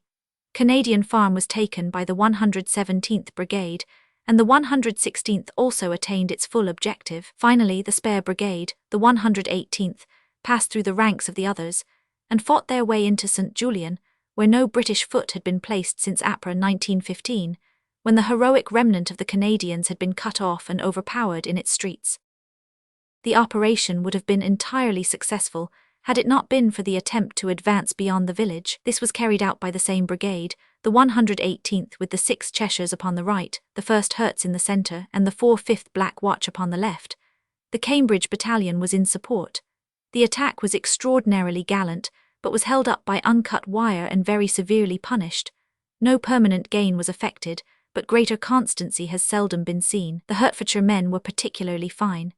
Their Colonel Page and their adjutant were both killed, and every combatant officer was on the casualty list, so that it was the sergeant major who withdrew the 120 men who had gone forth as a strong battalion. The doctor was wounded, and only the chaplain was left, who distinguished himself by being the last man to recross the Steenbeek with a wounded man slung over his shoulder. Such was the experience of the Herts, and that of the Cheshires and of the Highlanders differed only in detail. A counterattack along the whole corps front was beaten back upon the evening of July 31, but the concentration of German artillery upon St. Julian was so terrific that it was found necessary next day to withdraw the first cams who garrisoned the village, the adjacent bridge over the Steenbeek being retained. Next day the village was reoccupied. The 39th Division, very hard hit by its victorious but strenuous service, was relieved upon August 4, after a terrible 4 days of constant rainfall and shell fall, by the 48th South Midland Territorial Division, while a few days later their Highland comrades were relieved by the 11th Division. So battered was the 39th Division that it was taken forthwith out of the line, and its place in the corps was filled by the 58th. To return to the order of the advance, Watt's 19th Corps, which was the next one to the south, consisted of the 55th West Lancashire Territorials with the 36th Ulsters upon the left, while the 15th Scottish Division supported by the 14th Light Division were on the right. Of these we will deal first with the attack of the men of Lancashire. The advance was made by the 166th Brigade upon the left, and by the 165th upon the right. The first German line was rapidly carried, and the only serious fighting was at the strong point known as Pommern Redoubt, which held out for some time but was eventually captured about 10 a.m. The 166th Brigade, which covered the space between St. Julian in the north and the Wiltshire Gravenstafel Road in the south, was led by the 5th King's Royal Lancasters and the 5th North Lancashires, while the 165th Brigade, with their left upon the road and their right in touch with the 15th Division, were composed entirely of battalions of the King's Liverpool Regiment, the 5th Anth in front, the 7th Anth in the second line. This brigade, upon being counterattacked, used its liquid fire apparatus with good results. From under the mantle of fire ran blazing Huns with heartrending cries, but I cannot say we had any sympathy for them. We remembered John Lynn and the other Lancashire lads who had been gassed and roasted round Ypres in the battles of other days, and we felt that the Huns were only being paid back in their own coin. The losses in the first stages of the advance were not severe, and came chiefly from the machine gun fire of the 3 strongholds of Bank Farm, Spree Farm, and Pommern Castle. The latter was very formidable, spouting bullets on 3 sides, so that the 165th Brigade was held up by it for a time. In the second stage of the attack, the 164th Brigade with the 4th North Lancashires on their right, and the 5th Lancs Fusiliers upon their left pushed through the ranks of their comrades, and carried the advance on, taking Hindukutt and Gallipoli, and finally reaching the most advanced objective, whence they pushed out patrols to Toronto and Aviatic Farms. They were exposed to strong counterattacks, as will be shown. This fine advance had been matched by Reid's 15th Scots Division on the right. Of their conduct that day, it can only be said that it was worthy of the reputation which they had gained at Lewes and at the Somme. The Scottish bands who fought under Gustavus Adolphus in the 30 Years' War left a renown in Germany which lingers yet, and it is certain that some memory of the terrible Hell Hags, as they were called by the German soldiers, will preserve the record of Scotch military prowess so long as any of their adversaries are alive to speak of it. 2 brigades led the advance, the 44th upon the right and the 46th upon the left. As in the case of the Lancashire men upon their left, the first stages of the attack were easy. On getting past the German line, however, the full blast of fire struck the infantry from Douglas Villa, Fresenberg Redoubt, Pommern Castle, Low Farm, Frost House, and H. By 10 o'clock, however, the second objectives had been taken. The 45th Brigade now pushed through, and though held up on the right by Bremen Redoubt, they attained the full objective upon the left, and kept in close touch with the 164th Brigade. The position, however, was perilous, and as it proved, impassable, for Watt's corps was now well ahead of either of its neighbours. About 2 o'clock, a violent German drive struck up against the exposed flank of the 55th Division, causing great losses, especially to the 4th Royal Lancasters, some of whom were cut off. Another counterattack beat against the left of the Enfeebleth Brigade. As a result, the remains of the 4 front-line battalions were pushed back some hundreds of yards, but at 5 p.m. the edge was taken off the attack, and the German infantry was seen to be retiring. About 1 p.m. next day this attack was renewed down the line of the Ypres Rulers Railway, and again the 15th Division bore a heavy strain which forced it back once to the Fresenberg Ridge, but again it flooded forward and reoccupied its line. So severe had been the exertions and the losses of these 2 divisions that they were drawn out of the line as soon as possible, their places being taken by the 36th Ulsters upon the left and the 16th Irish upon the right.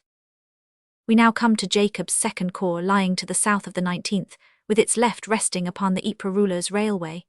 It contained no less than 5 divisions, 3 of which were in the line and 2 in support. Those in the line, counting from the north, were the 8th Regular Division with its left on the railway and its right at Sanctuary Wood, the 30th Lancashire Division in the centre, and the 24th Division opposite Shrewsbury Forest with its right resting upon the Zillebeck-Zandvoort Road.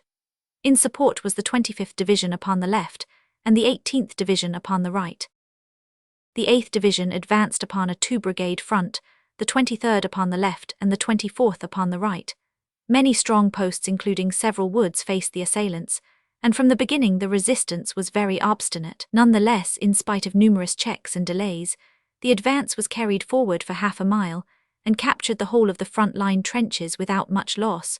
For the German barrage was slow and late, whereas the British artillery support was excellent. Indeed, it may be remarked that one of the features of the battle was the remarkable preparation by which General Jacob, with the aid of his two artillery leaders, managed to place nearly 1,000 pieces into a line which was fully exposed to enemy observation. It was done at a considerable loss of men and guns, but it was absolutely essential to the advance.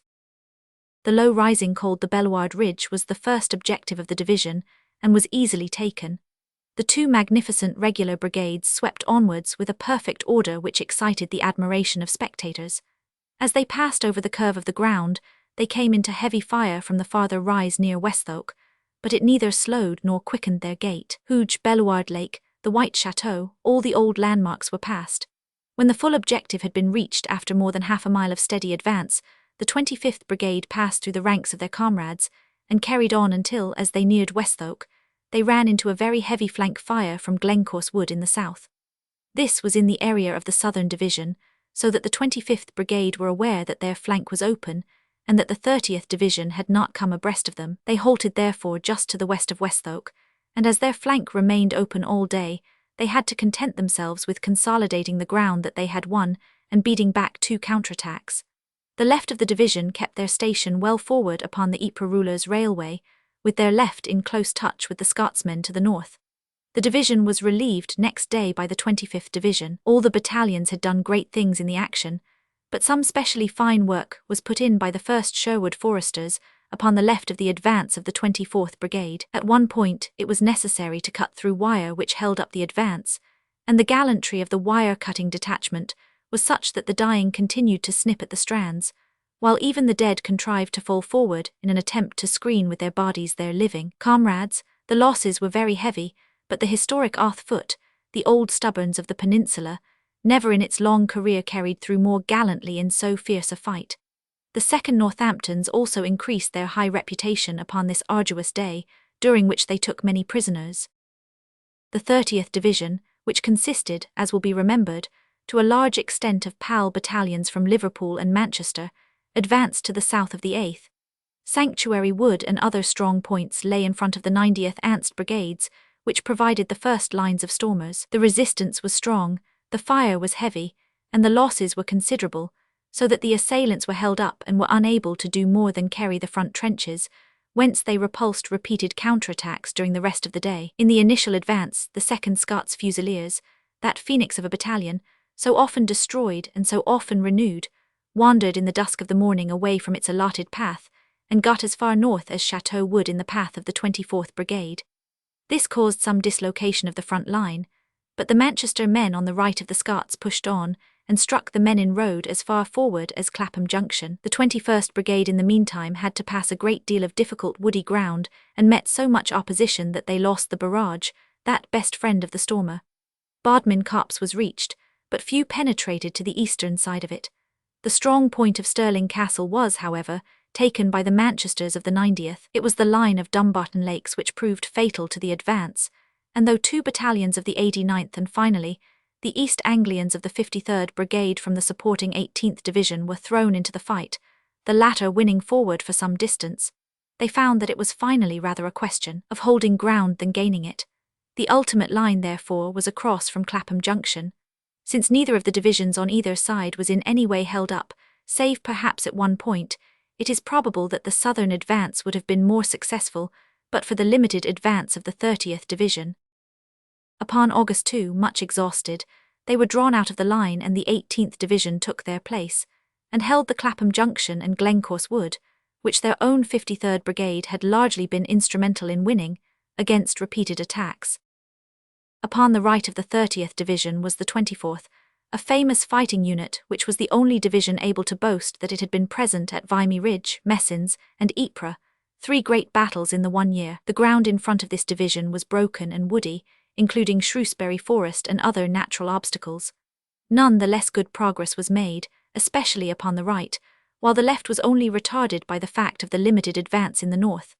The advance was made upon a 3-brigade front, the 17th upon the left, the 73rd in the centre, and the 72nd upon the right. The 17th, advancing with that fine battalion, the 3rd Rifle Brigade alone in the front line, carried all before it at first, but found both flanks exposed and was compelled to halt. The 73rd, led by the 2nd Leicesters and the 7th Northamptons, were held up by a strong point called Lower Star post in front of them. On the right, the 72nd, with the 8th Queens and the North Staffords in the lead, gained the house called the Grunenberg Farm, which marked the line of their immediate objective. There they dug in and held firmly, connecting up with the left of Plumer's army to the south. Several unsuccessful counterattacks were made in the succeeding days upon this point, in one of which on August 5 Colonel de la Fontaine of the 9th East Surreys was killed.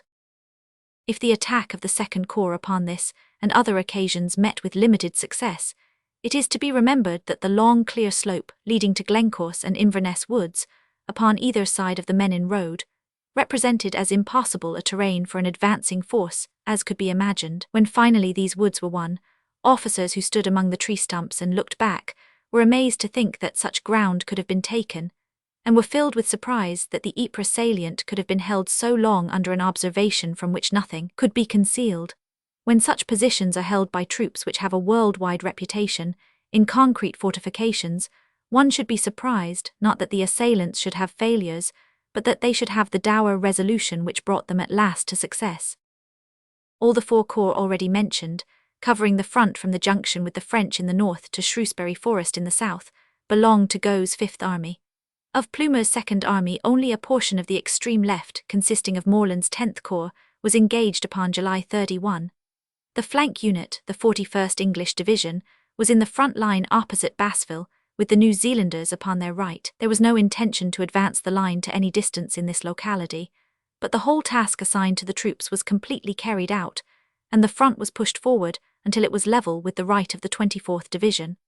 It has been explained by Sir Douglas Haig, however, that the attack in this quarter had never any serious intentions, and that it was in the nature of a feint in order to distribute the German reserve of men and guns. None the less the ground captured by the 123rd Brigade of the 41st Division represented a substantial gain, including the village of Hollybeck and all the broken and difficult country to the north of the bend of the Ypres-Carmines Canal, and east of Battle Wood. The advance along this portion of the front varied to 300 yards, while the New Zealanders at the right of the line covered the short area assigned to them in their usual workmanlike fashion, taking after a short fight the hamlet of La Basseville. On the right of the New Zealanders were the Australians, whose movement, in accordance with the general plan, was a small one, including the capture of a ruined windmill opposite their position. This was captured, retaken, and captured once again in a spirited little fight, and August 1 saw more fighting in this sector under very trying conditions of weather and ground. We have now briefly reviewed the work of each of the 12 divisions which were in line upon the 31st of July. In some places success was absolute, in some it was partial, in none was there failure.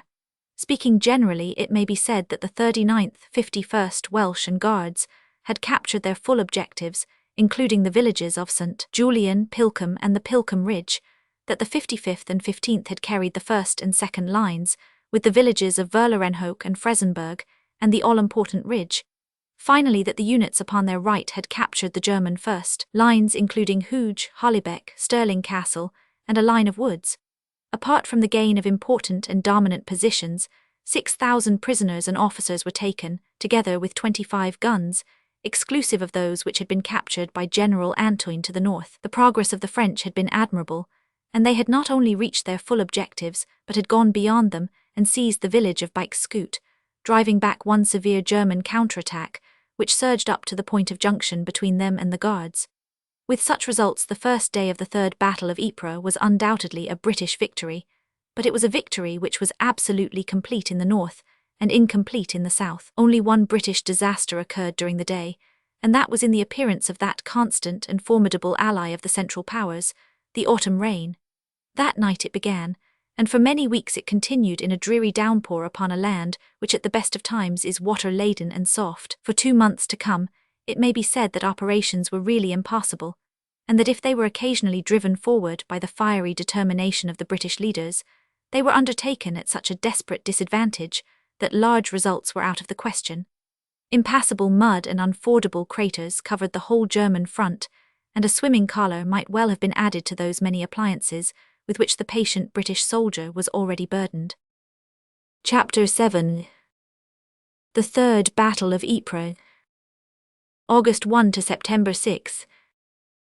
Dreadful weather, German reaction, attack of August 16, advance of Cavan's corps, capture of Langemarck, dreadful losses of the 2 Irish divisions, failure in the south, splendid field gunners, the 42nd Division upon September 6.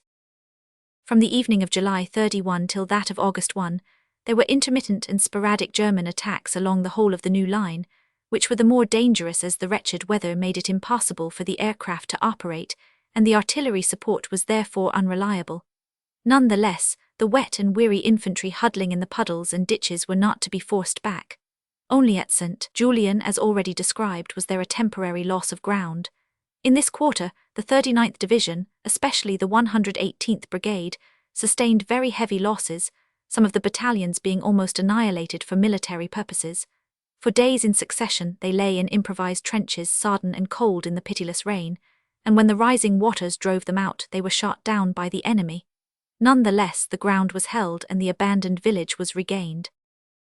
Another point at which the German reaction was particularly severe upon August 1 was near Bremen Redoubt and the Ruhlers Railway. Here at 3:30 p.m. the enemy attacked with great valour, the blow falling chiefly upon the 24th Brigade on the left of the 8th, and the 44th on the right of the 15th Divisions. The 10th Gordons, 2nd Northamptons, Ernst Sherwood Foresters were for a time fighting for their lives, the regimental staff of the Gordons having to defend the borough which served as headquarters. The 7th Camerons were also engaged in this desperate conflict, which was fought ankle-deep in mud and under driving rain clouds. Finally, a body of Highlanders under Captain Geddes of the Gordons made so fierce a charge that the Germans were driven back and abandoned the attempt in despair. Their advance, however, had been so sudden and so fierce that there was a time when the line was in grave danger. Captain Simon of the Camerons did great work also in the charge which turned the tide.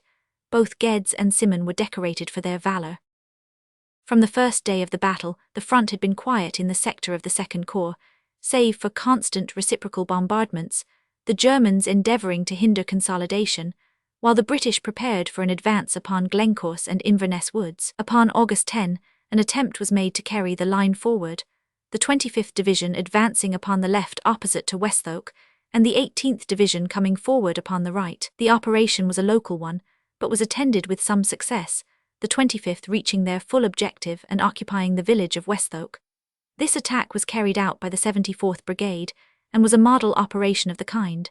Westhoek itself was rushed by the 2nd Irish Rifles, but the 11th Lancashire Fusiliers on the north did equally well, fighting their way to the advanced line and capturing several houses with their garrisons. The 9th North Lancashires had also a very fine day's work, but the 13th Cheshires, coming up in support, lost heavily from the barrage which had been too slow to catch the main attack.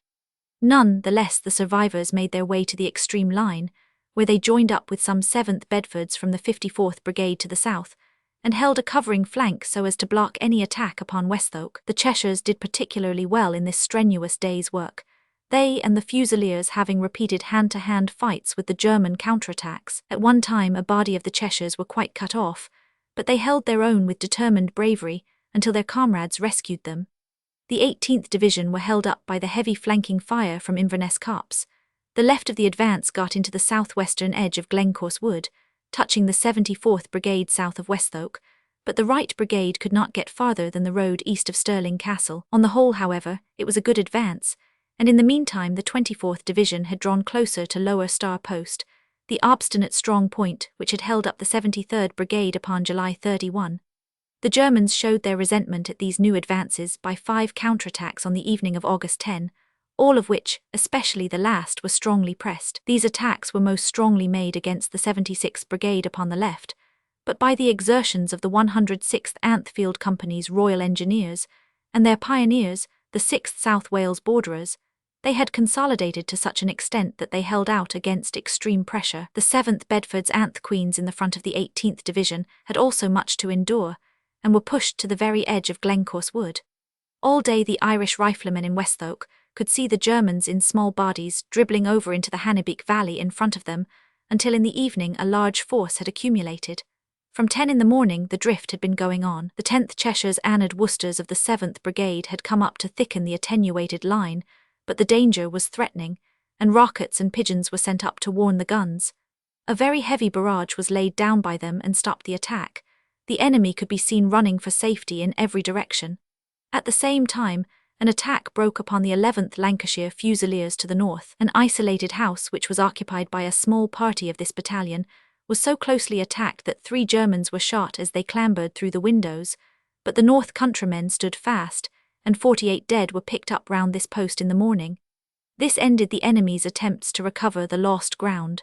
The fighting had been severe, and the British losses were heavy. For a second time within a year, the 13th Cheshires had their commanding officer, and every other officer of the battalion upon the casualty list.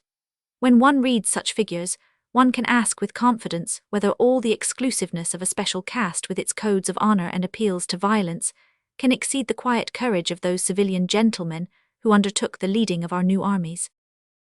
6 field guns with 8 officers and men were taken in this Westhhoek operation. The enemy consisted of the German 54th Reserve Division, and all accounts agree that both in defense and in counterattack their conduct was admirable. The ground was still very wet and the conditions deplorable, but the advance must be continued at all costs if the preparations were not to be thrown away and winter to find us still within the old penthouse of Ypres. By the end of the second week in August, the higher ground was beginning to dry, though the bogs in between were already hardly passable. One more fortnight would be invaluable, but Sir Douglas could not afford to waste another day. Upon August 16 the advance was renewed. As the original attack had been from a concavity which was almost a semicircle, and as it had encroached upon the German area round the whole circumference, the result was that the front was now too large for simultaneous attack, and the whole of the units of Plumer's army which had formerly taken part in the battle were now to the south of the storm area. The line of battle extended from the French positions in the north down to the northwest corner of Inverness Wood. Along this line the 4 corps of Cavan 14th, Mack's 18th, Watts 19th and Jacobs 2nd were extended in their former order. In each case the divisions which had borne the brunt of July 31 were now in support, while the old supporting divisions were in the line. As before, we will take the corps in their order from the north, premising that after the usual heavy bombardment the attack began at 4:45 in the morning. Of the French upon the extreme left of the line, it can only be said that they did all and more than they were asked to do. With the grand, swift dash which is the characteristic of their infantry, they stormed the various fortified farms along the line of the Steenbeek, though some of them held out long after the main lines of our allies had passed them. The 2 ends of the bridge which crosses the stream at the village of Drygratchen were secured, and the whole of the peninsula made good. The front of Cavan's 14th Corps was formed by the grand old 29th Division upon the left, and the 20th Light Division, the heroes of many fights, upon the right. Both divisions lived up to their highest that day, which means that many a brave man died at his highest to carry on the record. On the whole, the Mebus or pillboxes, the new German concrete forts, were less effective in the north than in the south, which may have depended upon the general lie of the country, which gave them a shorter area of fire. Small bodies of brave men, sometimes a single brave man, managed to get up to them and to silence them by hurling a sudden bomb through the porthole from which the gun protruded.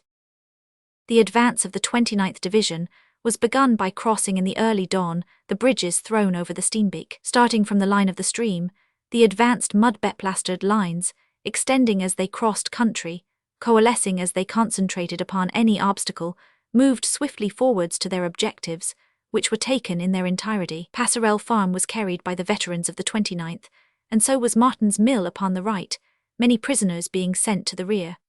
Another heave took them across the grass-grown lines of the abandoned railway and on into the hamlet of Wadendrift, the line being established well to the northeast of that place.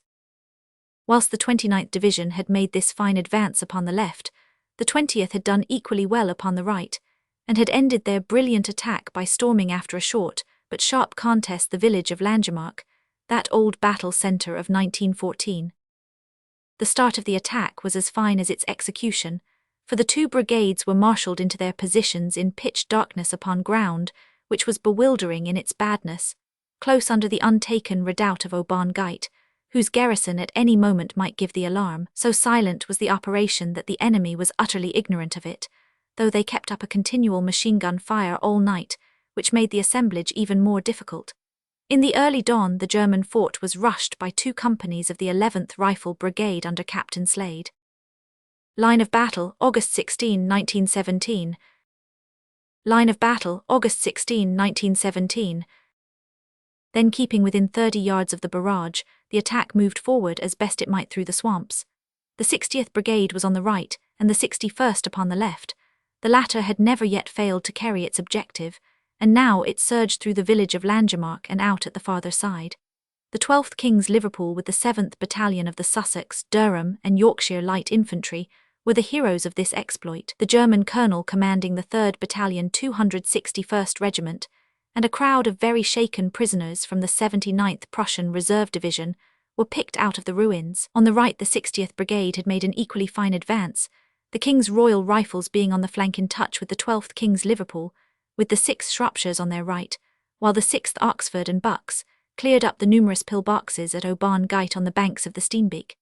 There were many casualties in the advance, including Colonel Priolau of the Rifle Brigade, caused chiefly by the fire of the murderous mebus which studded the ground. These were engaged by small groups of men, specially trained for the work, who frequently, by their cool, purposeful courage, succeeded in silencing what would seem to be an impenetrable stronghold. Sergeant Cooper of the Rifles attacked one of these places with 12 men, and had his whole party shot down. None the less he closed with it, and firing through the loophole with a borrowed revolver, he caused the surrender of the garrison of 40 men with 7 guns, winning his VC. Such deeds were done all along the line, and without them the advance must have been held up. Finally, the 60th Brigade established themselves upon the line of Langemarck, in touch with the captors of the village, but in the late afternoon a heavy German attack broke in between the King's Liverpools and the Rifles, annihilating the left flank company of the latter battalion, which fought desperately to the end under Captain Dove, who was among those who fell. So critical was the situation at one time that a defensive flank, 200 yards in length, was held by an officer and 15 men, with hardly any cartridges in their pouches. Touch was kept, however, between the 2 brigades, and before evening they had dug in and consolidated the new position. There had been victory along all this front, and by sunset the whole of the objectives of the 14th Corps, with the exception of a small length of trench to the northeast of Langemarck, were in the hands of Cavan's infantry. Max's 18th Corps was formed by the 11th Division upon the left, and the 48th South Midland Territorials upon the right. The advance was over the Langemarck-Zarnebeck road, and on over-broken mebus-studded country with no village nor even any farmhouse to give a name and dignity to the considerable gain of ground. The advance was, though not complete, of great tactical importance, as it screened the flank of the successful corps in the north. Brilliant success had marked the operations of the 14th Corps, and modified success those of the 18th. In the case of the 4 gallant divisions which formed the front of the 19th and 2nd Corps, it can hardly be said that they had any gains, while their losses were always heavy, and in some cases simply disastrous. Yet, conditions of weather and ground and position being what they were, it was impossible to impute a shadow of blame to officers or men, who faced a difficult and often an impossible task with the spirit of heroes. To show how desperate that task was, and the extraordinary punishment which was endured by the infantry, the narrative of the 16th and 36th Divisions, which formed Watt's Corps, may be told at greater length. The 16th, which is treated first, was on the right of the corps in the Fresenberg sector of the attack. This division, which had occupied under torrential rain and heavy fire the Fresenberg Ridge since August 4, was much exhausted before the advance began. The losses had fallen mainly upon the 47th Brigade, which had held the line, but the attacking brigades which now took its place were by no means immune. On the day before the battle, Brigadier General Leveson-Gower of the 49th Brigade and practically all his staff became casualties from gas poisoning, and the command had to be taken over by the CO of the Irish Fusiliers. So heavy was the pressure upon the division that 107 officers and men were on the casualty lists before the advance had begun. None the less, the spirit of the troops was high, and all were eager for the clash.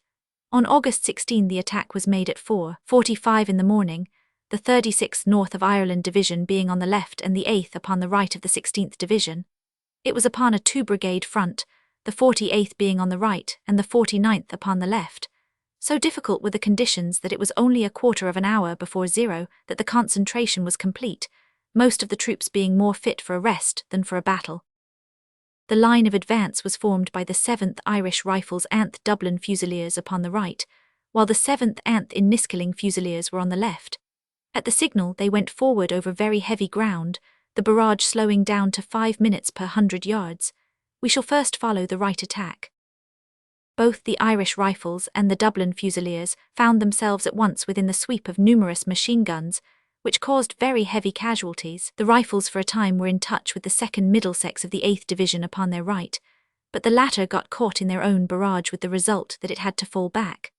The Rifles, who had lost practically every officer, moved down the railway and across the Hannebeek, but were so reduced in number that it was not possible for the few survivors to hold the German counterattack, advancing about 4 p.m. from Zornebeck. The Dublin Fusiliers, who had wilted under a heavy enfilade fire from Vampire Farm and Bremen Redoubt, were in equally bad case, and all officers and orderlies who tried to get forward to the assaulting companies were killed or wounded. 2 companies of the 2nd Dublin Fusiliers, which came up in support, shared in the catastrophe and were practically annihilated. Of one company 2 officers and 3 men survived unscathed, of another 1 non-commissioned officer and 10 men. Such figures will show the absolute devotion with which the Irishmen stuck to their work, and are not, so far as can be known, exceeded by any losses endured by considerable units during the war. Some of these scattered remains lay out until the evening of August 17, endeavouring to hold a new line, until after dusk they fell back to the trenches from which they had started. On the left the Inniskilling Fusiliers got away in fine style, with the 7th Irish Fusiliers in close support, moving so swiftly that they avoided the German barrage. Beck House and other strong points were rapidly taken. A fort named Borry Farm upon the right could not be reduced, however, and its 5 machine guns raked the advancing lines.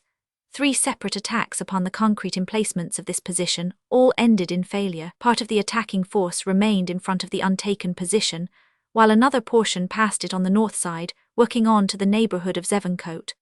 At this side, there had been more success as the 7th Inniskillings had taken Iberian Trench and consolidated it. Thence they moved forward to the eminence called H, but met with heavy blasts of fire from that position and from Zornebeck. The enemy now counterattacked from H, and as the left flank of the Inniskillings was entirely exposed, since they had outrun the Ulster men upon their left, they were forced to retire to a position at Delva Farm. This was untenable, however, since both flanks were now exposed, so the whole line fell back to Iberian Trench. This, however, proved to be also impossible to hold on account of the truly terrible losses. In the whole force in that quarter of the field, only 1 officer seems to have been left standing. Both the 8th Fusiliers upon the right and the Ulster men upon the left had retired, and by 9:30 a.m. there was no alternative for the shattered remnants of the 49th Brigade, but to seek the shelter of their own line, while the 6th Connaughts 8th Leinsters were brought up to support them. Of the 7th Inniskillings, there were left 1 wounded officer and no formed body of men at all, while no other battalion of the brigade was of greater strength than half a company. It was indeed a dreadful day in all this southern section of the line. The losses had been so heavy that no further attack could be organised, and in spite of the fact that scattered men were still lying out, it was impossible to form a new line. Upon the night of August 17, the 15th Division came forward again to relieve the exhausted but heroic infantry, who had done all that men could do, and more than men could be expected to do, but all in vain. Nor had their brother Irishmen of the 36th Division upon their left any better fortune. The failure of one division may always be due to some inherent weakness of its own, but when 4 divisions in line, of the calibre of the 36th, 16th, 8th and 56th all fail, then it can clearly be said, as on the first day of the Somme battle, that they were faced by the impossible. This impossible obstacle took the immediate form of many concrete gun emplacements arranged checkerwise across the front, each holding 5 guns, but the contributory causes in the case of all the divisions except the 56th was their long exposure in dreadful weather to a sustained bombardment which would have shaken the nerves of any troops in the world, apart from thinning their ranks. In the 16th Division, alone 1,200 men were under treatment for trench fever and swollen feet, besides the heavy losses from shell fire. The fortunes of the 36th Ulster Division were in all ways similar to those of the 16th. There was the same initial advance, the same experience of devastating fire from concrete strong points, the same slaughter, and the same retreat of a few survivors over ground which was dotted with the bodies of their comrades. Upon the right, the attack was urged by the 108th Brigade with the 9th Irish Fusiliers upon the right, and the Irish Rifles upon the left, with 2 other battalions of the same regiment in support. The attack starting from the line of Pommern Castle got forward as far as Gallipoli Farm, but there it was faced by a machine gun fire, coming chiefly from H, which was simply annihilating in its effect. Only the remains of the 9th Irish Fusiliers ever got back to their original line. For many hours the Irish Rifles held on to the rising ground to the northeast of Pommern Castle, but by 4 in the afternoon the Charteris Brigade was back in its own trenches. The attack of Jacob's 2nd Corps was carried out upon August 16 by 2 divisions, the 8th, which had relieved the 25th, in the Ypres Rulers Railway Westhoek line, and the 56th London Territorials, which had relieved the 18th Division in the Glencorse Wood Stirling Castle line. The 8th Division advanced with the 23rd Brigade upon the left and the 25th upon the right. The barrage was excellent, the infantry were on the top of their form and all went well. Starting at 4:45 a.m., within an hour they had taken Zonnebeck Redoubt, Iron Cross Redoubt and Anzac. This marked their limit, however, for heavy machine gun fire was sweeping across from machine gun emplacements of concrete in Non-Neboshen Wood in the south. The right flank of the 25th Brigade fell back therefore to the line of the Hannebeek, and the stormers of Zonnebeck Redoubt, men of the 2nd West Yorkshire, were compelled to fall back also to the same line. The Germans were now in an aggressive mood, and were seen several times advancing in large numbers down the wooded slopes in front of the British positions, but were always stopped by the heavy barrage. About 2:30 p.m., their pressure caused a short retirement, and the situation was made more difficult by the failure of the 23rd Brigade to find touch with the division upon their left. The pressure of the counterattack still continued, and the German losses were heavy, but the machine gun fire was so deadly in the exposed Hannebeek Valley that a further withdrawal was ordered until the troops were almost in the line from which they had started. The advance of the 56th Division upon the right could not be said to be more successful. The 167th Brigade were on the left, the 169th in the centre, with the desperate task of carrying Non-Nebosh and Glencorse, while the hard-worked brigade of the 18th Division was detailed to form a defensive flank upon the south. It was really the failure of this attack which contributed greatly to the failure of the whole, for there was a strong point at the northwest corner of Inverness Copse, with strong machine gun emplacements, which could sweep the area to the north over a wide arc. Thus all the troops north of this point were faced from the start by a devastating fire. The 167th Brigade got well forward to Non-Neboshen, but was stopped by bogs and so fell behind the barrage. On the left they reached Albert Redoubt, but were driven in by a strong counterattack. The 169th reached the east end of Glencorse Wood, where they killed many Germans and captured 60 gunners, but the counterattacks gradually drove the line back to whence it started. A German officer captured a few days later has described how he saw the London men, mostly without officers, walking slowly back in front of his advance. It was a day of hard slogging upon this sector with very little to show for it. So serious were the losses of the 56th Division that the 14th Division took its place next day, while the other London Territorial Unit, the 47th Division, Gorringe, took over the line of the hard-worked 8th. Thus we have passed down the whole line upon August 16, and have noted the victory of the north, the stalemate of the centre, and the failure on the south. There can be no doubt that the losses of the British were very much in excess of those of the Germans, for the line of the latter could be held cheaply owing to the Mebus system, which presented a new and formidable problem for the British generals.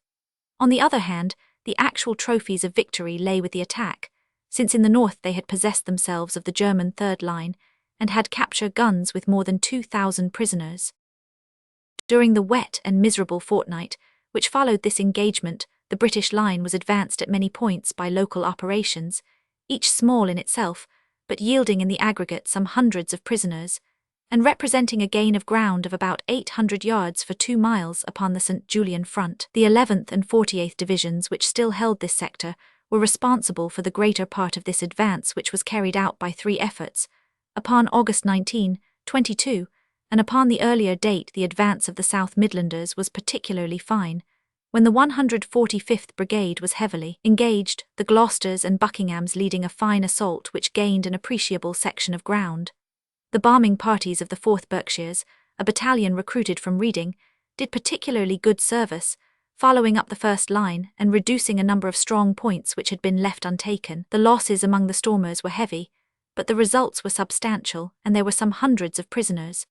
Especially fine during this and subsequent actions was the conduct of the field gunners, British, Canadian, and Australian, who habitually worked their guns in the open with their horses in attendance, changing positions, advancing and unlimbering in the good old fashion with no attempt at camouflage, and defiant of the German shells or aeroplanes. The team drivers had little to do in the war up to now, but when their chance came they and their gallant horses went through the barrage and the poison clouds as if they were no more than London fogs. The admiration of the gunners for each other was mutual. Mr. Bean, the Australian chronicler, narrates how a British artillery major complimented the neighbouring Australian battery, saying, "We could not believe you could carry on in such a fire," to which the Australian major replied, "Well, do you know, we were thinking exactly the same thing about you." Of such are the ties of empire. On August 22, the 14th Division carried out an attack upon Glencorse and Inverness Woods. Going over the top at 7 a.m., the 42nd Brigade was on the left facing Glencorse, the 43rd upon the right facing Inverness. The light infantry battalions went forward in fine style, the 5th Shropshire's Anth Cornwalls upon the left carrying all before them and attaining their full objective, which was strictly limited in its extent. This was held and consolidated. The 6th Somerset's Anth Durhams went forward on the right, but the fighting was severe and the progress slow. None the less it was sure, and before evening the greater part of Inverness Copse was in the hands of these 4 battalions, together with nearly 200 prisoners, and to attempt next morning, August 23, to capture Fitzclarence Farm, just north of Inverness Copse, though supported by 3 tanks, was not a success, 2 of the tanks being hit by gunfire, and the 3rd reaching the farm without any infantry at its heels. At the same time, a counterattack upon the 5th Shropshires was beaten back by rifle fire. On the next day there was still heavy fighting in this sector, for the Germans could not bear to give up this wood, and made many attempts to regain it. The 42nd Brigade held every inch of their line in Glencorse, but the 43rd were pushed back to the western edge of Inverness where they held on. There had been a slight forward movement upon each side of the 14th Division during these 3 days of battle, the 47th Division taking an advanced line in the north, while the steadfast 24th, still in the line of battle, came forward in the south. The 17th Brigade upon the right of the 14th Division guarded its flank during the advance, and a dashing exploit was performed by one of its officers, Lieutenant Stonebanks of the 1st Royal Fusiliers, who took a strong point with its garrison by a sudden attack, so gaining his cross. Among the other operations, which were carried out between the larger engagements in the hope of improving the local position, were a series which covered the ground from Fortuin in the north to the south of the Rulers Railway. This point, which was still occupied by the 19th Corps, was covered upon the left by the 61st Division, a second-line English territorial unit, which faced H, while on the right the 15th Division had come back into the battle once more. These 2 divisions made 2 advances upon August 22 and upon August 27 in an endeavour to enlarge their front, but neither was successful. Early in September the 42nd Division, which had returned with a considerable reputation from Gallipoli, took the place of the hard-worked 15th. Upon September 6 they again endeavoured to get forward, but the fact that H on their left flank had not been taken proved fatal to their advance. The ground was swept from this position of vantage, so that when the 42nd Division went forward upon September 6 to try and storm the line of farms, Iberian, Beck and Borey, which lay in front of them, they were smitten on their left flank by this deadly fire, and suffered heavy losses. The more heavy because with heroic tenacity they held to their task long after its failure was inevitable. The 125th Brigade showed an intrepidity in this attack which in any former war would have been historical, but in this prolonged exhibition of human and military virtue does but take its place among many as good. The 5th Anth Lancashire Fusiliers who led the stormers had practically ceased to exist after the action, while the 7th Anth in support had heavy losses. The general lesson of such attacks would seem to be here, as on the Somme, that it is better to wait for a general advance in order to rectify inequalities of the line, rather than to approach them by local attacks, also that an untaken strong point upon the flank is absolutely fatal to any isolated effort. From this time onwards the line was quiet, making preparation for the great coming attack. On the rest of the Allied battle line, the principal event of August was a successful Italian attack upon the Isonzo front, beginning upon August 19, which not only gained ground, but brought in no less than 20,000 prisoners. On the Verdun front upon August 20, the French had a fine little victory, winning back the last remains of what they had lost in the Great Struggle, and taking over 5,000 prisoners. Since Ypres, the Allied gains in prisoners had been British 45,000, French 43,000, Italians 40,000, Russians 33,000. The British at this date 0 Germans as against 43,000 British prisoners held by the Germans. The Ypres Front. The Ypres Front. Chapter 8. The Third Battle of Ypres. September 6 to October 3, 1917. Engagement of Plumer's Second Army, attack of September 20, fine advance of 55th Division, advance of the 9th Division of the Australians, strong counterattack upon the 33rd Division, renewed advance on September 26, continued rain, desperate fighting. The attack of August 16, with its varying and not wholly satisfactory results, had been carried out entirely by the armies of Antoine and of Go. It was clear now to Sir Douglas Haig that the resistance of the Germans was most formidable along the line of the Menin Road, where the long upward slope and the shattered groves which crowned it made an ideal position for defence. To overcome this obstacle a new force was needed, and accordingly the Second Army was closed up to the north, and the command in this portion of the field was handed over to General Plumer. This little white-haired leader with his silky manner, his eye-glass and his grim, inflexible resolution, had always won the confidence of his soldiers, but the complete victory of Messines, with the restraint which had prevented any aftermath of loss, had confirmed the whole army in its high appreciation of his powers. These changes in the line, together with the continued rain, which went from bad to worse, had the effect of suspending operations during the remainder of the month save for the smaller actions already recorded. Fresh dispositions had to be made also in order to meet the new German method of defence, which had abandoned the old trench system, and depended now upon scattered strong points, lightly held front lines, and heavy reserves with which to make immediate counterattacks upon the exhausted stormers. The concrete works called also for a different artillery treatment, since they were so strong that an 18-pounder or even a 5.9 gun made little impression. These new problems all pressed for solution, and the time, like the days, was growing shorter. The front of the new attack upon September 20 was about 8 miles in length, and corresponded closely with the front attacked upon July 31, save that it was contracted in the north, so that Langemarck was its limit upon this side. Upon the south the flank was still fixed by the Ypres-Comines Canal, just north of Hollebeck. The scheme of the limited objective was closely adhered to, so that no advance of more than a mile was contemplated at any point, while 1,000 yards represented the average depth of penetration which was intended. The weather, which had given a treacherous promise of amendment, broke again upon the very night of the assembly, and the troops were drenched as they lay waiting for the signal to advance. Towards morning the rain stopped, but drifting clouds and a dank mist from the saturated soil deprived the attackers of the help of their aircraft, so serious a handicap to the guns. But the spirits of the men rose with the difficulties, after the good old British fashion, and at 5:40 on this most inclement morning, wet and stiff and cold, they went forward with cheerful alacrity into the battle. The field of operations was now covered by 2 British armies, that of Go in the north, extending from beyond Langemarck to the Zonnebeck front, while Plumer's army covered the rest of the line down to Hollebeck. It may be said generally that the task of the men in the south was the more difficult, since they had farther to advance over country which had seemed to be almost impregnable. None the less the advance in the north was admirably executed, and reached its full objectives. Cavan's 14th Corps still held the extreme north of the British line, but neither they nor the French upon their left were really engaged in the advance. They covered the front as far south as Schreibum, where the right of the 20th Division joined on to the left of the 51st Highlanders. This latter division formed the left flank of the main advance, though the 59th Brigade, the 60th Brigade, and the 2nd Brigade of Guards did push their line some short distance to the front, on either side of the Ypres-Stadon Railway, the 59th Brigade capturing Eagle Trench and the 60th Eagle House. This was a very formidable position, crammed with machine guns, and it took 4 days for its conquest, which was a brilliant feat of arms carried out by men who would be discouraged by no obstacle.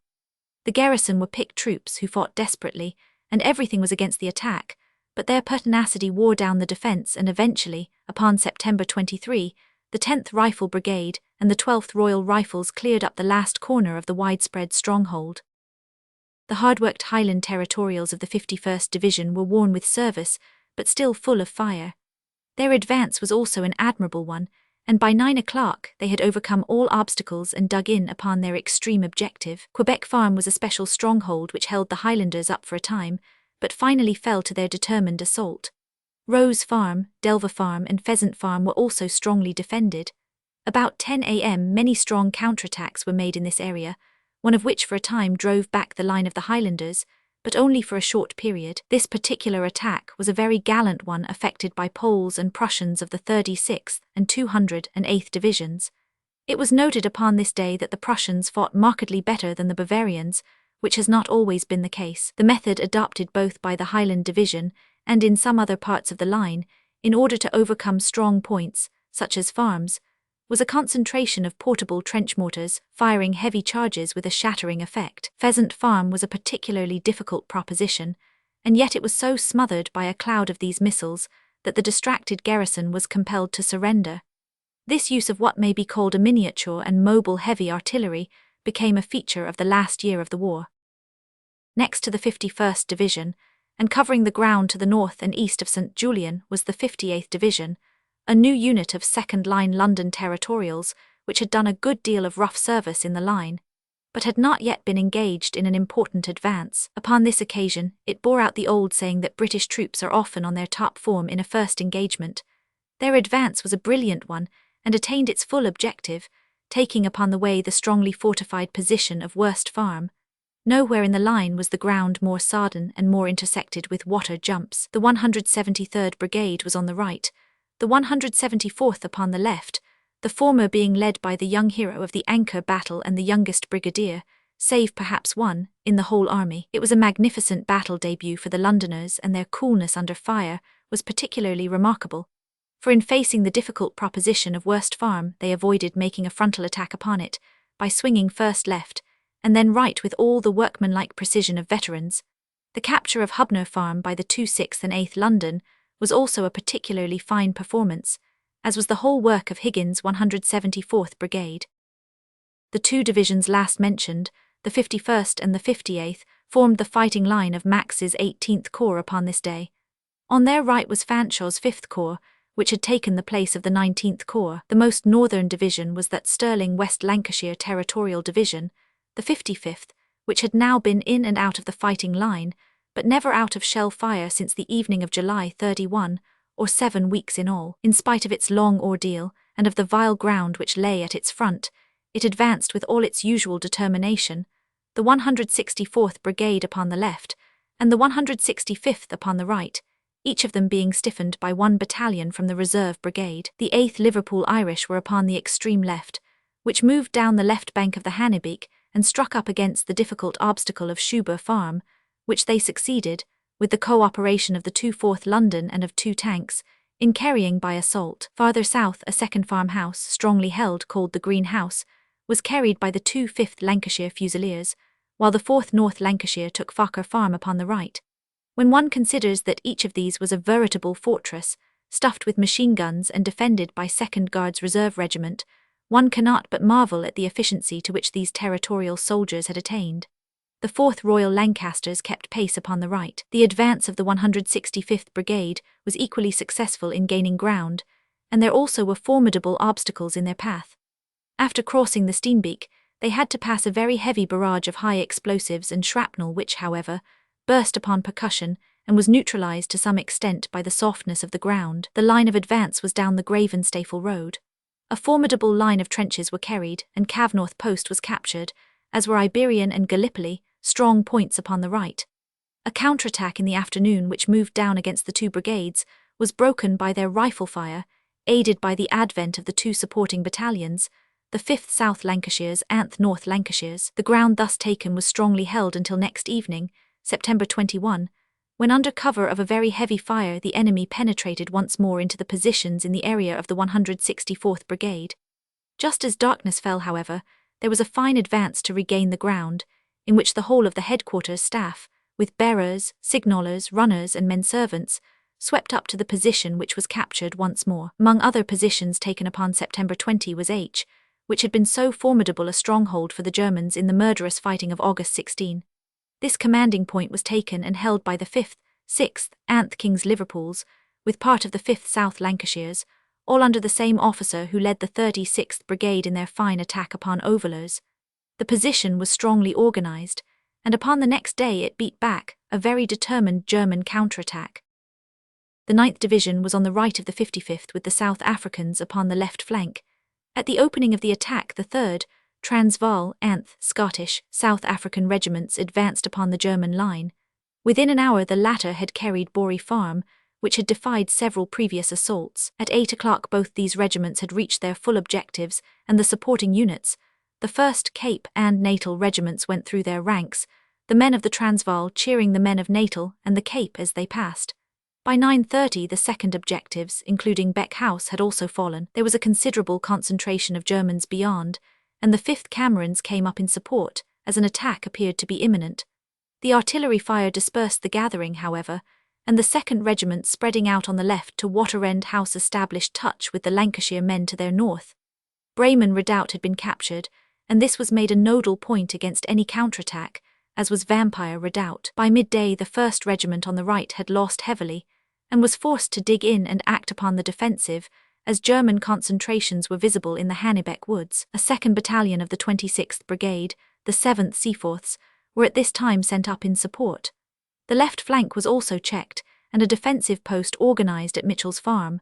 The shelling from the direction of H was very heavy, the more so as the Africans were ahead of the 165th Brigade upon their left. A number of German aeroplanes flying low, and using their machine guns, complicated a situation which was already sufficiently serious, for the small-arm ammunition was running low, and only a few hundred exhausted men, with a thin sprinkling of officers, remained in the fighting line. The artillery played up splendidly, however, and though the enemy massed together at Boston Farm, he could never get a sufficient head of troops to carry him through the pelting British barrage.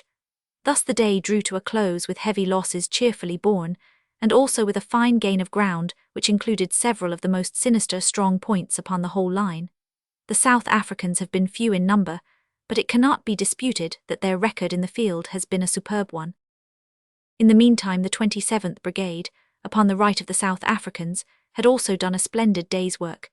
In the first dash the battalion upon the left front, the 12th Royal Scots, had taken Potsdam Redoubt with its garrison.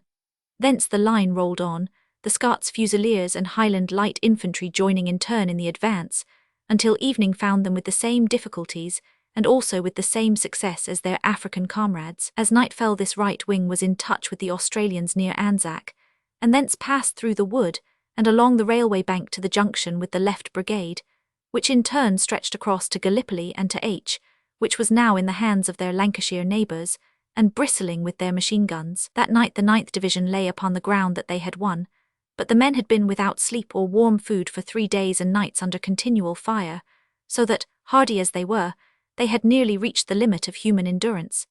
It is worthy of remark that the wounded in this part of the field were attended to in many cases by captured German surgeons, and that one of these had an experience of Prussian amenities, for his brains were scattered by a sniper's bullet. The 1st and 2nd Australian Divisions joined the left unit of Plumer's army, but worked in close co-operation with the 9th Division upon their right. In a day of brilliant exploits and unqualified successes, there was nothing to beat their performance, for they were faced by that which tries the nerves of the stoutest troops, an area which has already been tested and found to be impregnable. With all the greater fire did the brave Australian infantry throw itself into the fray, and they had the advantage over their predecessors in that the line was well up on either side of them, and that enemy guns upon their flanks were too busy upon their own front to have thought of enfilading.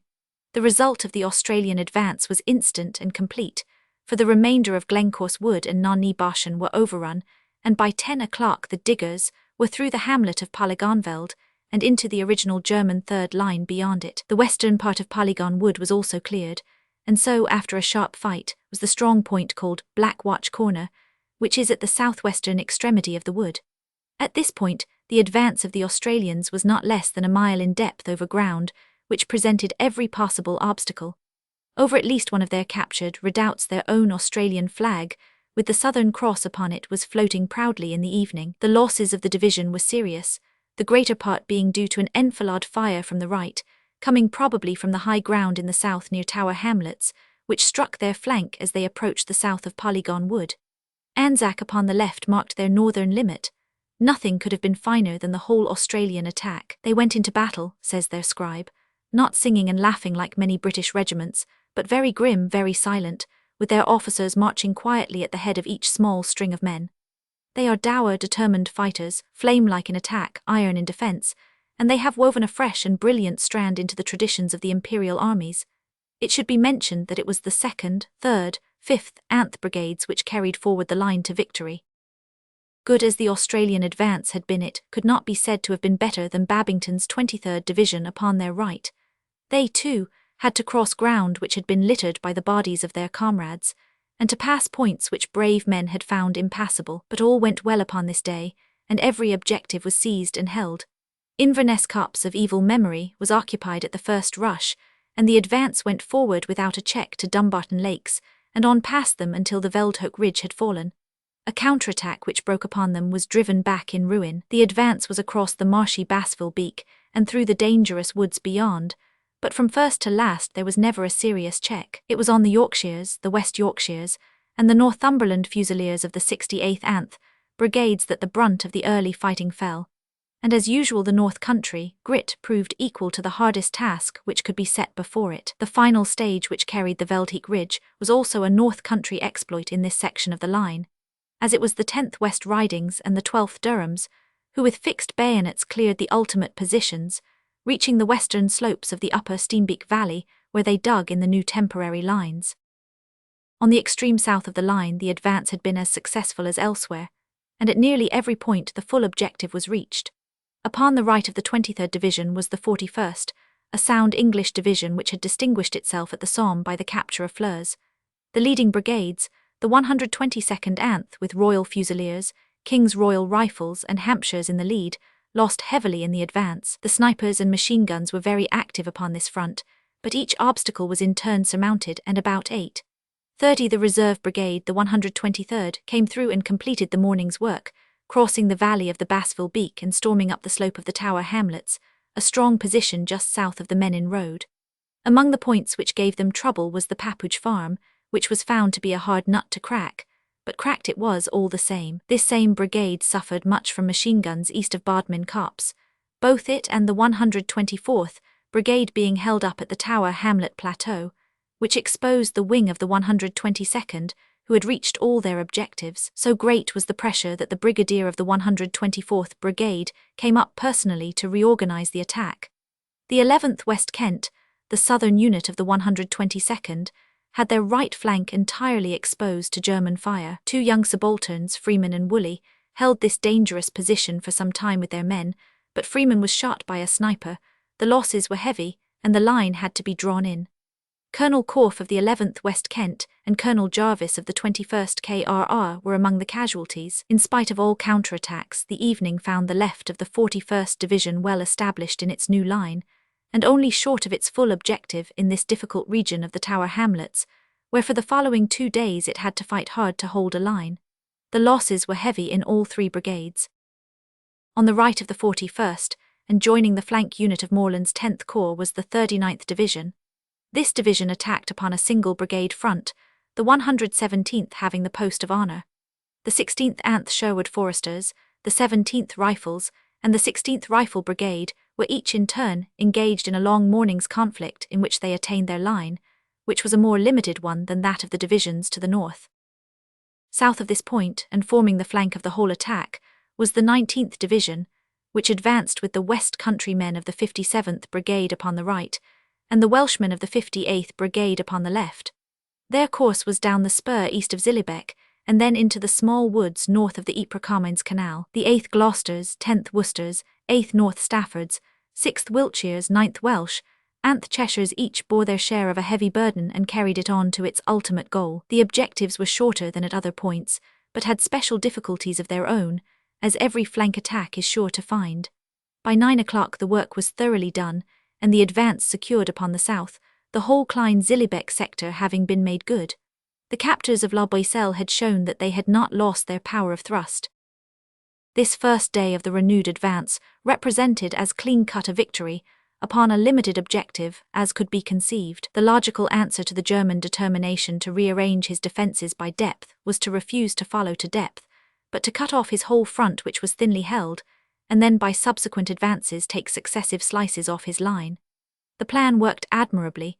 For every point aimed at was gained, the general position was greatly improved, the losses were moderate, and some 3,000 more prisoners were taken. The Germans have been ingenious in their various methods of defense, but history will record that the Allies showed equal skill in their quick modifications of attack, and that the British during this year's campaign had a most remarkable record in never being once held by any position which they attacked, save only at Cambrai. It is true that on some sections, as in the south of the line on August 16, there might be a complete check, but in every action one or other part of the attack had a success. In this instance it was universal along the line. The Germans did not sit down quietly under their defeat, but the reserve counterattack troops came forward at once. Instead, however, of finding the assailants blown and exhausted, as they would have been had they attempted a deep advance, they found them in excellent fettle, and endured all the losses which an unsuccessful advance must bring. There were no less than 11 of these attempts upon the afternoon and evening of September 20, some of them serious and some perfunctory, but making among them a great total of loss. They extended over into September 21, but still with no substantial success. As has already been recorded, the front of the 55th Division at Schuler Farm, east of St. Julian, was for a time driven in, but soon straightened itself out again. In this advance, which embraced the whole front near St. Julian, the German columns came with the fall of evening driving down from Gravenstafel and following the line of the Rulers Railway. They deployed under cover of a good barrage, but the British guns got their exact range and covered them with shrapnel. They were new unshaken troops and came on with great steadiness, but the losses were too heavy and the British line too stiff. Their total lodgment was not more than 300 yards, and that they soon lost again.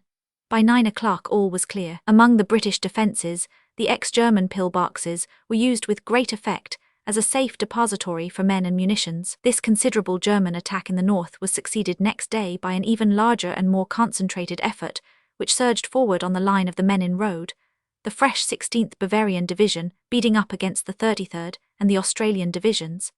There was some fierce give-and-take fighting with profuse shelling upon either side, but save for some local indentations, the positions were all held. The Victorians upon the right flank of the Australians' position at Polygon Wood were very strongly attacked and held their ground all day. Pinney's 33rd Division had come into line, and the German attack upon the morning of September 25 broke with especial fury upon the front of the 98th Brigade, which fought with a splendid valour which marks the incident as one of the outstanding feats of arms in this great battle. Small groups of men from the two regular battalions, the 1st Middlesex and the 2nd Argyll and Sutherlands, were left embedded within the German lines after their first successful rush, but they held out with the greatest determination, and either fought their way back or held on in little desperate groups, until they were borne forward again next day upon the wave of the advancing army.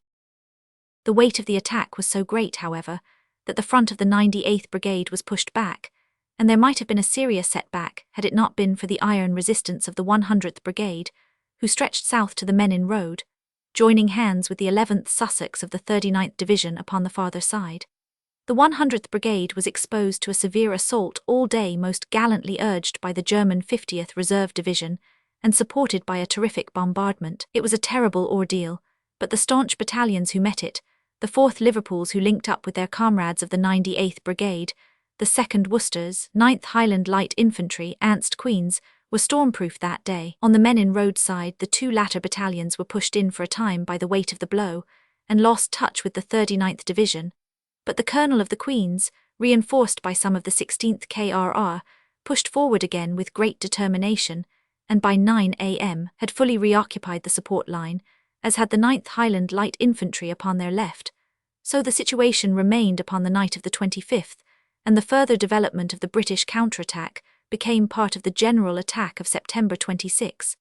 It had been a hard tussle all day, in the course of which some hundreds in the advanced line had fallen into the hands of the enemy. It should be mentioned that the troops in the firing line were occasionally short of ammunition during the prolonged contest, and that this might well have caused disaster had it not been for the devoted work of the 18th Middlesex Pioneer Battalion, who, under heavy fire and across impassable ground, brought up the much-needed boxes and bandoliers. The resistance of the 33rd Division was greatly helped by the strong support of the Australians on their flank. It was a remarkable fact, and one typical of the inflexibility of Sir Douglas Haig's leadership and the competence of his various staffs, that the fact that this severe action was raging did not make the least difference in his plans for the general attack upon September 26. At 5:50 in the morning of that date, in darkness and mist, the wonderful infantry was going forward as doggedly as ever over a front of 6 miles, extending from the northeast of St. Julian to the Tower hamlets south of the Menin Road. The latter advance was planned to be a short one, and the real object of the whole day's fighting was to establish a good jumping-off place for an advance upon the important Broodseinde Ridge. Some of the war-worn divisions had been drawn out, and fresh troops were in the battle line. The Northern Corps was not engaged, and the flank of the advance was formed by the 11th Division, Ritchie, with the 58th Londoners upon their right, the two forming the fighting front of Max's 18th Corps. Their advance, which was entirely successful and rapidly gained its full objectives, was along the line of St. Julian-Polcapelle Road. The total gain here, and in most other points of the line, was about 1,000 yards. Upon the right of Max's corps was the 58th Division, which also secured its full objective. The German line upon this front was held by the 23rd Saxon Division, Reserve, which yielded a number of prisoners. The Londoners fought their way down the line of the Wiltsch-Gravenstafel Road, overcoming a series of obstacles and reaching the greater portion of their objectives. There were no notable geographical points to be captured, but the advance was a fine performance which showed that the 58th was a worthy compeer of those other fine London territorial divisions, which had placed the reputation of the mother city at the very front of all the imperial armies. The 47th, the 56th, the 58th, and the 60th in Palestine had all shown how the citizen soldier of the metropolis could fight. Fanshaw's corps consisted upon this date of the 59th Division upon the left, and the 3rd upon the right. The 59th Division, which consisted of second-line battalions of North Midland Territorials, made a fine advance upon the right of the Gravenstafel Road, keeping touch with the Londoners upon the left. Here also almost the whole objective was reached. The German positions, though free from fortified villages, were very thick with every sort of mechanical obstruction, in spite of which the attack went smoothly from start to finish. It is clear that the British advance was fully expected at the south end of the line, but that for some reason, probably the wretched state of the ground, it was not looked for in the north. The 3rd Division had kept pace with the Australians to the south, and with the Midlanders to the north, and had captured the village and church of Zonnebeck, which formed their objective. Very strong counterattacks upon all the part of the land to the immediate north of Polygon Wood were beaten down by the masterful fire of the British artillery. To the right of the 5th Corps the Australians pursued their victorious career, going to their full limit, which entailed the possession of the whole of Polygon Wood. The 4th and 5th Divisions were now in the battle line. Pushing onwards, they crossed the road which connects Baselair with Zonnebeck, and established themselves firmly on the farther side south of Zonnebeck. Some 300 prisoners with a number of machine guns were taken in this fine advance.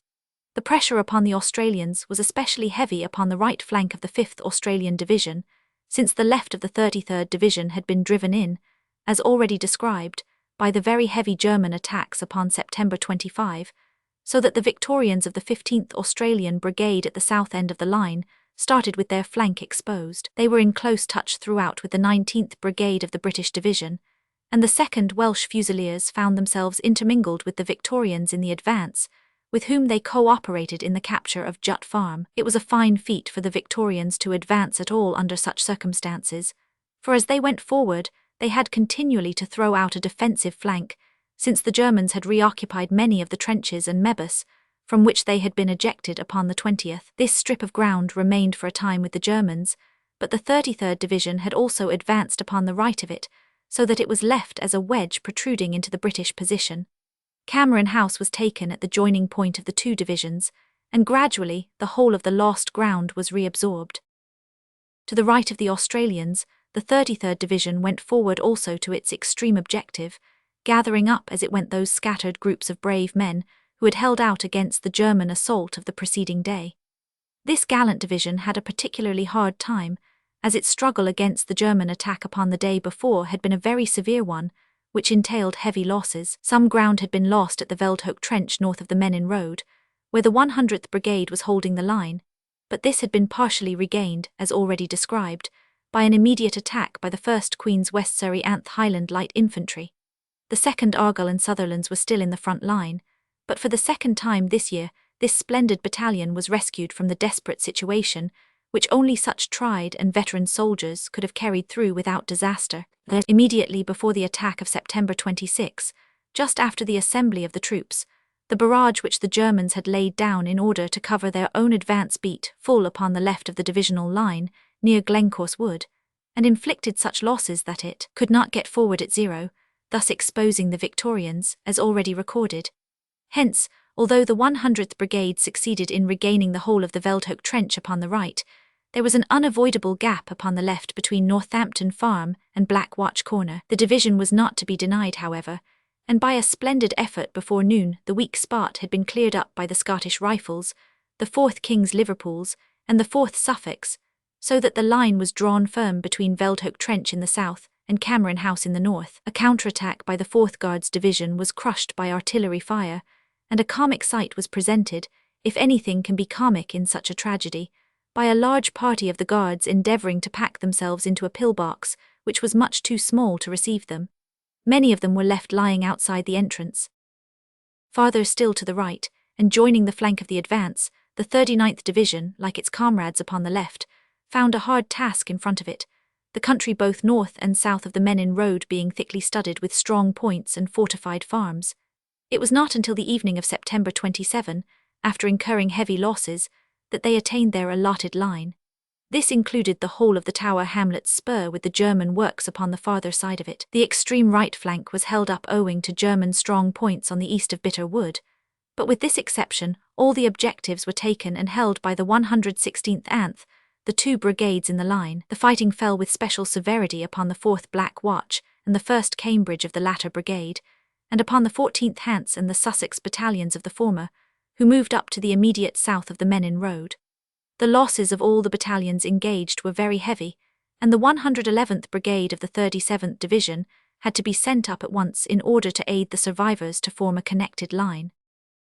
The total result of the action of September 26 was a gain of over half a mile along the whole front, the capture of 1,600 prisoners with 48 officers, and one more proof that the method of the broad, shallow objective was an effective answer to the new German system of defence by depth. It was part of that system to have shock troops in immediate reserve to counterattack the assailants before they could get their roots down, and therefore it was not unexpected that a series of violent assaults should immediately break upon the British positions along the whole newly won line. These raged during the evening of September 26, but they only served to add greatly to the German losses, showing them that their ingenious conception had been countered by a deeper ingenuity, which conferred upon them all the disadvantages of the attack. For 4 days there was a comparative quiet upon the line, and then again the attacks carried out by the 19th Reserve Division came driving down to the south of Polygon Wood, but save for ephemeral and temporary gains, they had no success. The Londoners of the 58th Division had also a severe attack to face upon September 28 and lost 2 posts, one of which they recovered the same evening. Up to now the weather had held, and the bad fortune which had attended the British for so long after August 1 seemed to have turned, but the most fickle of all the Guards once more averted her face, and upon October 3 the rain began once more to fall heavily in a way which announced the final coming of winter. None the less the work was but half done, and the army could not be left under the menace of the commanding ridge of Passchendaele. At all costs the advance must proceed. 3rd Ypres Battle, September 26. 3rd Ypres Battle, September 26. Chapter 9. The 3rd Battle of Ypres. October 4 to November 10, 1917.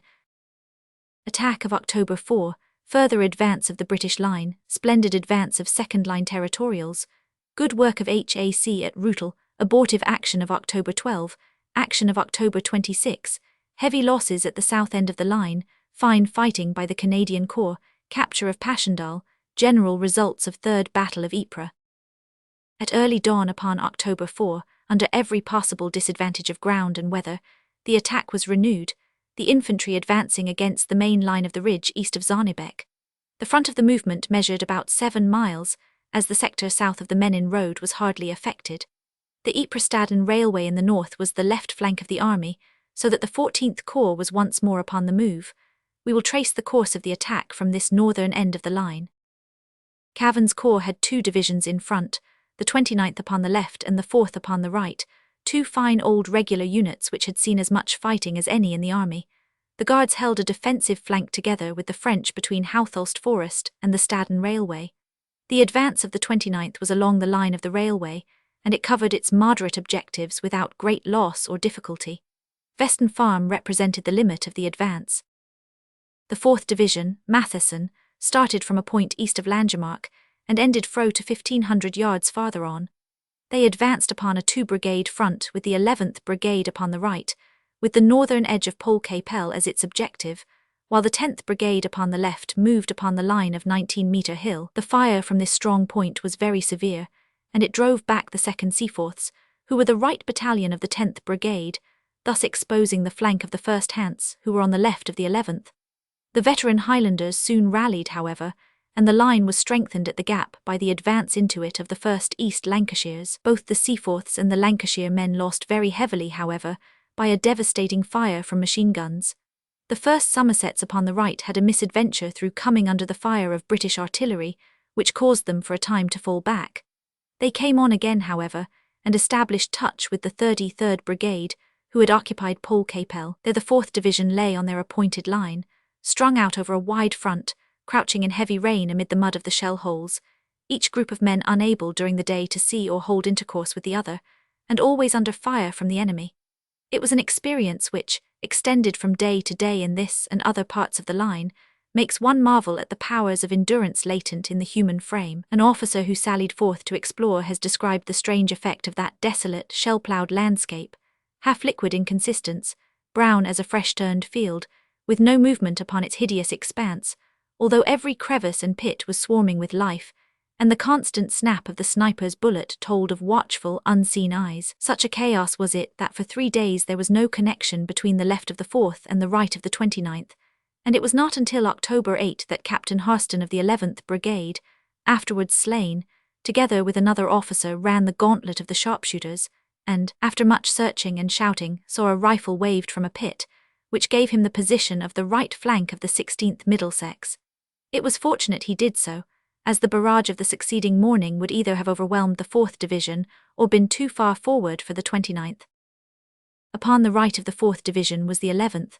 Led by several tanks, the 33rd Brigade upon the left broke down all obstacles and captured the whole of the western half of the long straggling street which forms the village of Pol Capel. Their comrades upon the right had no such definite mark before them, but they made their way successfully to their objective. Upon the right of the 11th Division, the 48th South Midland Territorials had a most difficult advance over the marshy valley of the Strumiek, but the water-sodden morasses of Flanders were as unsuccessful as the chalk uplands of Pozières in stopping these determined troops. Warwicks, Gloucesters, and Worcesters, they found their way to the allotted line. Winchester Farm was the chief centre of resistance conquered in this advance. To the right of the Midland men, the New Zealanders, that splendid division which had never yet found its master, either on battlefield or football ground, advanced upon the Gravenstafel spur.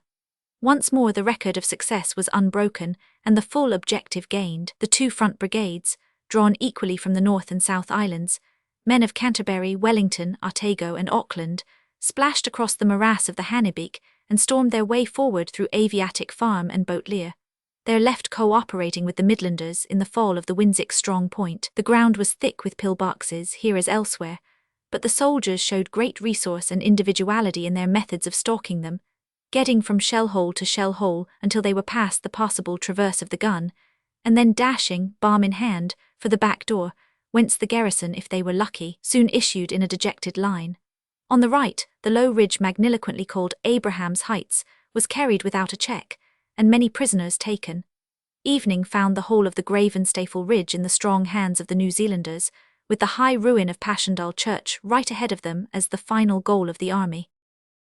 These New Zealanders formed the left unit of Gardley's 2nd Anzac Corps, the right unit of which was the 3rd Australian Division. Thus October 4 was a most notable day in the young but glorious military annals of the Antipodean Britons, for, with the 1st Anzac Corps fighting upon the right, The whole phalanx made up a splendid assemblage of manhood, whether judged by its quality or its quantity. Some 40,000 infantry drawn from the islands of the Pacific fronted the German and advanced the British line upon October 4.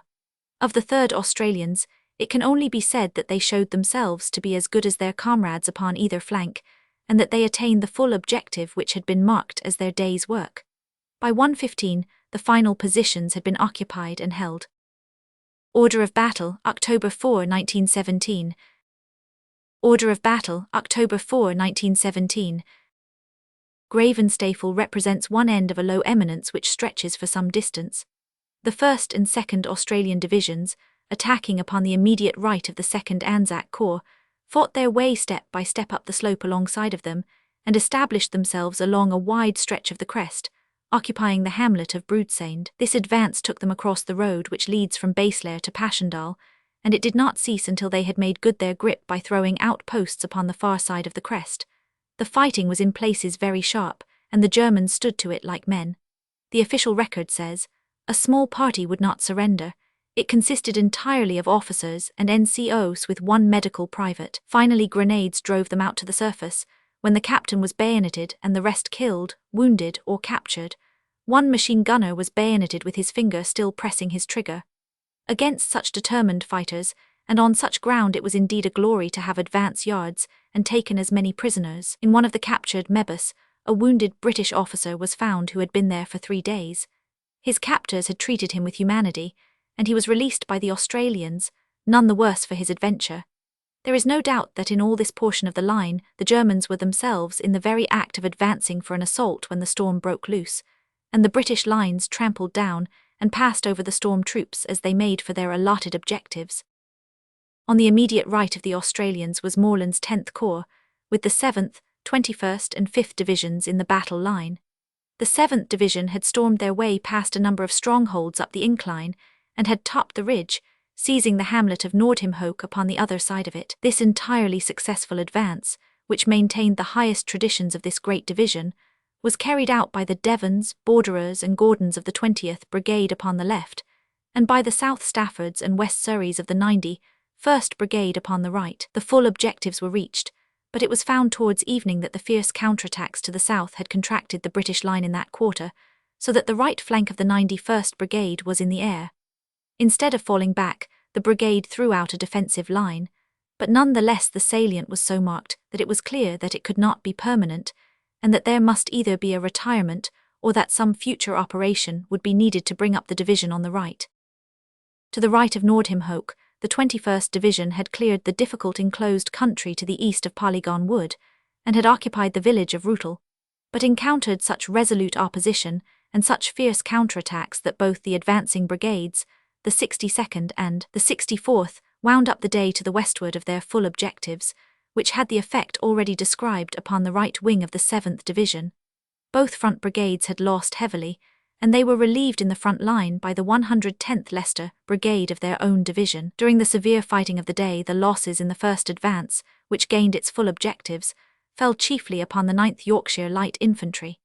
In the second phase of the fight, which brought them into Rootle, the battalions engaged were the 8th East Yorks Anth Northumberland Fusiliers, which had to meet a strong resistance in difficult country, and were hard put to it to hold their own. The German counterattacks stormed all day against the left of the line at this point around Rootle, making the flanks of the 5th and 7th Divisions more and more difficult, as the defenders between them were compelled to draw in their positions. A strong push by the Germans in the late afternoon got possession of Judge Copse, Rootle and Polderhoek Chateau. The two former places were recovered in a subsequent operation. On the flank of the main attack, the old 5th Division, going as strongly as ever after its clear 3 years of uninterrupted service, fought its way against heavy opposition up Polderhoek Chateau. The Germans were massed thickly in this quarter, and the fighting was very severe. The advance was carried out by those warlike twins, the comrades of many battles, the 1st West Kents and Scots Borderers upon the right, while the 1st Devons Anst Cornwalls of the 95th Brigade were on the left, the latter coinciding with the edge of Polygon Wood, and the former resting upon the Menin Road.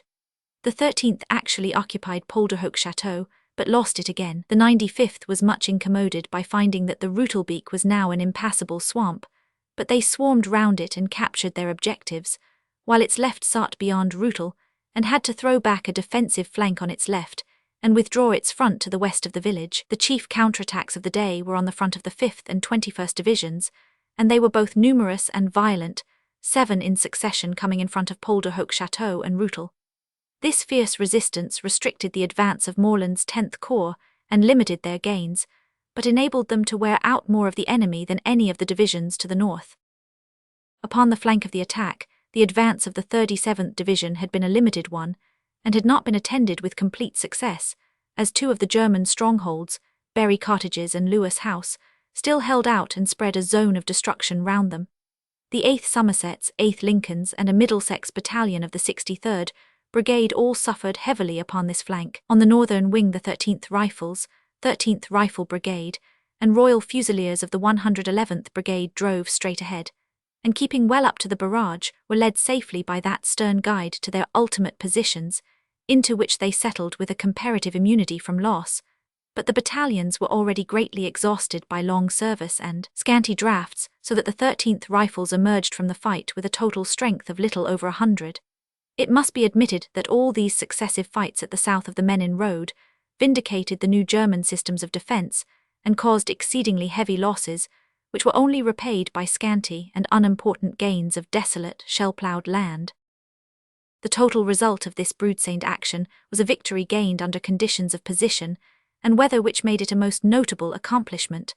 Apart from the very important gain of ground, which took the army a long way towards its final objective, the Passchendaele Ridge, no less than 138 officers and men were taken as prisoners. The reason for this considerable increase in captures, as compared to recent similar advances, seems to have been that the Germans had themselves contemplated a strong attack upon the British line, especially the right sector, so that no less than 5 of their divisions had been brought well up to the front line at the moment when the storm burst. According to the account of prisoners, only 10 minutes intervened between the 0 times allotted for the 2 attacks. The result was not only the increase in prisoners, but also a very high mortality among the Germans, who met the full force of the barrage as well as the bayonets of the infantry. In spite of the heavy punishment already received, the Germans made several strong counterattacks in the evening, chiefly, as stated, against the lines of the 5th and 21st Divisions north of the Menin Road, but with limited results. An attack upon the New Zealanders north of the Ypres Rulers Railway had even less success. Victorious, and yet in the last extremity of human misery and discomfort, the troops held firmly to their advanced line amid the continued pelting of the relentless rain. The bravery and the losses of the British artillery were among the outstanding incidents of this and subsequent fighting. It was not possible on that water-sodden soil to push forward the great guns, therefore it became necessary to make the very most of the smaller ones, and for this object the 18-pounder batteries were galloped up all along the line, and then unlimbered, and went into action in the open within a mile of the enemy. By this spirited action, the infantry secured a barrage which could not otherwise have been accurately laid down. It should be emphasized that in this and other advances the numbers of the German were very little inferior to those of the British, which makes the success of the attacks the more surprising. Thus, in this instance, Plumer had 8 divisions in line in the southern area of the battle, while opposed to him he had the 10th Ersatz, 20th Division, 4th Guards, part of 45th, part of 16th, the 19th Reserve, and the 8th Division. In Sir Douglas Haig's long and yet concise dispatch, which will always serve the historian as the one firm causeway across a quagmire of possibilities and suppositions, we are told frankly the considerations which weighed with the British higher command in not bringing the Flanders campaign to an end for the year with the capture of the Gravenstafel-Broodseinde Ridge. The season was advanced, the troops were tired, the weather was vile, and, worst of all, the ground was hardly passable. All these were weighty reasons why the campaign should cease now that a good defensible position had been secured. There were however some excellent reasons to the contrary. The operations had been successful, but they had not attained full success, and the position, especially in the north, was by no means favourable for the passing of the winter, since the low-lying ground at Polkapelle and around it was exposed to fire both from the Passchendaele Ridge and from the great forest upon the left flank and rear. If our troops were weary, there was good evidence that the Germans were not less so, and their minds and morale could not be unaffected by the fact that every British attack had been attended by loss of ground and of prisoners. Then again, it was known that the French meditated a fresh attack in the Malmaison quarter, and good team play called for a sustained effort upon the left wing to help the success of the right center. Again, the rainfall had already been abnormally high, so that on a balance of averages there was reason to hope for better weather, though at the best it could hardly be hoped that the watery October sunshine would ever dry the fearsome bogs which lay between the armies. Of two courses it has always been Sir Douglas Haig's custom to choose the more spirited, as his whole career would show, and therefore his decision was now given for the continuance of the advance. In the result the weather failed him badly, and his losses were heavy, and yet the verdict of posterity may say that he was right. Looking back with the wisdom that comes after the event, one can clearly see that had the whole operation stopped when the rains fell after the first day, it would have been the wisest course, but when once such a movement is well under way it is difficult to compromise. Since the line had already been established upon high ground to the south, it was evidently in the north that the new effort must be made, as the front of advance was contracted to 6 miles from the extreme left wing, where the French were still posted, to a point east of Zornebeck. The wind was high, the rain intermittent, and the night cloudy and dark. But in spite of all these hindrances, the storming troops were by some miracle of disciplined organization ready in their assembly trenches, and the advance went forward at 5:20 on the morning of October 9. Upon the left an extremely successful advance was carried out by the French and by the Guards. Of our gallant allies, it need only be said that on this day as on all others, they carried out to the full what was given them to do, and established their advanced posts a mile or so to the eastward on the skirts of Houtholst Forest, taking St. Jantschuk and pushing on, up to their waists sometimes in water, to the swamps of Corverbeck. Cavan's corps consisted of the Guards upon the left, the 29th in the centre, and the 4th Division upon the right. The advance of the Guards was as usual a magnificent one, and the 1st Brigade upon the right, the 2nd on the left, pushed forward the line on their sector for more than a mile, beginning by the difficult fording of the deep-flooded Bromwich, and then taking in their stride a number of farmhouses and strong points, as well as the villages of Coquet and Veldhoek, the second hamlet of that name which had the ill fortune to figure upon the war map. 400 prisoners were left in their hands, mostly of the 417th Regiment, who had only taken over the line at 4 that morning. The 2nd Brigade of Guards worked all day in close touch with the French, amid the dangerous swamps in the north, while the 1st Brigade kept their alignment with the 4th Worcesters, who formed the left unit of the 88th Brigade upon their right. Even under the awful conditions of ground and weather the work of the Guards was as clean and precise as ever. The ground in front of the Guards was sown very thickly with the German concrete forts, but it was the general opinion of experienced soldiers that, formidable as were these defences, they were less so than the old trench systems, which in some cases could not be passed by any wit or valour of man. At this stage of its development, the Mebus could usually be overcome by good infantry, for if its loopholes were kept buzzing with the rifle bullets of the stormers, and if under cover of such fire other parties crawled round and girt it in, its garrison had little chance. The infantry attained considerable proficiency in these operations, and to do in a pillbox became one of the recognized exercises of minor tactics. The losses of the Guards in this brilliant affair were not very heavy, though towards the latter stage the 1st Irish upon the right got ahead of the Newfoundlanders, and were exposed to a severe flank fire in the neighbourhood of Egypt House. The 1st Coldstreams upon the extreme left flank were also held up by a strong point near Louvois Farm. It was eventually taken with its 40 inmates. The gallant German officer absolutely refused to surrender, and it was necessary to bayonet him. Altogether the two brigades lost 53 officers and men. In connection with their advance, and with the subsequent operations, it should be mentioned that the Guards' artillery was worthy of the infantry, and that the way they followed up in order to give protective barrages, slithering anywhere over the wet ground so long as they could only keep within good slating distance of the counterattacks, was a fine bit of work. The Pioneer Battalion, the 4th Coldstreams, and the 3 RE companies, 55, 75, and put in a great deal of thankless and unostentatious work in the elaborate and difficult preparations for the advance. The 29th Division upon the right of the Guards had the 88th Brigade in front, with the Newfoundlanders behind the Worcesters on the left flank. Their task was to push along the Langemarkstaden Railway and reach the forest. They carried the line forward to St. Kemin's Farm, where they established their new line. The 1st Essex and Hants were also heavily engaged, and all 4 battalions lived up to their high reputation. To the right of the 29th was the 12th Brigade of the 4th Division, who had taken over the front line from their comrades in that fearsome wilderness already described. The line of advance was along the Ypres railway, and the front was kept level with that of the Guards.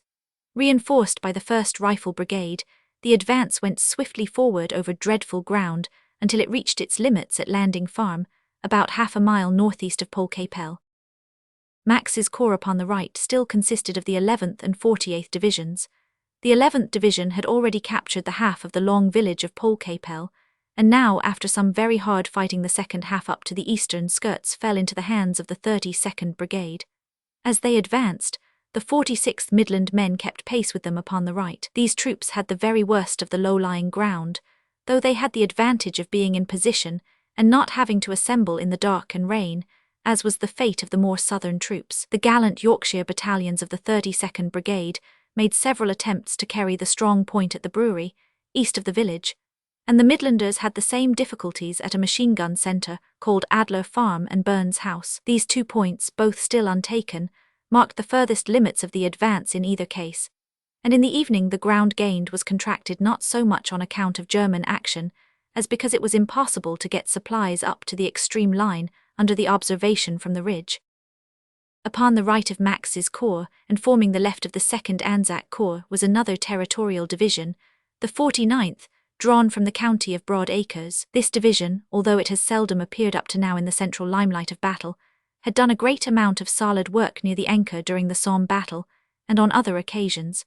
All that will be said about the difficulties of the 66th Division apply also to the 49th, and it may be added that in the case of both units the barrage was too fast, so that it was impossible for the infantry to keep up with it. Nonetheless, they struggled forward with splendid courage, and if they did not win their utmost objective, at least they gained a broad belt of new ground. A limit was put to their advance by Bellevue, a stronghold on one of the spurs under Passchendaele, which was so tough a nut to crack that the weary fighting line was brought at last to a halt. The 16th Rhineland Division, who held this part of the line, won the respect of their adversaries by their tenacity. The West Yorkshires of the 146th Brigade and the York and Lancasters and Yorkshire Light Infantry of the 148th bore the brunt of the battle.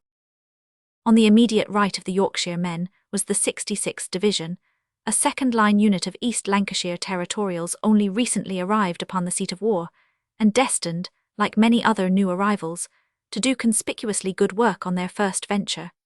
The general who commanded the division would be the first to admit his obligations to the officers who had sent over these battalions in so battle-worthy a condition. Indeed, the country owes more than it ever knows to these retired officers, veterans of the old imperial wars, who, far from the honours and excitements of the line, devoted their time and strength to the training of the raw material at home. They lead no charges and capture no villages, and their names are read in few gazettes, and yet it is their solid work, based upon their own great experience, which has really led many a charge to victory and proved the downfall of many a village. "If there be a procession through London, the dugouts should lead the van," said a soldier who had that broader vision which sees both the cause and the effect. In the case of all these divisions, the conditions before the attack were almost inconceivable. For 4 days and nights, the men were in shell holes without shelter from the rain and the biting cold winds, and without protection from the German fire. At 6 p.m. on the evening of October 13 the 66th, and also the 49th fell in to move up the line and make the attack at dawn. So dark was the night, and so heavy the rain that it took them 11 hours of groping and wading to reach the tapes which marked the lines of assembly. Then, worn out with fatigue, wet to the skin, terribly cold, hungry, and with weapons which were often choked with mud, they went with hardly a pause into the open to face infantry who were supposed to be second to none in Europe, with every form of defence to help them which their capable sappers could devise. And yet these men of Yorkshire and Lancashire drove the Prussians before them and attained the full limit which had been given them to win. The 66th Division advanced with the 197th Brigade on the right of the Ypres Roulers Railway. It consisted entirely of battalions of the Lancashire Fusiliers, a regiment which from Minden onwards has been in the van of England's battles. Upon their left was the 198th Brigade, consisting half of East Lancs and half of Manchester battalions.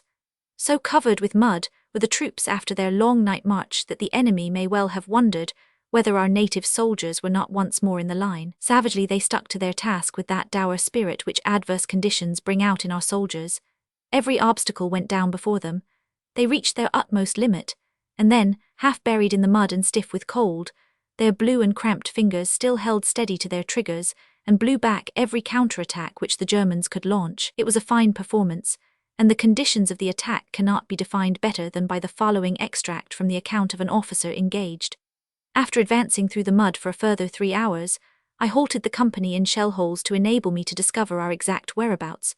This was a bad mistake, because when I found the direction we had to go in, I could not awake the fellows who had fallen asleep as soon as they had sat down. I had to slave drive, and somehow got them a little further forward before getting blown up myself. It should be added that at a later date, some Australians who got up close to Passchendaele reported that they found, not far from the village, some of the dead of the second-line Lancashire territorials, who had fought beside us in an earlier battle. Upon the south of the 2nd Anzac Corps were the Australian divisions, who carried forward the movement they had so splendidly initiated.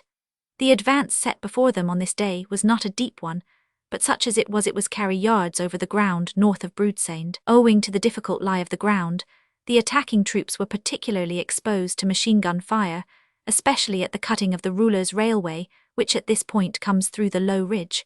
The result was a considerable loss of men. The Australians had been a week in the line without rest and continual fighting, and they were very weary, but still full of dash and zeal and sympathy for others. "We met one British officer," says Mr. Bean, "stumbling back with both his puttees long since lost in the mud. Bitterly disappointed we were late," he said. "Hard luck, too, upon the Australians. One thought to oneself when one heard of the conditions that it was only due to their undiluted heroism that they ever got there at all."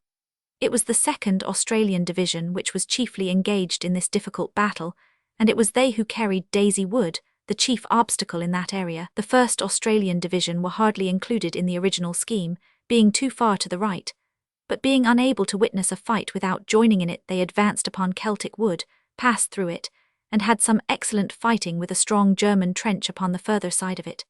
The operation was a raid rather than an advance, but it was very useful, none the less, as a distraction to the Germans. On the extreme south of the line Reutel, which had been left in German hands upon October 4, was now carried by storm in a very brilliant operation, which removed the salient of the 7th Division to which allusion has already been made. This advance was carried out by 2 battalions, the 2nd Warwicks upon the left and the 2nd Honourable Artillery Company upon the right.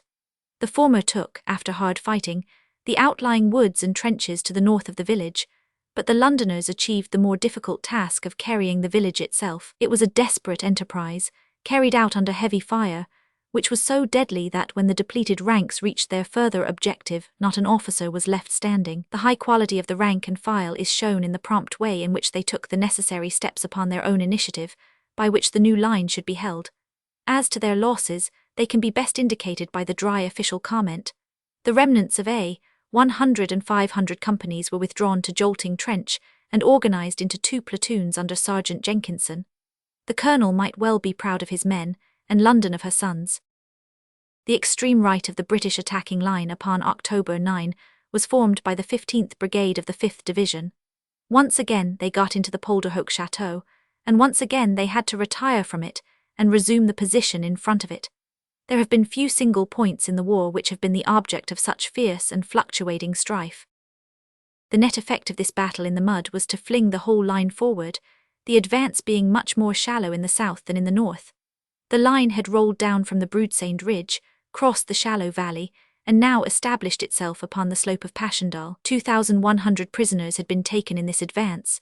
It was clear, however, that matters could not remain so, and that, be the weather what it might, and worse it could not be, Sir Douglas was bound to plant his men upon the higher ground of Passchendaele before he called his halt for the winter. Upon October 12, under conditions which tended to grow worse rather than better, Sir Douglas Haig made a fresh attempt to get forward. As the Passchendaele height became more clearly the final objective, the attack narrowed at the base, so that instead of extending from the Menin Road in the south, it was now flanked by the Ypres Rulers Railway, and so had a front of not more than 5 miles. The new attack was carried out largely by the same troops as before in the north, save that the 51st Brigade of the 17th Division was pushed in between the Guards upon the left and the 12th Brigade of the 4th Division upon the right. Advancing along the line of the Ypres-Sladen Railway, the 3rd Brigade of Guards and their comrades of the 14th Corps got forward to their limited objectives, where they sank once more into the sea of mud through which they had waded. On both sides the making of trenches had entirely ceased, as it had been found that a few shell holes united by a small cutting were sufficient for every purpose as long as the head of the soldier could be kept out of the water. So useful were these holes as shelters and rifle pits that it became a question with the British artillery whether they should not confine their fire entirely to shrapnel, rather than run the risk of digging a line of entrenchments for the enemy.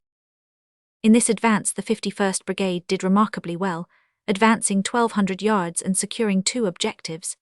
It is amongst the curiosities of the campaign that Major Peddy of the 7th Lincolns, with another officer and 4 men, took 148 prisoners from a farm, a feat for which he received the DSO. On Max's front, the 18th and 9th Divisions had taken over the front line. The 18th made some progress, but the 9th, of which it can truly be said that they never leave a front as they found it, took the village of Wallemolen, making a good advance. The New Zealanders were on the right of the 9th Division, covering a front of 1,600 yards from Adler House on the left to the Ravebeek upon the right, where they joined the Australian Division. They were faced partly by uncut wire in the Bellevue position and partly by marsh. The conditions for the Australians upon their right were no better. The matter was made worse by the impossibility of getting the heavier guns forward, while the light ones slid their trails about in the mud after every discharge in a manner which made accurate shooting well nigh impossible. The losses were heavy in the attack, 2 colonels of New Zealand battalions being among the dead. The New Zealand Rifle Brigade were particularly hard hit. It was found that progress was impossible under such conditions, and the attack was called off. So far as the Germans went, 1,000 more were added to the occupants of the cages. So far as the mud and weather went, they gained a clear victory over the British Army, for the losses were heavy, and there was very little gain of ground in exchange. Upon October 22, the ground having dried a little, there was some movement at the northern end of the line, the position being improved and prisoners taken. The 2 operations which affected these results were carried out in the north by Frank's 35th Division cooperating with the French, and in the Polkapelle region by the 53rd Brigade of the 18th Division, which carried the point known as Munier Hill, the Essex, Suffolks and Norfolks of this splendid unit covering themselves once more with glory. The 34th Division, which had taken the place of the 4th upon the right of Cavan's corps, also moved forward in correspondence with the flanking units, the Northumberland Fusiliers of the 103rd Brigade keeping touch with the 8th Norfolks of the 53rd. Some hard fighting was associated with the attack of the 35th Division in the north. It may be remarked that the Bantam idea had not proved to be a successful one. It had been abandoned, and the 35th was now undistinguishable from any division either in its physique or in its spirit. Upon this occasion, both the 105th Brigade upon the left and the 104th upon the right fought with magnificent courage. The advance of the former brigade was particularly fine in the region of Panama House. The 14th Gloucester's and Cheshires attained their fullest objective, and though the latter were finally bent back by the strong German attacks in the afternoon, the Gloucester's fighting line, reinforced by some of the 16th Sherwood Foresters, held fast under the most desperate circumstances. Their colonel might well be proud of the fact that in an attack carried out by 1 French and 2 British divisions, his battalion of Gloucesters was the only one which remained rooted and unshaken upon the ultimate line. The Lancashire Fusiliers shone greatly also in the attack, though they were unable to maintain their most advanced positions.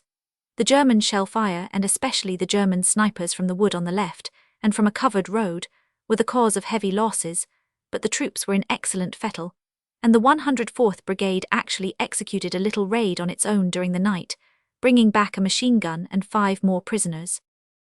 On October 26, the rain still pouring down as heavily as ever, and the earth about as liquid as the heavens, the advance was once again renewed upon a narrow front which was mostly on the slope of the hill, and therefore offered some foothold for the struggling infantry. Passchendaele was but a few hundreds of yards away, and it was imperative that it should be held before the season ended. Haig's troops were weary, and several fresh divisions which he could have called upon were already earmarked for the surprise attack which he was planning in the south. It was imperative, however, to have some fresh thrusting force which could be trusted to break down the remaining obstacles and not only seize the dominant village, but hold it after seizure. For this object the close Canadian beleaguerment of Lens, which was to have ended in an assault, was abandoned, and the Canadian Corps was brought round to the Ypres front, taking the place of the Anzac Corps. In the new advance it occupied, therefore, the central position of the line. There had been several divisional changes in the north. The front of General Cavan's line consisted now of the 50th Division next the French, the 35th Division, and the 57th Division.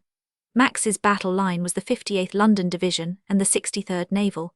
In spite of every possible disadvantage, fresh ground was gained by these units, and Varlet Farm, Bray Farm and Banff House were added to the British area.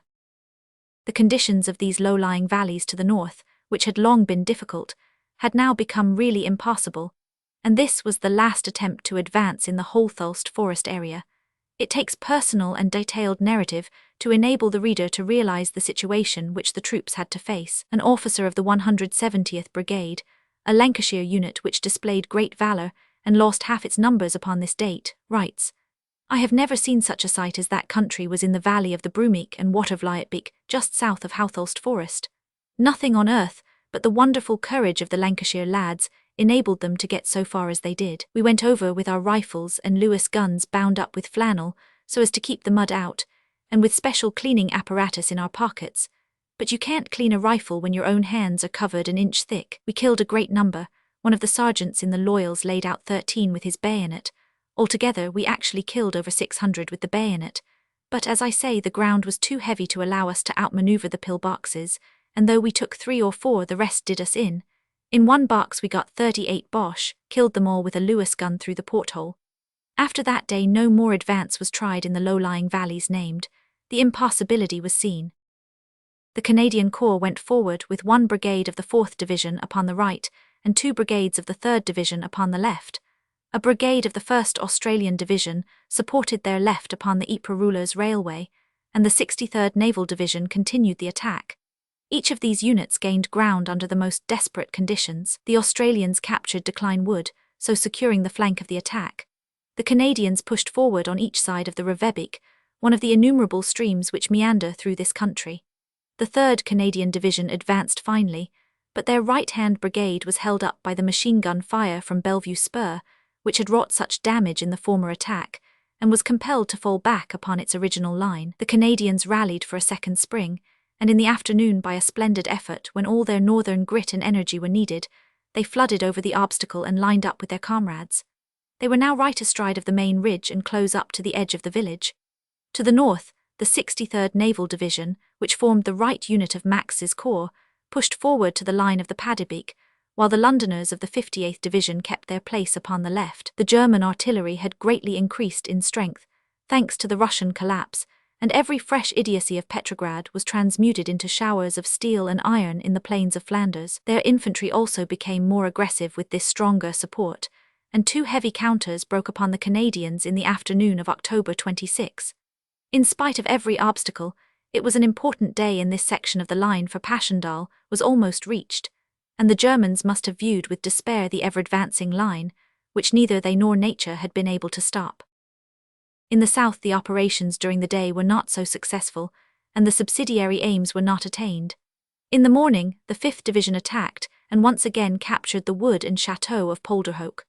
The 1st West Kent's Anth Warwicks of the 13th Brigade carried out this dashing and arduous operation, and took some 200 men, who formed the garrison. The 7th Division meanwhile had advanced upon Gelluvelt, the 2nd West Surrey, 1st South Staffords and Manchesters of the 91st Brigade advancing to the south of the Menin Road, in order to guard the flank of their comrades, who followed the line of the road which would lead them to this famous village. The flanking brigade was held up, however, at the old stumbling block near Lewis House and Berry Cots, where the German fire was very deadly. This failure enabled the enemy to bring a very heavy cross-fire upon the 2nd Borderers and Gordons of the 20th Brigade, forming the column of attack. In spite of this fire, the stormers forced their way into Gelluvelt, but found themselves involved in very hard fighting, while their guns were choked with mud, and useless save as pikes or clubs.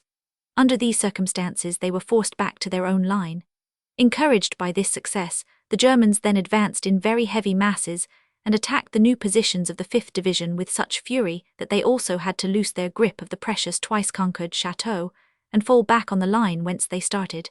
It cannot be denied, therefore, that though the British gained ground in the north upon October 26, they sustained nothing but losses after their great exertions in the south upon that date. The 2 outstanding features of the fighting seem to have been the extreme difficulty of keeping the weapons in a serviceable condition, a factor which naturally told in favour of the stationary defence, and also the innocuousness of percussion shells, since in such a swamp they bury themselves so deeply that their explosion does little harm. Some 500 prisoners were made in the southern area, but many more in the north. Upon October 30, in cold and windy weather, the attack was renewed upon a comparatively narrow front, with the 1st Australian Division upon the extreme right, then the 4th Canadians, then the 3rd Canadians, and finally the 63rd Division upon the left. The Canadians advancing along the ridge towards the doomed village were faced by a terrific concentration of German guns upon that limited space, and by strong infantry attacks, none of which turned them from their purpose. The direction of the attack was from west and southwest. The 4th Canadians soon had all their objectives and held them firmly, taking Crest Farm on the edge of the village. The 3rd Canadians had heavy resistance to overcome, but captured the spur in front of them and joined up with their comrades at Graff. The 63rd Division found it very difficult to get forward, however, and this held back the left wing of the Canadians. 5 severe attacks were made upon the Canadians, but were all beaten off by their steady fire. In some cases, notably at Crest Farm, the machine guns captured from the Germans were turned upon their late owners as they debouched from the village. There was considerable evidence of demoralization among the German infantry upon this occasion, whenever the British could get to grips with it, and some sections actually ran away at the outbreak of the fight, which is a very unusual occurrence in so disciplined and brave an army. The latter part of the action was fought in driving rain, which hardly allowed vision of more than a couple of 100 yards. All these heroic exertions were consummated at 6 on the morning of November 6, when the Canadian infantry, advancing with heroic dash, flung themselves upon the village and carried the British line right through it, emerging upon the naked ridge beyond. The advance on the left was made by the 1st Brigade, while the 5th Brigade took the village. Many strong points lay just north of the hamlet, but each of them was rushed in turn. It was a splendid success and wrought by splendid men. The chronicler cannot easily forget how by a wayside Kentish station he saw the wounded from this attack lying silent and patient after their weary journey, and how their motionless, clay-spattered figures, their set, firm faces and their undaunted eyes, gave him an impression of military efficiency and virtue such as none of the glitter and pride and pomp of war have ever conveyed. So fell Passchendaele, and so, save for some minor readjustments upon the ridge, ended the great battle which can only be all included in the title, the Third Battle of Ypres. Several attempts were made to clear the whole of the ridge, but the rain was still continuous, the ground a nightmare, and the fire of the German guns was concentrated upon so limited a space that the advance was hardly possible. Jacob's Second Corps had come back into the line, and one of its units, the 1st Division, came up upon November 9 on the left of the Canadians, and endeavoured in cooperation with them to extend the position. The Germans had cleverly removed their heavy guns to such a position that they could reach the ridge, while the British guns, immobile in the mud, could not attempt any counter-battery work. In this way a very intense fire, against which no reply could be made, was kept up on the ridge. On November 10 the 2nd Canadian Brigade upon the right and the 3rd British Brigade upon the left endeavoured to work forward, but the losses were heavy and the gains slight. The two leading British battalions, the 1st South Wales Borderers and the 2nd Munsters, were the chief sufferers. It was clear that the season was too far advanced to attempt any useful work. On November 12, the 32nd Division relieved the 1st, and the line was again slightly advanced, but no more could be done and the troops settled down into the quagmire to spend the winter as best they might. The 8th Corps took over the lines of the Canadians, who returned, after their splendid and arduous work, to their old sector at Lens. On the other sectors of the northern front, there had been a lull while this last stage of the Passchendaele fighting was in progress. It was broken only by a sharp, sudden attack by the 5th Division upon its old enemy, the Polderschuk Chateau, upon November 6. After some severe fighting the attack failed and the British line remained as before. Thus, after a continuance of 3 months, the long struggle came to an end. Only the titanic Battle of the Somme had exceeded it in length and severity. The 3 great battles of Ypres are destined to become classical in British history, and it will be a nice question for the judgment of posterity which of the 3 was the most remarkable military performance. Though the scene was the same, the drama was of a very different quality in each act, but always equally intense. In the first, inferior numbers of British troops with a vastly inferior artillery held up the German army in its first rush for the coast, and by virtue of the high training and close cohesion of the old regulars, barred their path even at the cost of their own practical annihilation. In the second, a less homogeneous and less trained British force, still with a very inferior artillery, held back a German line which was formidable, less for its numbers than for the sudden use of new methods of warfare against which their opponents could neither guard nor reply. The line receded under the pressure, but the way was still barred. In the third, the British advanced and steadily pushed back a German army which was probably inferior in numbers, and certainly was so in gun power, but which held a series of predominating positions stiffened by every method which experience could suggest or ingenuity devise. Their resistance was helped by the most adverse weather conditions which could be conceived. The net result of the fighting was not only the capture of the crest of the final ridge, but the taking of 24,000 prisoners and guns. When one remembers that the Germans in the days of their ascendancy could not in the two battles of Ypres put together have taken more than 5,000 men, one can measure the comparative success of each army in this conflict of giants. It would be vain to pretend that we did not hope for a greater gain of ground in this great autumn movement, but the reach of a general must often exceed his grasp, and here it was no small prize which still remained with the victor. One can only sum up the matter by quoting the measured words of the field marshal in command. This offensive, maintained for 3.5 months under the most adverse conditions of weather, had entailed almost superhuman exertions on the part of the troops of all arms and services. The enemy had done his utmost to hold his ground, and in his endeavours to do so had used up no less than 78 divisions, of which 18 had been engaged a second or third time in the battle, after being withdrawn to rest and refit. Despite the magnitude of his efforts, it was the immense natural difficulties, accentuated manifold by the abnormally wet weather, rather than the enemy's resistance, which limited our progress and prevented the complete capture of the ridge. Whilst this long and arduous struggle had been raging, the chief events upon the other seats of war had been a fine French victory on the Aisne, which yielded nearly 10,000 prisoners. This was upon September 23, but the rejoicings of the Allies were turned to sorrow by the news next day of the setback of the Second Italian Army at Caporetto, where the soldiers, demoralized by insidious propaganda, offered at the most critical sector hardly any resistance to the enemy, who had been reinforced by some German divisions. The result was that the other Italian armies upon right and left were compelled to fall back, and could find no standing ground until they had crossed the Piave. Udine and the whole Friulian plain were lost, and all the results of so many heroic months were undone. It was one of the saddest tragedies of the war, though destined in the future to be most gloriously avenged. Chapter 10. The Battle of Cambrai. First phase, November 20, tanks en masse attack on the tunnel trench, Byng's great advance, fine work of Braithwaite's 62nd Division, hard fighting of Pulteney's 3rd Corps, exploit of Fort Garry Horse, second day of battle, rally of Germans, capture of Bourlon Wood by 40th Division, attack by the Guards on La Fontaine. The year 1917 had begun with high hopes for the Allies, since they had planned a common offensive, which could hardly have failed to break the German resistance. Both France and England had honourably carried out their share in the common contract. It was the sudden and absolute breakdown of Russia, which caused the year to set in gloom rather than in glory.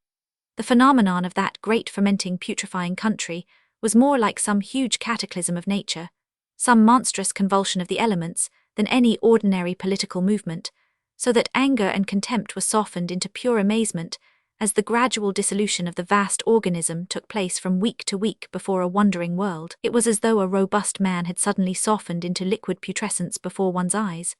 But from a military standpoint, it was a disaster of the first order for the Allies, and checked their victorious career in the West, where the failing German line could always be buttressed up by fresh guns and fresh divisions from the East. Now on the top of this misfortune another unforeseen and almost incredible occurrence placed them at a further disadvantage. The Italian army had done so splendidly well, and had won such unfailing ascendancy over the Austrians that their stability seemed as firm as the mountains amid which they fought. It seems, however, that insidious and treasonable propaganda of the familiar type had spread disaffection in the ranks, and the Second Army, which held the very centre of the Gorizzian line, collapsed suddenly. The result was a very great success for the Austrian and German forces, who pushed through the breach, and with little loss to themselves, captured more than 200,000 prisoners and nearly 2,000 guns. It was a very severe blow for the Allies, and never was their fine spirit better shown than by the instant steps which they took to hold Italy up in the moment of her extreme need. By road and by rail reinforcements poured through the passes of the Alps and along the shores of the Mediterranean, whilst the flanking armies of the Italians fell back upon new lines, French and British divisions were hastening forward to share their pressing danger.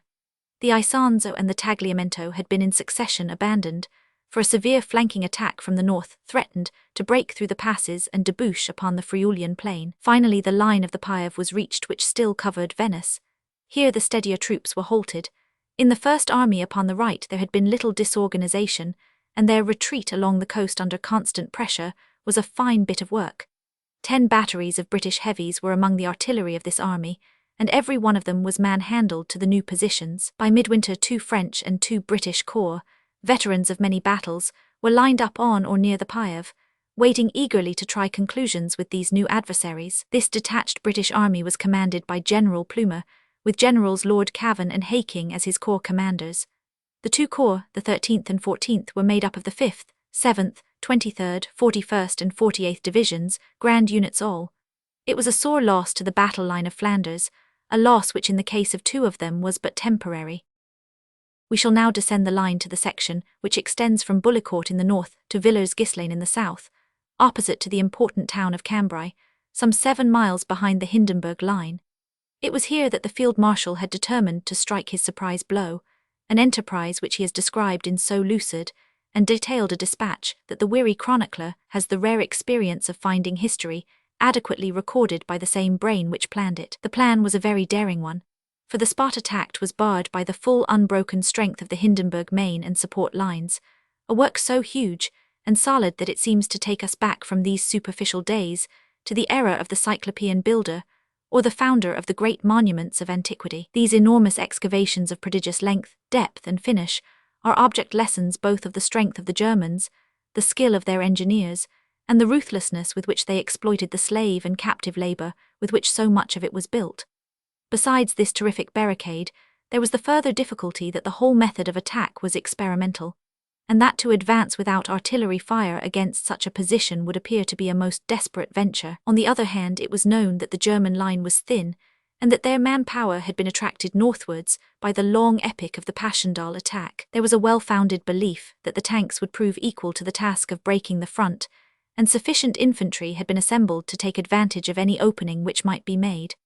The prize, too, was worth a risk, for apart from the possibility of capturing the important centre of Cambrai, the possession of the high ground at Berlin would be of great strategic value. The enterprise was placed in the hands of General Byng, the famous leader of the 3rd Cavalry Division and afterwards of the Canadian Corps, who had taken Allenby's place at the head of the 3rd Army. Under him were from the north the 6th, 4th, 3rd and 7th Corps under Haldane, Walcombe, Pulteney and Snow, containing some of the most seasoned fighting material in the army. The troops were brought up stealthily by night, and the tanks which were crawling from every direction towards the trysting place were carefully camouflaged. The French had been apprised of the attack, and had made arrangements by which, if there were an opening made to the south, some of their divisions should be available to take advantage of it. Fighting Line, November 20, 1917. Fighting Line, November 20, 1917. The tanks were about 400 in number, and were under the separate command of General Els, a dashing soldier who inspired the utmost enthusiasm in his command. It had always been the contention of the tank designers in England that their special weapon needed, what it had never yet found, virgin ground, which was neither a morass nor wilderness of shell holes. The leading lines of tanks had been furnished with enormous faggots of wood, which they carried across their bows, and which would be released so as to fall forward into any ditch or trench, and to form a rude bridge. These ready-made weight-bearers were found to act admirably. One difficulty with which the operations were confronted was that it was impossible for the guns to register properly without arousing suspicion. It was left to the gunners, therefore, to pick up their range as best they might after the action began, and this they did with a speed and accuracy which showed their high technical efficiency. Taking the description of the operations upon November 20th from the north end of the line, we shall first deal with the subsidiary, but very important and successful attacks carried out by Haldar's 6th Corps in the neighbourhood of Bullecourt. The Hindenburg line at this point consisted of a front trench with a second or support trench 300 yards behind it, and many scattered mebus or concrete machine gun forts. The British had already a lodgment in part of the front trench, and the main objective now was the support trench, which was called Tunnel Trench, because it had a ton or 40 feet down along its whole length with staircase entrances every 25 yards. The units to whom the attack was entrusted were the 3rd Division upon the right, and the 16th Irish Division upon the left. The morning of November 20 was overcast but not actually raining, with low visibility, which may account for the fact that the German barrage was feeble, slow, and inaccurate. The advance of the 16th Division was by 3 brigades, the 47th on the right, the 48th in the centre, and the 49th upon the left. Every up-to-date infantry-saving device, the artillery barrage, the machine gun barrage, and the Stokes mortar smokescreen was used to the full. The guns had been reinforced by a portion of the artillery of the 34th Division, and the support which they gave was admirably effective. We will trace the attack from the right. The flank battalion was the 6th Connaughts with the 1st Munsters upon their left. Their objective was taken with a spring. The Munsters were able to consolidate at once. The Connaughts had more trouble as a rush of German bombers came down upon their right, driving the flank company in and forcing it back down the sap. For several hours there was hard fighting at this point, which was often hand-to-hand when the Irish bayonet men rushed at the German bomb-throwers. Finally a block and a defensive flank were formed, and 2 big Mebus, Mars and Jove, were left in the hands of the stormers. In the centre, the advance of the 10th Dublin Fusiliers and of the 2nd Dublin Fusiliers was entirely successful. So sudden was the attack that many of the enemy were found wearing their gas masks. 2 large Mebus, Juno and Minerva, with a good stretch of tunnel trench remained, together with many prisoners, in the hands of the stormers. The position was rapidly wired with concertina wire, and new trenches dug for defence and communication by the 155th Field Co. RE and the 11th Hants Pioneer Battalion. On the left the storming battalions were the 2nd Royal Irish and the 7th Irish Fusiliers. The Royal Irish carried both tunnel and support trenches with the Flora Mebus, taking 200 prisoners. Many Germans retreated into the tunnel, but were pelted out again by Mills grenades. The Fusiliers were equally successful, but had one short hold-up owing to the determined resistance of a single officer and 10 men.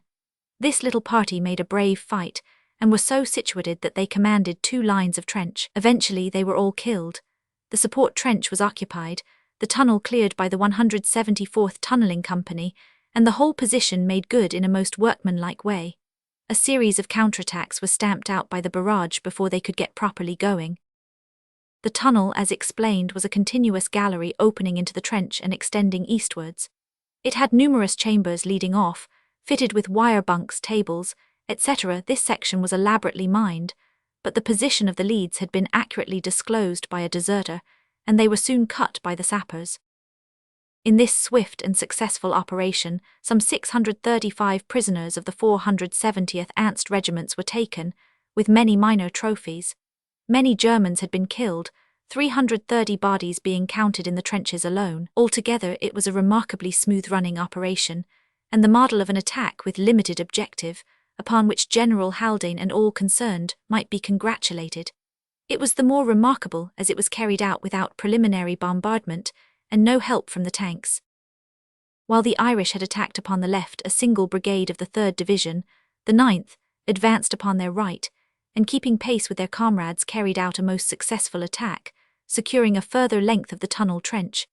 There was no further fighting of consequence in this area of the battle, save for some movement forward on the part of the Irish Division and one short counterattack by the Germans. It will be understood that this attack was some miles to the north of the main battle, and that a long section of unbroken Hindenburg line intervened between the two. Along this line, the 56th Division kept up a spirited Chinese attack all day.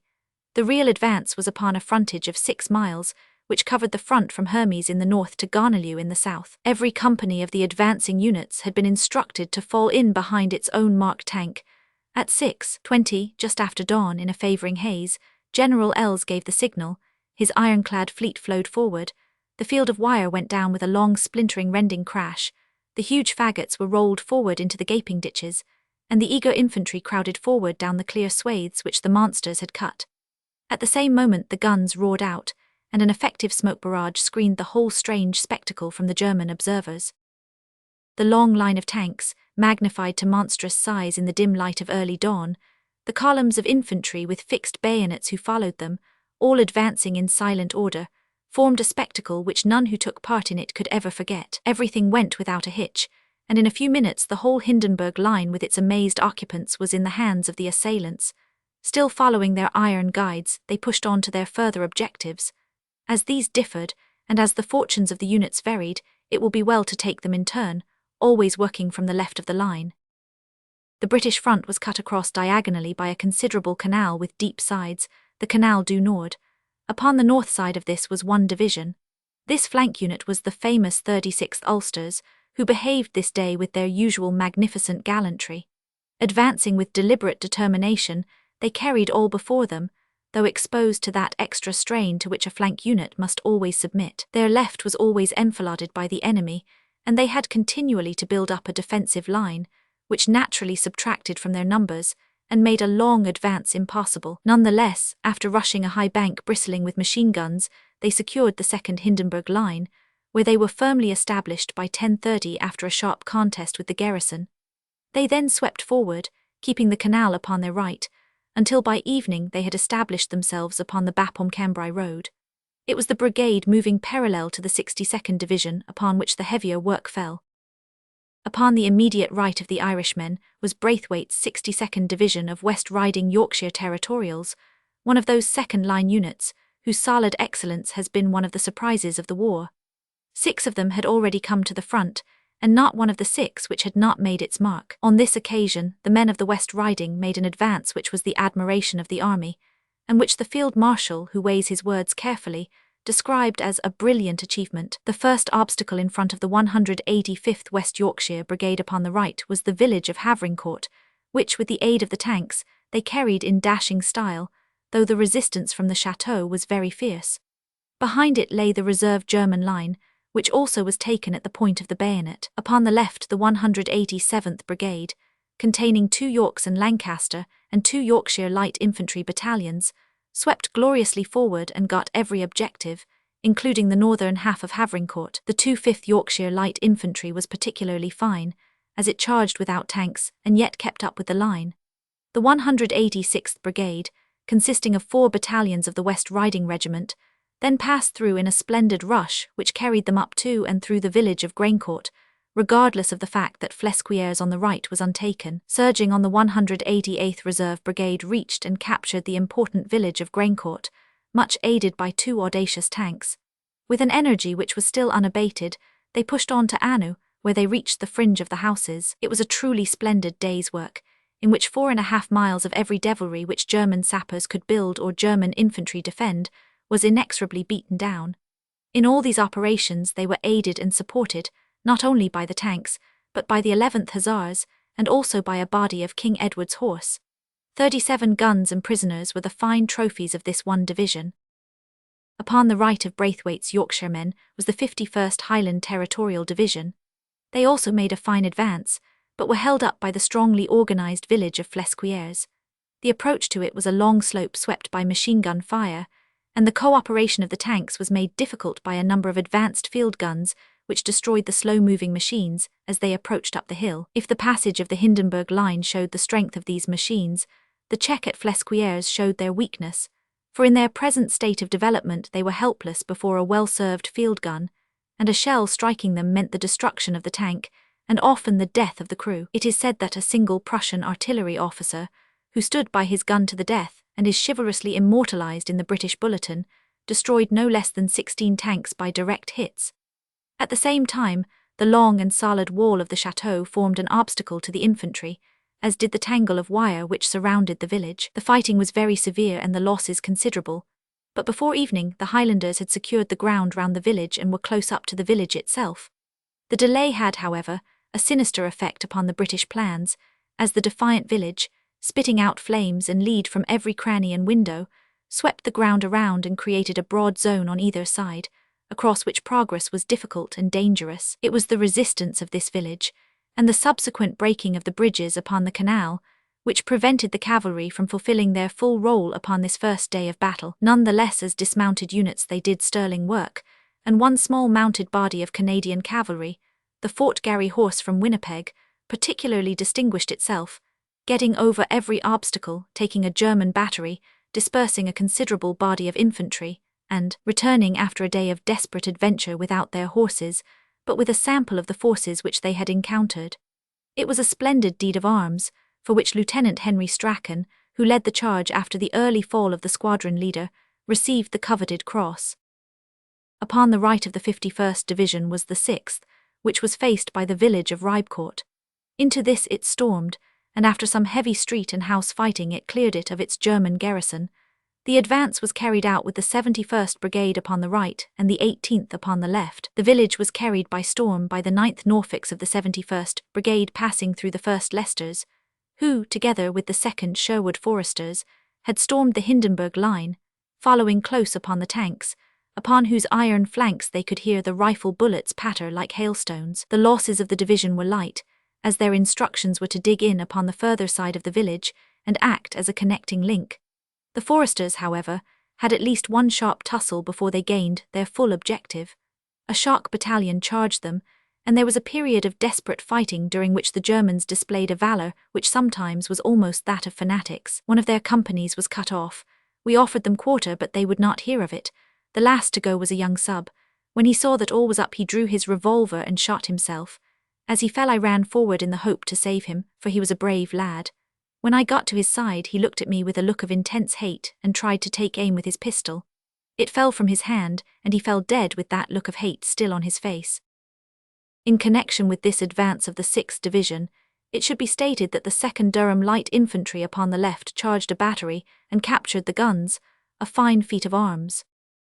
Upon the right of the 6th Division was the 29th Regular Division, which was held back from the advance until its flank was secured upon the right. When this had been accomplished by the 12th Division, it dashed swiftly forward upon a 3-brigade front, the 87th and 9th Brigades seizing respectively Marcoing and Neuf Wood, which is immediately beyond it.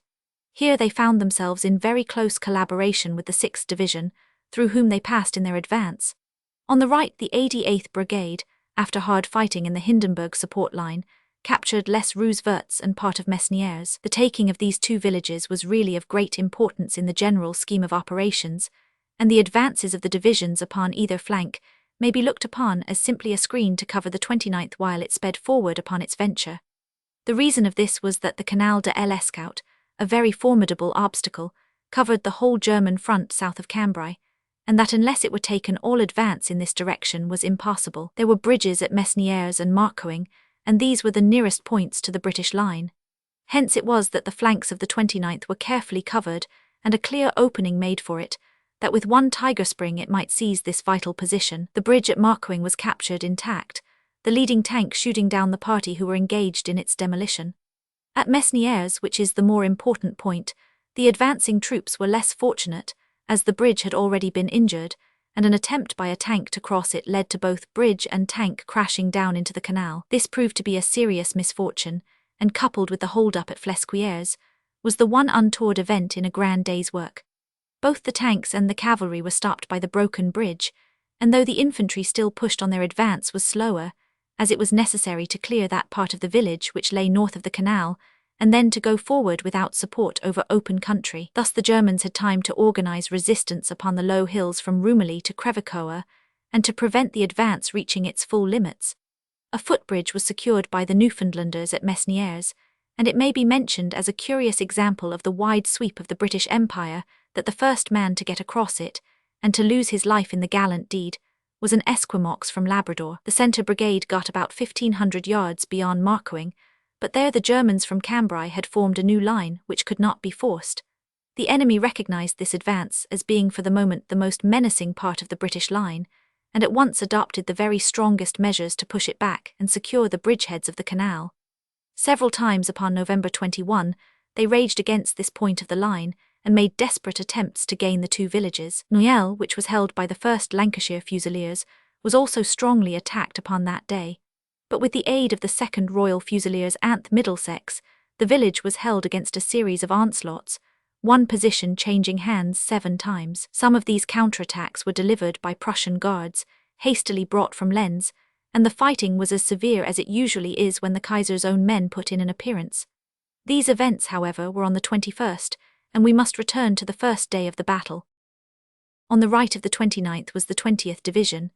In front of them, upon the farther side of the line, had lain the powerfully fortified farm of La Vacquerie, and this they had taken with their first rush. Beyond lay a long slope, strongly held by the Germans, called the Welsh Ridge. This also was stormed by the 20th, who kept pace with the right flank of the 29th, and pushed their advance forward as far as the canal. At the same time, the 59th Brigade was thrown out upon the right to make a prolongation of the defensive flank built up by the 12th Division and so screen the main attack. All went well with the right of this advance, but the left, consisting of the 10th KRR, was held for a time by a strong point which eventually surrendered and yielded prisoners. Some of this battalion saw the enemy running towards Mesnières and pursued them to the main bridge. The troops received a most affectionate welcome from the inhabitants of the houses along the Cambrai road. The attack upon the left was carried out by the 12th KRR Anth Oxfords of the 60th Brigade, which swept with little resistance over the Hindenburg line, but had some trouble with strong points beyond. One of these points of resistance, which was carried by the 12th KRR, accounted for all the officers of the party and out of 96 men, before it was put out of action by the survivors. Captain Hoare, a veteran rifleman who had risen from the ranks, was killed at this point, and his orderly, a lad of 20 named Shepherd, took over the direction of the party and carried the operation through with such dash and valour that he was awarded the Victoria Cross. We now come to the 12th Division upon the flank, the 1st English Division of the new army, a unit which had greatly distinguished itself at Overlars and elsewhere. Its task was in some ways the most difficult of any, as it had not only to advance upon important objectives, but to build up a flank line of resistance as it went, since the whole attack might have been checked and brought to ruin by an enemy assault from the south. The 36th Brigade upon the left advanced with the 9th Royal Fusiliers Anth Sussex in their front line, while 2 companies of the 8th Fusiliers were thrown out upon the left to aid in the attack upon La Vacquerie. On the right by the Banteau Spur was the 35th Brigade with the 9th Essex Anth Berkshires in the front. The latter battalion lost heavily from the fire of guns on their right.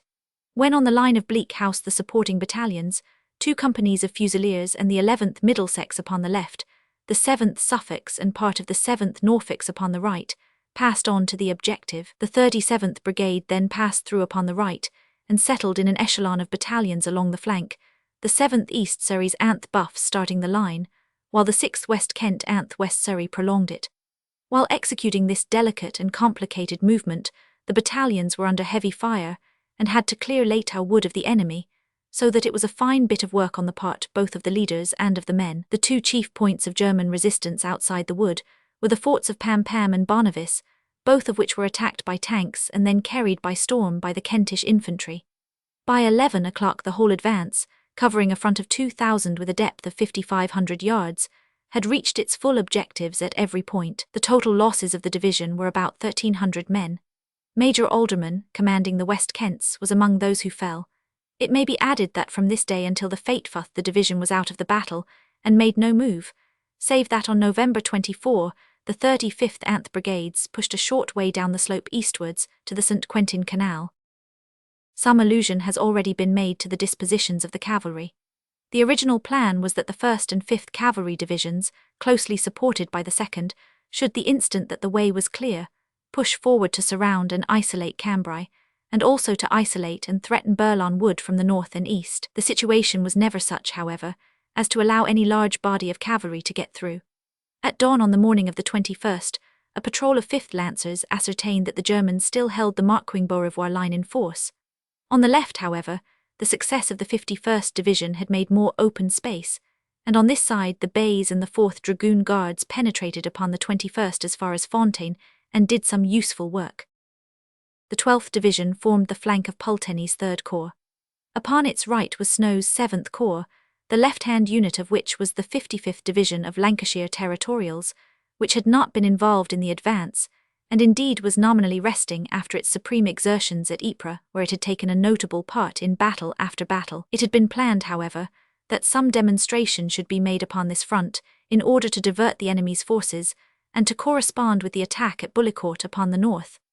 This was carried out by the 164th Brigade and may have had the desired effect, although it gave no permanent gain. A point called the Knoll with an adjacent farm was carried by the stormers and was held for most of the day. But they were forced back to their own old lines in the evening, after a long day of battle in which they incurred such heavy losses that the brigade was seriously crippled at a later date, when the full strength of the division was urgently needed. This ended the first day of the battle, which represented a considerable victory, and one which vindicated the enterprise and brain power of the British inventor and engineer as much as the valour of the soldier. The German line was deeply indented over a front of 6 miles, and to a depth of 41 miles. More than 5,000 prisoners with many guns had been taken. The famous Hindenburg line had been severed. The villages of Havrincourt, Graincourt, Ribecourt, Marcoing, Noyelles, and Mesnières were all in British hands. It was a good beginning, so good that it was determined not to suspend the operations, but to try the results of a second day and see what could be attained before the arrival of the full German supports. Even with their excellent rear organization and their great junction at Cambrai, it was hoped that a clear 48 hours must pass from the opening of the battle before they could build up a really formidable line. There were no operations of any importance during the night of the 20th, but early upon November 21, the British line began to move forward once more, the same divisions being engaged in the advance. In the north, the Ulstermen, who had attained the line of the Cambrai-Bapaume road, crossed that boundary and pushed onwards up the slope for about a mile, until they reached the outskirts of the village of Moevres, which they were unable to retain. It was soon apparent, both here and at other points along the line, that the Germans with their usual military efficiency had brought up their reserves even more rapidly than had been expected, and the resistance at Moevres was so determined that the tired division was unable to overcome it. The 169th Brigade of the 56th Division pushed up on the left of the Ulstermen and occupied the German outpost line, from which they were able later to attack the main Hindenburg line. The 62nd Division upon the right of the Ulstermen had got to the edge of Anu upon the night before, and now the two 4th West Ridings were able to complete their conquest. The 186th Brigade then drove across the Cambrai road and reached the edge of the considerable plantation called Burlon Wood, which rises upon a swelling hill, the summit being so marked in that gently undulating country that it becomes a landmark in the distance. Here there was very strong opposition, with so murderous a machine-gun fire that all progress was arrested, though a number of tanks drove their way in among the trees in an effort to break down the resistance. In the meantime, the flank of the Yorkshiremen had been protected by the capture of the village of Canting, with several hundred more prisoners. Early in the day, the 51st had got round the northern edge of Flesquières, the village which had held up the centre of the advance upon the first day. As a consequence, it fell, and the front was cleared for a further advance. The Scotch infantry was then able to make a rapid advance of nearly 3 miles, taking Canting with 500 prisoners upon the way, and winding up in front of the village of Fontaine-Notre-Dame, which they stormed in a very brilliant fashion with the aid of tanks and of some squadrons of the 1st Cavalry Division as already noted. Farther south, the 6th and 29th Divisions, acting in close co-operation, had pushed their way through Mesnières, where they met and defeated a counterattack from the direction of Rumilly. It was clear that every hour the German line was thickening in this quarter. Whilst the 6th cleared the ground upon the left, the 29th pushed forward and reached Noyelles, where with the aid of those useful allies, the dismounted troopers of the 1st and 5th Cavalry Divisions, including the Umballa Brigade of Indians, they made good the village as already described. In the meantime, the 10th Rifle Brigade of the 20th Division upon the right had first taken, and then lost Les Roues des Vignes, an important position upon the British side of the canal. In the afternoon, the 11th Rifle Brigade managed to cross the canal and endeavoured to push up towards Crevecoeur, but at this point the river Scheldt ran on the farther side and offered an impediment which could not be crossed. Orders were issued by General Byng that a fresh attempt should be made next morning, but the troops were weary and the losses heavy, so the instructions were cancelled, and the line remained unaltered at this point. The end of the second day of battle found the British command faced with a difficult problem, and we have the Field Marshal's own lucid analysis of the alternative courses open, and as to the reasons which prompted his decision. The capture of Cambrai had never been the goal of the operations, though a cavalry raid which would have disorganized the communications through that town had at one time seemed possible. A turning of the line to the south with the co-operation of some French divisions which were ready upon the spot was part of the original conception, and was balked by the insufficient hold established upon the farther side of the Canal de l'Escaut. But the central idea had been the capture of the high ground of Burlon Hill, and would, for with this in British possession, a considerable stretch of the defensive German line would lie open to observed artillery fire, and its retention would probably mean a fresh withdrawal to the east. It had been hoped that the goal would have been attained within 48 hours, but this time had elapsed, and the assailants were at the bottom instead of the summit of the hill, with a resistance in front which was continually growing more obstinate. What was to be done? The troops could not remain where they were, for the Burlon Hill overlooked their position. They must carry it or retire. There was something to be said for the latter policy, as the Flesquières Ridge could be held, and the capture of 10,000 prisoners and over 100 guns had already made the victory a notable one, while the casualties in 2 days were only 9,000. On the other hand, while there is a chance of achieving a full decision, it is hard to abandon an effort. Reinforcements were coming up, and the situation in Italy demanded a supreme effort upon the Western Front. With all these considerations in his mind, the Field Marshal determined to carry on. November 22 was spent in consolidating the ground gained, in bringing up reinforcements, and in resting the battle-weary divisions. There was no advance upon the part of the British during the day, but about 1 o'clock in the afternoon the Germans, by a sudden impetuous attack, regained the village of Fontaine and pushed back the 51st Division in this quarter. No immediate effort was made to regain it, as this would be part of the general operations when the new line of attack was ready to advance. Earlier in the day the Germans had thrown themselves upon the front of the 62nd, driving back its front line, the 2 6th and 8th West Yorkshires, to the Bapaume-Cambrai road. But the Yorkshiremen shook themselves together, advanced once more, and regained the lost ground with the help of the 2 4th York and Lancasters. The Germans spent this day in building up their line, and with their better railway facilities had probably the best of the bargain, although the British Air Service worked with their usual utter self-abnegation to make the operation difficult. The new advance began upon the night November 22, when the 56th Londoners reinforced the Ulsters upon the left of the line on the outskirts of the village of Moevers. To the west of the village, between it and the Hindenburg line, was an important position, Tadpole Copse, which formed a flank for any further advance. This was carried by a surprise attack in splendid style by the 1st Westminsters of the 169th Brigade. During the day both the Londoners and the Ulstermen tried hard, though with limited success, to enlarge the gains in this part of the field. The attack was now pointing more and more to the north, where the wooded height of Burlan marked the objective. In the southern part, the movements of the troops were rather holding demonstrations than serious attacks.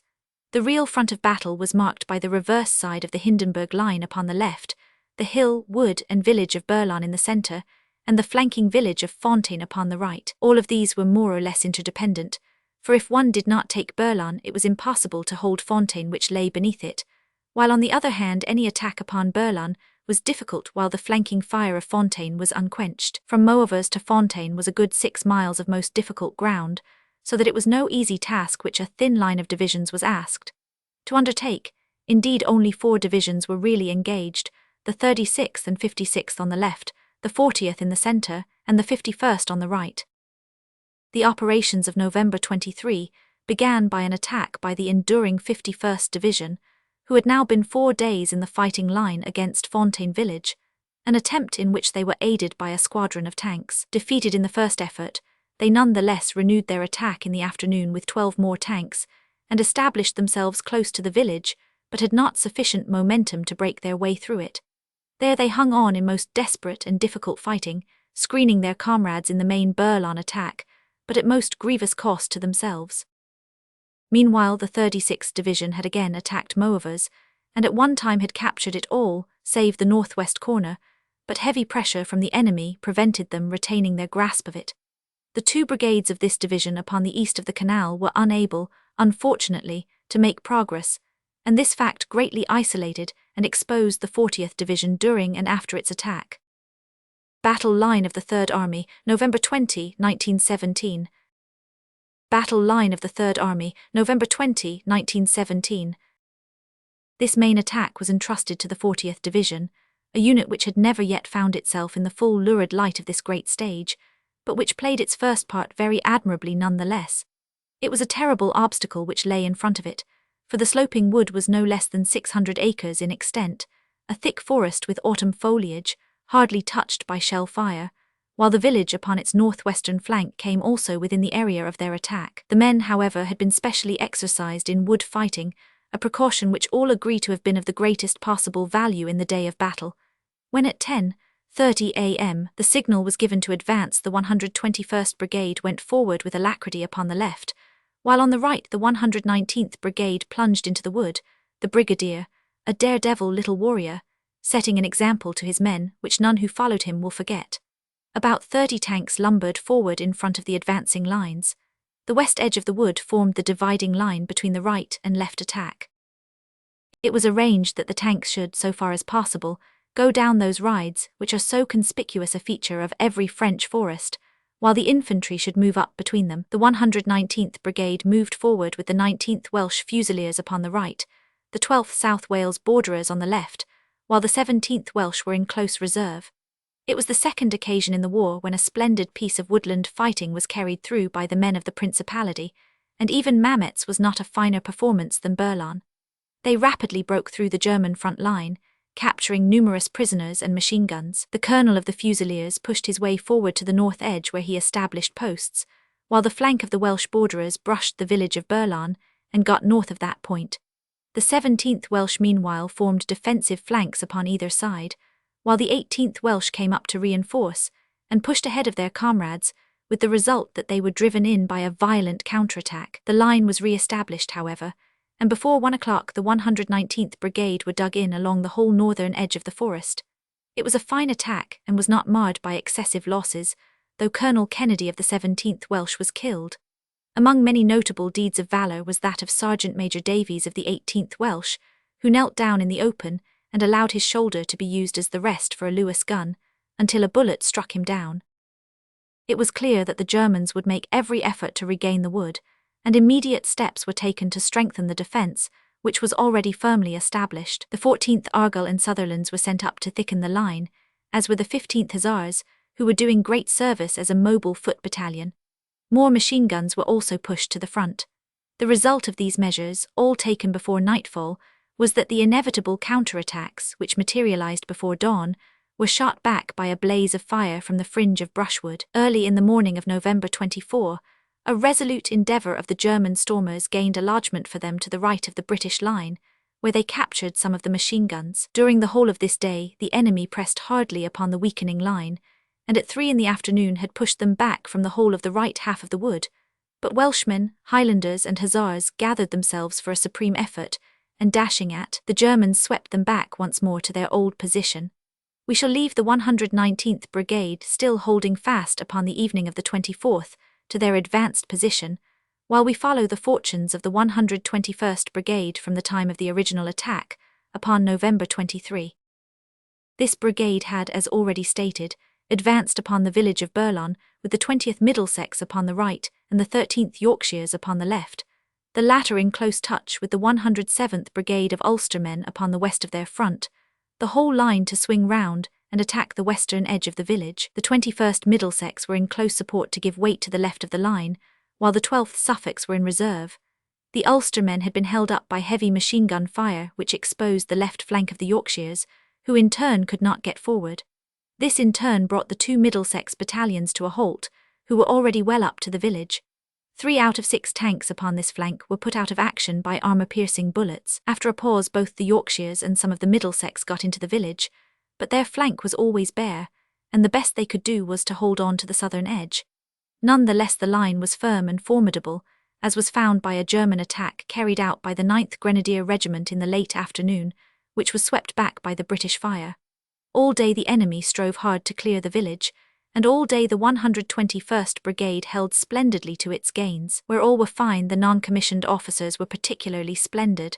Sergeant Major Hall of the 21st Middlesex, 3 times wounded and still rallying his company, was but one of many. Some critic has finely said that if the day of judgment were to come, a British non-commissioned officer would still be found imploring his neighbours not to get the wind up. It is an interesting fact that the attack by the 121st Brigade had been countermanded, but the wires were broken and the message miscarried, so that the whole fine episode was strictly unofficial. During the night the hard-pressed line was thickened by the arrival of the 19th Hussars and Bedford Yeomanry, who took over the left of the position. The 14th HLI were also brought up from the reserve brigade, and 12 more tanks came into line. The 12th Suffolks had formed upon the left of the Highlanders, and these 2 battalions with the cavalry and tanks made a united attack upon the remaining portion of the village of Berlin on the morning of the 24th, which was countered by the Germans in the afternoon. In the confusion of house-to-house combat the 2 battalions were separated, the Suffolks getting penned in at the south corner of the village, while the Highlanders, who had made a splendid advance, were isolated in the northeast. The situation was serious, and 2 reserve battalions, the 13th Surrey's Anth Royal Lancasters, were brought up after dusk. A body of dismounted cavalry drawn from the 2nd Anth Dragoon Guards and the 11th Hussars were also pushed into the fight. With these troops, the brigadier made a strong attempt upon the morning of November 25 to force his way through the village, which was now mostly in German hands, but the tanks which he had expected did not arrive, and his infantry were not strong enough for the task. Colonel Bataille of the Highlanders had been killed, and Colonel Warden of the East Surreys, who had assumed local command, did all that a man could do, but the losses were too heavy, and the Highlanders were seen no more. Up to the 26th, Colonel Warden, with his headquarters in the firing line, was able to send up rations to the survivors of the 3 isolated companies who had made a wonderful resistance for nearly 2 days. In the end, it was only by great skill that his own battalion, the East Surreys, were rescued from their dangerous position, for the forces of the Germans were in overwhelming strength and overlapped the village upon both sides. Some of the East Surreys were cut off for 2 days in the southeastern part of the village before the survivors could be got clear. Colonel Warden received the DSO for his splendid work. In the meantime, from the morning of the 25th, the 119th Brigade had made a splendid fight in the wood against fierce attacks which beat up against their right flank. The Guards had come up to relieve the 51st Highlanders, and on this date 3 battalions of the 3rd Guards Brigade, the 2nd Scots Guards, 1st Anth Grenadier Guards, were thrown in to help the 40th Division in its heavy task.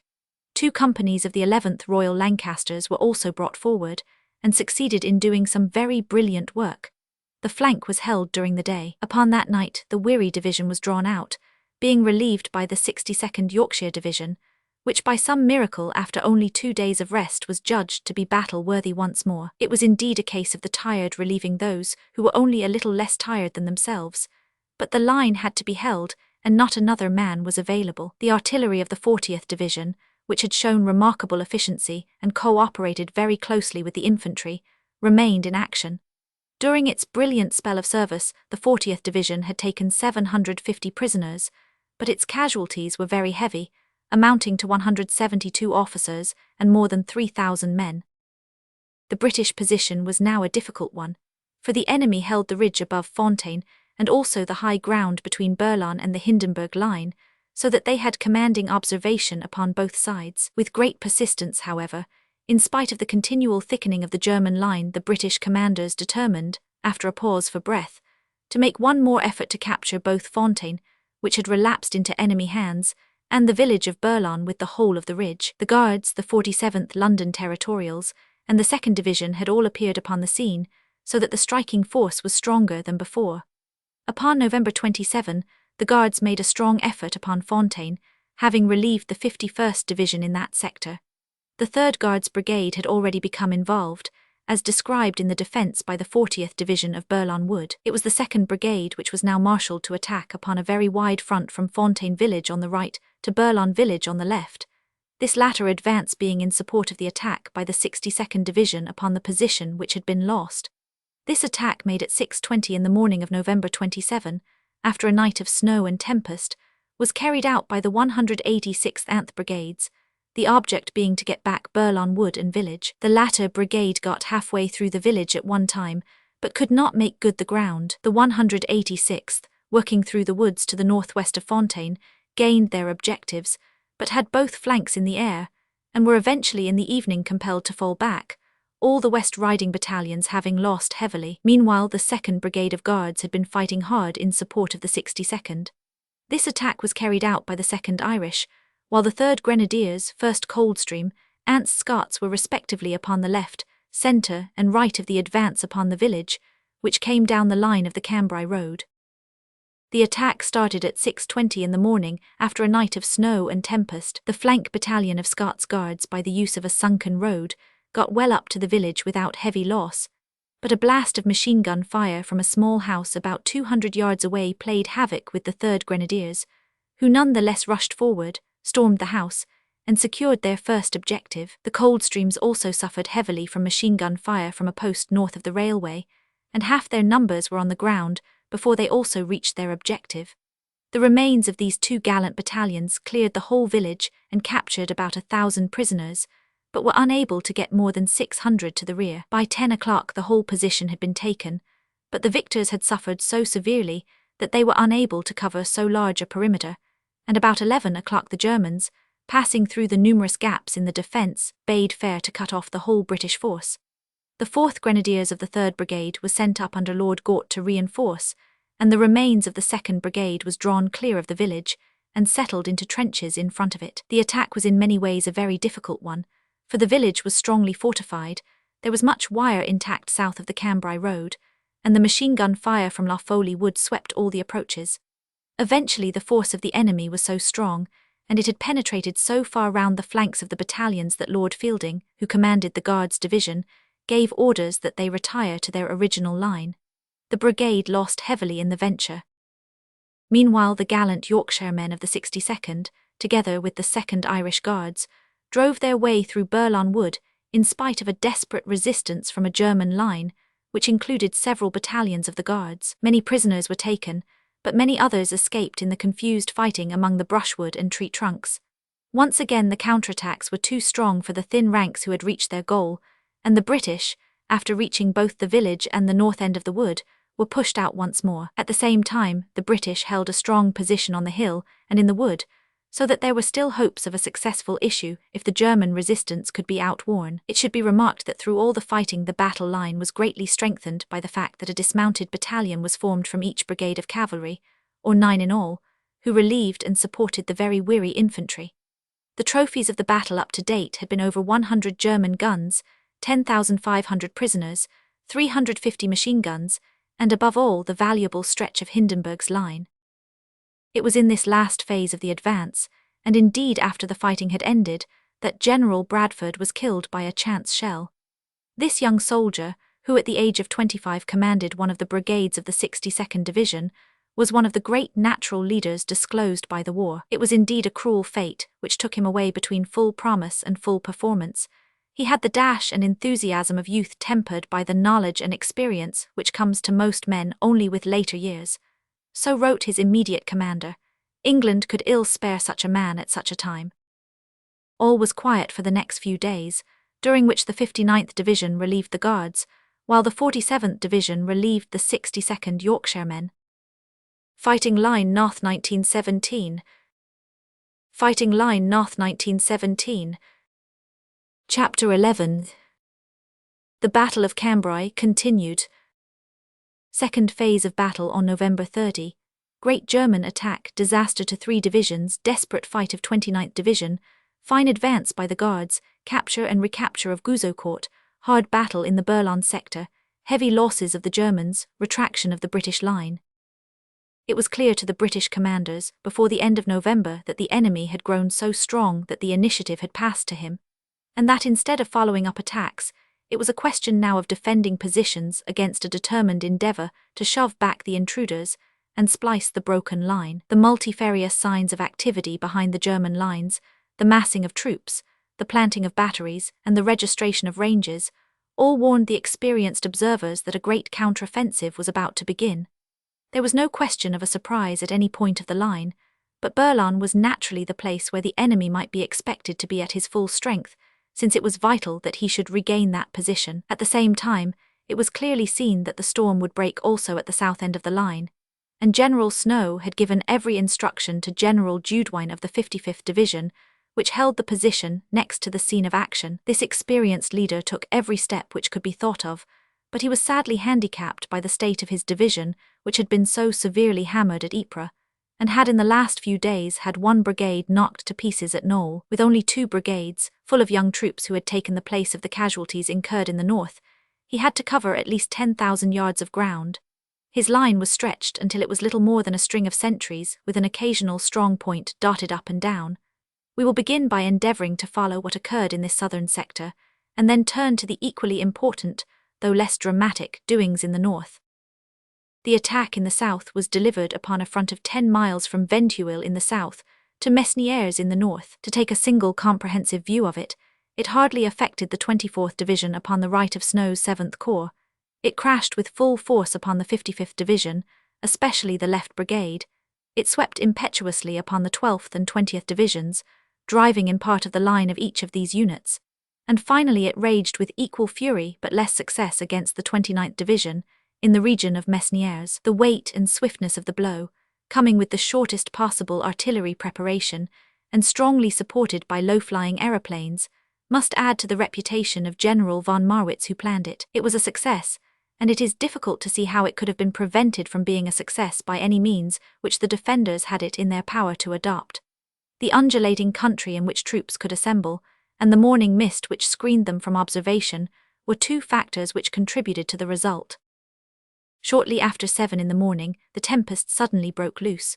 The surprise was so well carried out that though the British general was expecting an attack, and though he had his wire patrols pushed up to the German trenches only 100 yards off, still their reports at dawn gave no warning of any sound to herald the coming rush.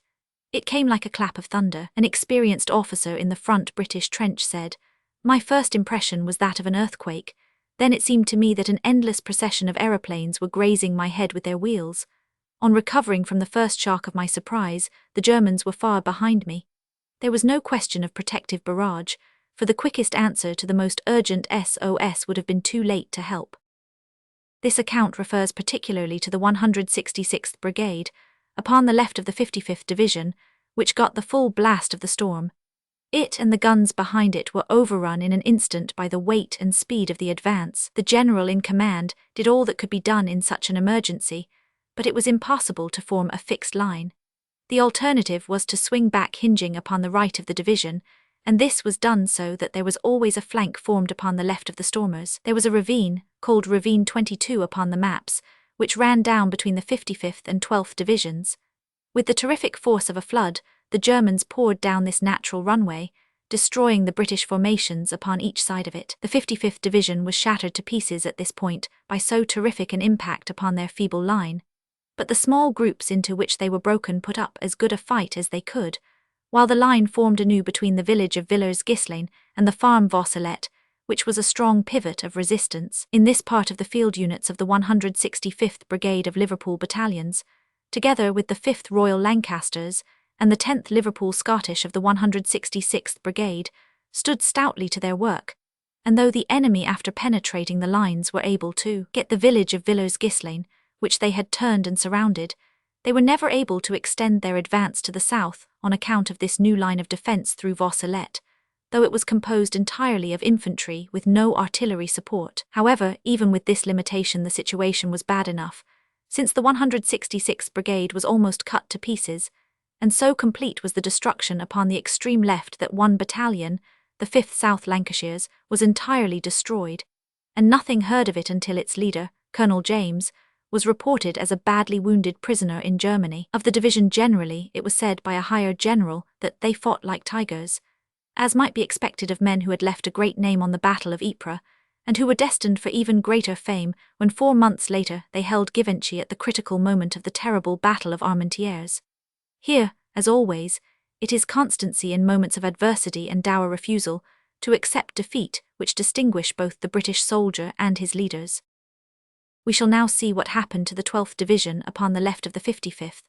When the German stormers poured down Ravine 22, their left-handed blow knocked out the 166th Brigade, while their right-handed crushed in the side of the 12th Division. From the ravine in the south to Quarry Farm in the north, the German infantry surged round the position like a mountain spate round some rock-hearted islet, where the edges might crumble and be washed out by the torrent, but the solid core would always beat back the waters. The line of the division was a curved one, with the 35th Brigade upon the right, the 36th in the centre, and the 37th upon the left. It was upon the right-hand brigade that the storm burst with its full shattering force. The 7th Suffolks next to the fatal ravine shared the fate of the 5th South Lancashires upon the southern edge of it. By a coincidence the colonel had been invalided for appendicitis the day before, but Major Henty, who was in command, was killed. The 5th Berks Anth Essex, broken up into small parties and enveloped in a smoke cloud through which they could only catch dim glimpses of rushing Germans, were pushed back to the north and west, still keeping some sort of cohesion, until they reached the neighbourhood of Bleak House, where they rallied once more and gathered for a counterattack. Everywhere over this area small parties were holding on, each unconscious of all that was passing outside its own little smoke-girt circle. Close to Villers-Gislain upon the south side of the ravine Sapper Company 70, together with the 5th Northampton Pioneers, held on bravely for many hours, shooting into the flank of the German advance who poured over the British gun positions, which were well forward at this point, in order to support the troops in Mesnières and Marcoing. Some of the incidents round the guns were epic in character, for the British gunner does not lightly take leave of his piece. Many were fought to the last instant, with their crews hacking at them with pickaxes and trenching tools to disable them even while the Germans swarmed in. Lute Wallace of the 363rd Battery, with 5 men, served 3 guns point blank, their trails crossing as they covered 3 separate fields of fire. Each of this band of heroes received a decoration, their leader getting the VC. The 92nd RFA near La Vacquerie also repulsed 4 separate attacks, firing with open sights at a range of 200 yards, before they were forced to dismantle their guns and retire. The 7th Norfolks on the left edge of the 35th Brigade were farthest from the storm centre, and stoutly beat off all attacks. Only one lieutenant was left upon his feet at the end of the day. Separated from their comrades, the Norfolks were rather part of the 36th Brigade upon their left, who were also fiercely attacked, but were more happily situated as regarded their flank. The 9th Royal Fusiliers were pushed back to the Cambrai road on the north, but with some of the Norfolks built up a solid line of resistance there. Next to them upon the left, the 2 companies of the 8th Royal Fusiliers which were in the line were practically annihilated in spite of a splendid attempt to rescue them made by the other 2 companies led by their heroic Colonel Elliot Cooper. In this brave effort the leader gained his Victoria Cross, but also unhappily a wound from which he eventually died. This counterattack drove the Germans back for the first time in this terrible morning, but their lines were reinforced, and they came on once more. The 37th Brigade upon the left had their own set of troubles to contend with.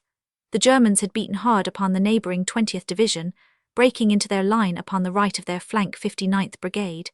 In this way they got into Leitao Wood and on to the Barnevis Ridge, which placed them upon the left rear of the 37th Brigade. The unit was in imminent danger of being cut off, but held strongly to its line, the pressure falling particularly heavily upon the 7th East Surreys and upon the 6th Buffs. Pam Pam Farm was the centre of some very desperate fighting on the part of these 2 units. The brigade was sorely tried and forced backwards, but still held its own, facing upon 2 and even 3 different fronts, as the enemy drifted in from the north and east. In the meantime, a train of independent circumstances had built up a reserve line, which was destined to be of great importance in limiting the German advance until reinforcements could arrive. Their stormers had within an hour or 2 reached not only Villers-Gislain and Garnelieu, but had even entered Gouzeaucourt, 3 miles deep in the British line. This village, or rather a quarry upon its eastern edge, was the headquarters of the 29th Division, and the Germans were within an ace of capturing General Doyle, its famous commander. The amazed commandant of the local hospital found a German sentry at his door instead of a British one, and with the usual British good humour sent him out a cup of tea. No doubt he did the same to the Irish guardsman, who in turn relieved the German in the afternoon. The CRA of the 29th Division was wounded and taken, and Captain Crowe of the staff was killed. General Doyle, with quick decision, organised a temporary defence for the south end of the village, and then hurried up to join his hard-pressed men at Marcoing. The general of the 12th Division had energetically hurried up the 2 battalions which he held in reserve. They were the 6th West Surreys and the 11th Middlesex. Some hundred of odds and ends near headquarters were also formed into a unit and pushed to the front. These went forward towards the firing with the vaguest notion of the situation, meeting broken groups of men and catching occasional glimpses of advancing Germans. The brigadier of the 35th Brigade had been nearly caught in Garnelieu, and found the enemy between him and his men as he came back with his staff, still very lightly clad, pausing occasionally to fire at the advancing Germans. He passed Ganch Wood, and there met the advancing battalions, which he helped to marshal along a low ridge, the Revelin Ridge. The Northumberland Hussars lined up on the right of these troops, and 2 brigades of cavalry coming up from the south formed on the left of them at a later hour. The whole held firm against all enemy attacks, and made a bulwark until the time when the Guards advanced in the afternoon. As will afterwards be described, when that event occurred, this Revelin line formed roughly a prolongation of the new line established by the Guards and cavalry, so that a long dam was formed. Commanding officers in this critical part of the field gave a sigh of relief in the early afternoon as they realized that the worst was over. The 20th Light Division was on the left of the 12th, and its experience was equally trying. It was upon the riflemen of the 59th Brigade that the main shock fell, and it came with such sudden violence that the Germans were through the right unit, and in the rear of the rest before the situation was fully realized. The 61st Brigade upon the left had also a most desperate time, their flank being penetrated and turned so that for a time they were cut off from their comrades of the 29th Division at Mesnières. By this determined German attack, the south bank of the canal was partially cleared for their advance, which put them in the position that they could possibly push along that bank and get hold of Les Rouges and the southern ends of the bridges, so as to cut off those British troops who were across the canal. In this dangerous movement, they nearly had success, and it was only the desperate fighting of some of the 86th Brigade which saved the situation. The prospects were even worse upon the right of the division, for the Germans broke through Les Wood, and so got completely behind the 10th KRR, who were the flank battalion.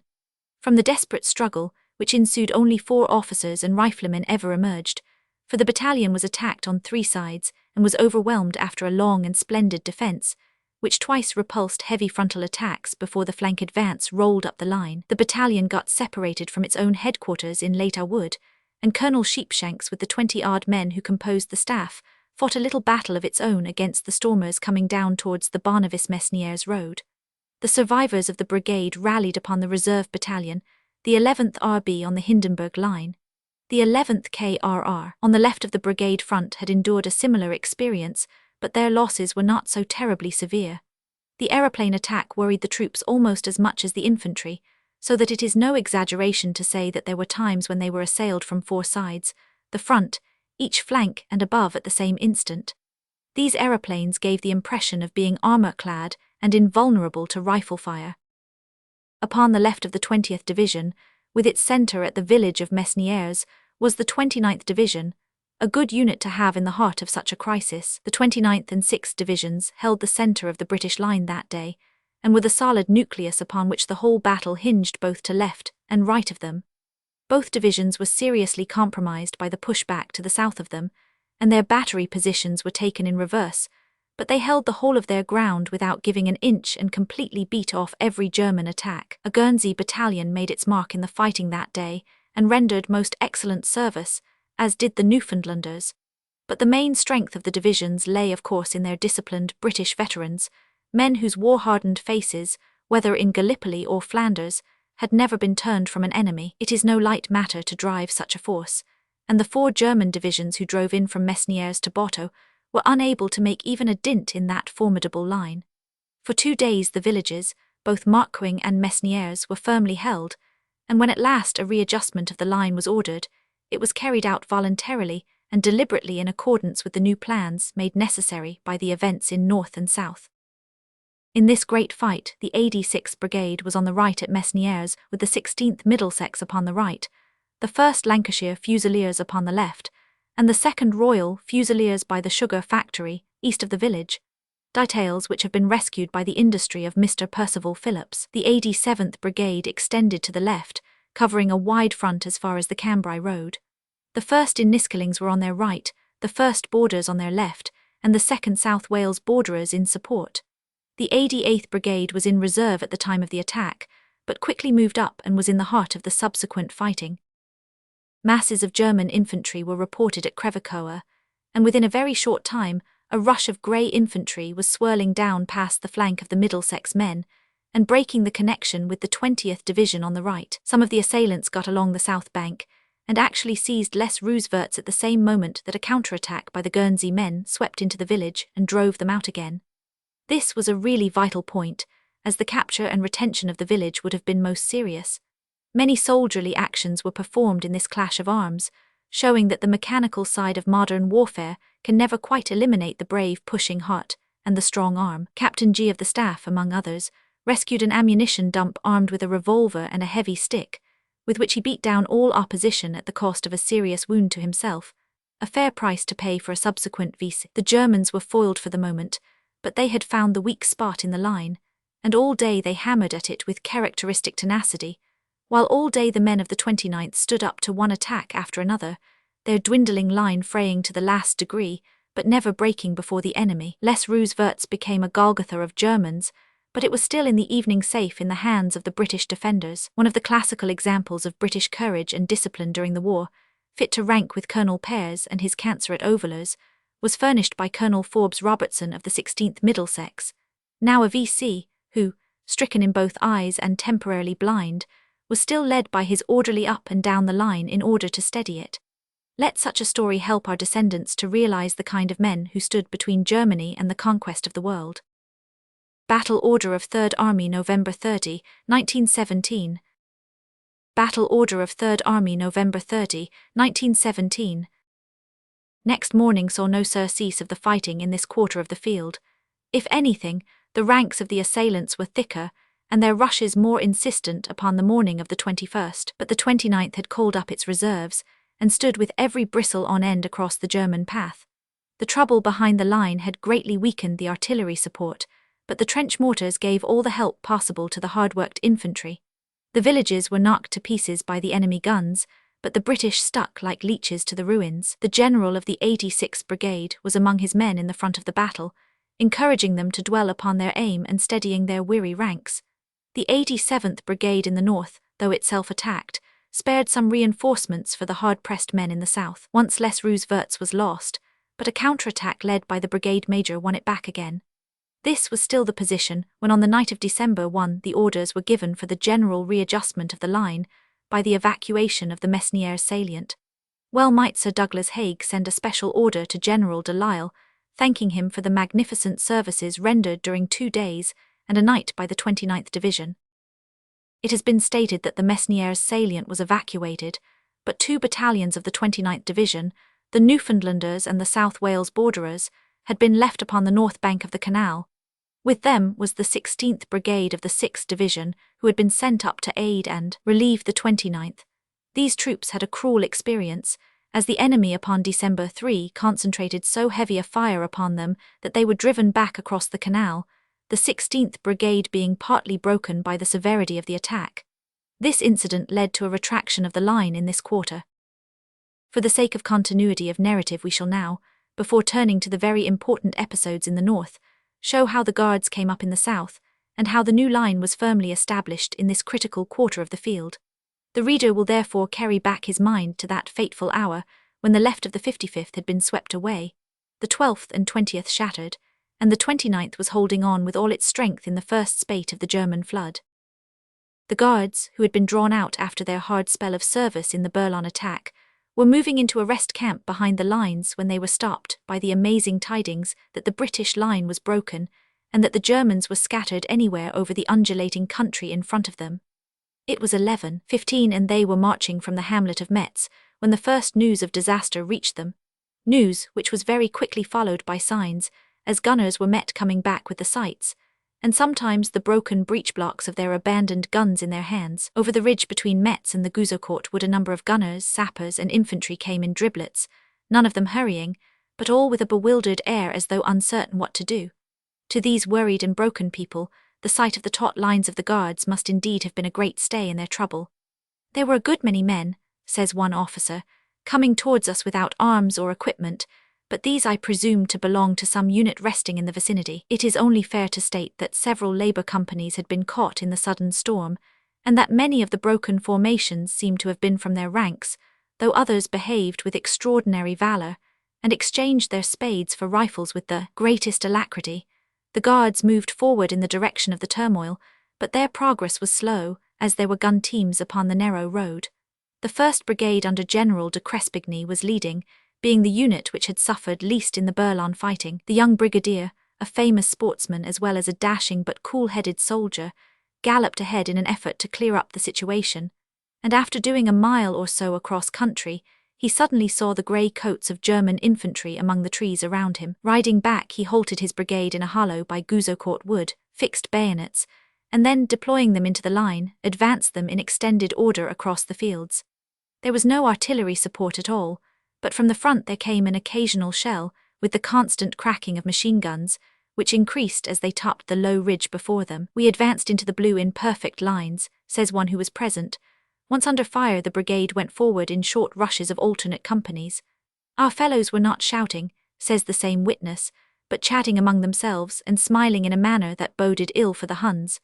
The 2nd Coldstreams were on the right, the 2nd in the centre, and the 1st Irish upon the left, with the 2nd Grenadiers in close support. As de Crespigny's brigade came upon the fringes of the German advance, they swept them up before them, keeping the Metz-Gouzeaucourt road as their right boundary, while a force of dismounted cavalry moved up upon the farther side. The Irish upon the left passed through the wood and broke with a yell about 2 p.m. into Gouzeaucourt village, which was not strongly held.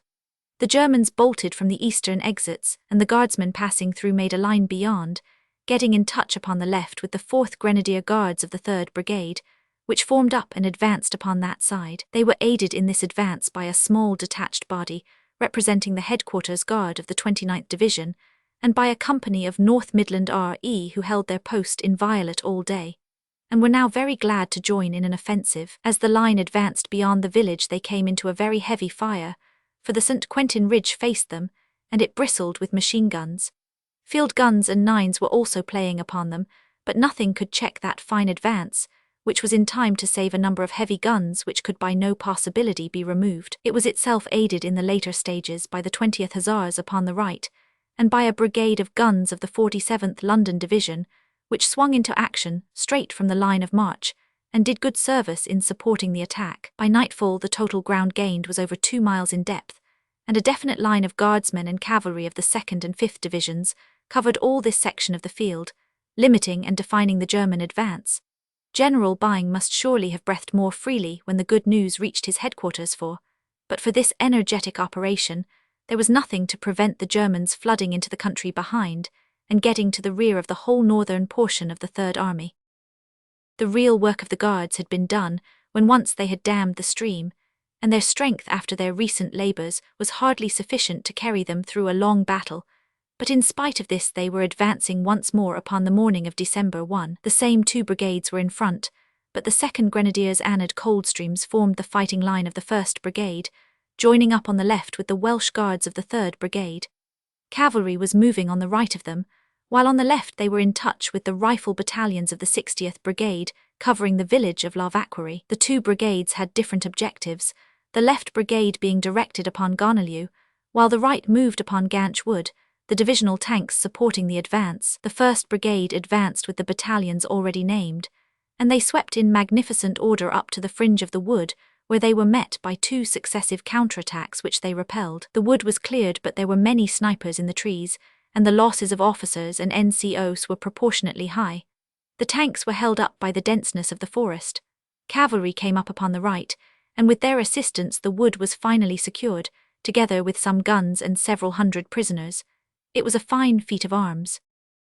The 2nd Brigade had a difficult task at Gonolieu and the Quentin Ridge. The 1st Welsh on the right and the 4th Grenadiers on the left headed the advance, but they were held up at once by machine guns on the right, until a tank lumbered up and saved the situation. Isolated parties of the 2nd Grenadiers forced their way into the village, but it bristled with machine guns and could not be held. Finally the line was 4 yards from the western edge. That night the Guards were drawn out after their onerous and splendid service, being relieved by the 9th Division. In the week they had lost 125 officers and men, but they had turned the tide of battle upon the critical instant of a critical day, when, amid commencing disorganization, the presence of the most highly disciplined and steadiest force in the British Army was particularly needed. Few of our units can be fairly said to have added to their laurels in this sector of the second phase of Cambrai, but at least the 29th Division and the Guards can look back to it with every satisfaction.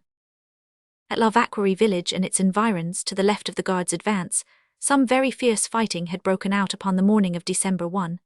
The enemy began by endeavouring to outflank the village upon the right, pressing down from Gonolieu and attacking the sunken road known as Forster Lane, which is north of Gonolieu. A company of the 9th Essex, somewhat shaken by its previous experience, and the 12th Rifles held this position. The colonel and the headquarters staff of the rifle battalion found itself engaged in a very lively free fight with the heavy masses of enemy infantry who were pouring down Fusilier Ridge. By trickling forward small parties they managed to capture Forster Lane, but all their attempts to get beyond it were beaten back. Captain Lloyd of the Rifles, who was prominent in the defence, fell mortally wounded, but the line, though heavily shelled and hard-pressed, still held its ground. All this occurred to the south of the village, which had itself been heavily attacked after a very heavy shell fall. The German bombers, who came on very bravely, drove their way into the village but were ejected once more, the riflemen leaving their trenches to pelt them with bombs. A second attack was even more fiercely pressed. The Germans who attacked La Vacquerie, says one who was present, were brave and determined men and their bombers were well trained, But our men had been told to hold the village at all costs, and gallantly led by their officers and NC officers they carried out their orders. In the evening the riflemen still held the shattered ruins of the village, but they were utterly exhausted by their splendid exertions, and never was a relief more welcome than when the 183rd Brigade of the 61st South Midland Division came up after nightfall and took over the hazardous charge. In the final readjustment of the British line, the village of La Vacquerie remained with the Germans. The enemy had suffered heavily, and as will be shown gained absolutely nothing in the north, but in the south it must be admitted that he had substantial trophies, including a strip of British line, some thousands of prisoners, and about 100 guns. It was the first truly successful offensive on a large scale which he had made since the gas attack upon Ypres, 1915, nearly 2.5 years before, and it would be a sign of a poor spirit if we did not admit it, and applaud the deftness and courage of the attack. After several days of quiet, the Germans tried one other taste of the quality of the Guards by a sudden assault upon their new line on December 5. They advanced bravely in 2 lines from Gonelieu, but were beaten off by close rifle fire. As they turned, their flight was greeted with a volley of bombs from their own people behind them. It was observed that the stormers upon this occasion carried their packs as though they meant to stay. A good many of them did so. Next day the Guards were relieved by the 9th Division. We shall now turn to Walcomb's 4th Corps in the northern sector, which extends from Tadpole Copse upon the left to that solid centre of resistance furnished by the 2 veteran divisions at Marcoing and at Mesnières. It was upon the left of this curve that the German attack broke upon November 30 from the Hindenburg line to the village of Fontaine, a front of about 6 miles, the object being to cut off the whole Berlin salient. The attack, which began about 9 o'clock, differed from that on the south, because the element of surprise was wanting, and because the ground was such that the attacking troops could be plainly seen. The final result was to push back the British line, but this was mainly as a readjustment to correspond to the change in the south. To effect this small result, all accounts are agreed in stating that the Germans incurred such murderous losses that it is improbable that any have been more severe since the early days of the war. If, on the balance, the British lost the day in the south, they gained it in the north, for with limited loss to themselves they inflicted most severe punishment upon the enemy. The arrangement of the troops upon the northern curve of the battle line was as follows. Forming a defensive flank between the old British line and Tadpole Copse was the 168th Brigade, and to its right facing Moevers, the 169th Brigade, both of them of the 56th London Territorial Division, which had been a week in the fighting line and was very worn. Next to them upon the right was the 2nd Regular Division under General Pereira, from Moevers to Berlin, with elements of the 5th, 6th, and 8th Brigades in front. Upon their right was the 47th London Territorial Division, occupying the line drawn through Berlin Wood. Upon their right again was the 59th South Midland Territorials near Fontaine, who in turn linked up with the left of the 6th Division, thus completing the semicircle of battle. After a short but very severe bombardment, the German infantry advanced upon the line from Tadpole Copse to Berlin Wood, a front of about 4 miles. There were 4 fresh German divisions, with 3 others in reserve, and the attack was driven on with the utmost resolution, falling upon the outlying British outposts with a force which often destroyed them, although the furious resistance of these scattered bodies of men took all the edge off the onslaught. It was also beaten into the earth by the British artillery, which had wonderfully fine targets as the stormers in successive lines came pouring over the open ground between Moevers and Berlin. The artillery of the 40th Division had been left in the line, and a gunner officer of this unit described how his guns swung round and enfiladed the German attack upon the right as it stormed up to the line of the 47th Division. It was one howitzer battery that first tumbled to the fact that the booties were attacking and had driven in some of the 2nd Division posts. This battery swung its guns round at right angles, getting on to the advancing enemy in enfilade and over open sights.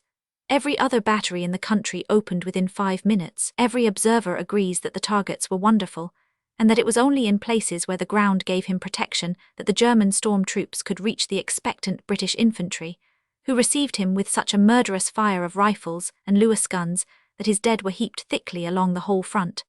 7 brigades of British artillery were enjoying themselves. Taking the action from the left, the outposts of the 169th Brigade were driven in, but put up a series of desperate fights. From Moevers to Tadpole Copse the action raged, and then the enemy poured out from the back of that portion of the Hindenburg line, which ran upon the flank of the 168th Brigade, so that both units were involved in heavy fighting with a limited field of fire, which gave fewer advantages to the defence than were found on the rest of the line.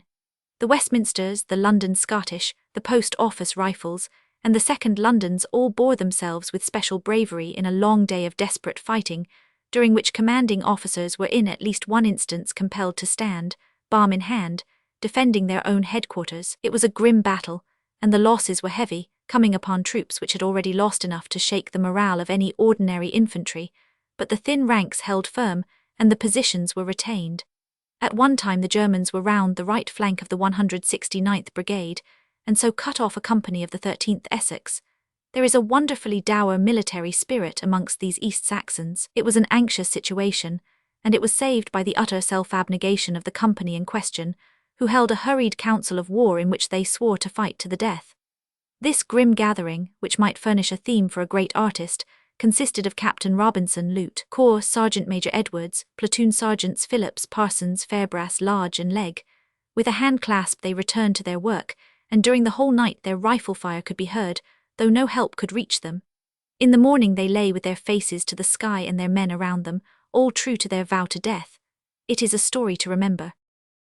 The left flank of the 2nd Division was held by this same 13th Essex, the 2nd South Stafford, and Middlesex battalions of the 6th Brigade. This brigade was cut into two parts by the Canal du Nord, a huge trough of brickwork without any water, 80 feet across, with steep sloping sides. The bridges across were swept by German fire, and the only transit was by ropes to help the climber. All day the fight raged furiously here, the Germans within bombing distance of the defence, which was never penetrated for an instant. Save for one small isolated trench with about 70 men, this whole line held firm against every form of attack. Snipers and bombers fired across from bank to bank, while down in the dried bed of the canal there was constant close-range fighting.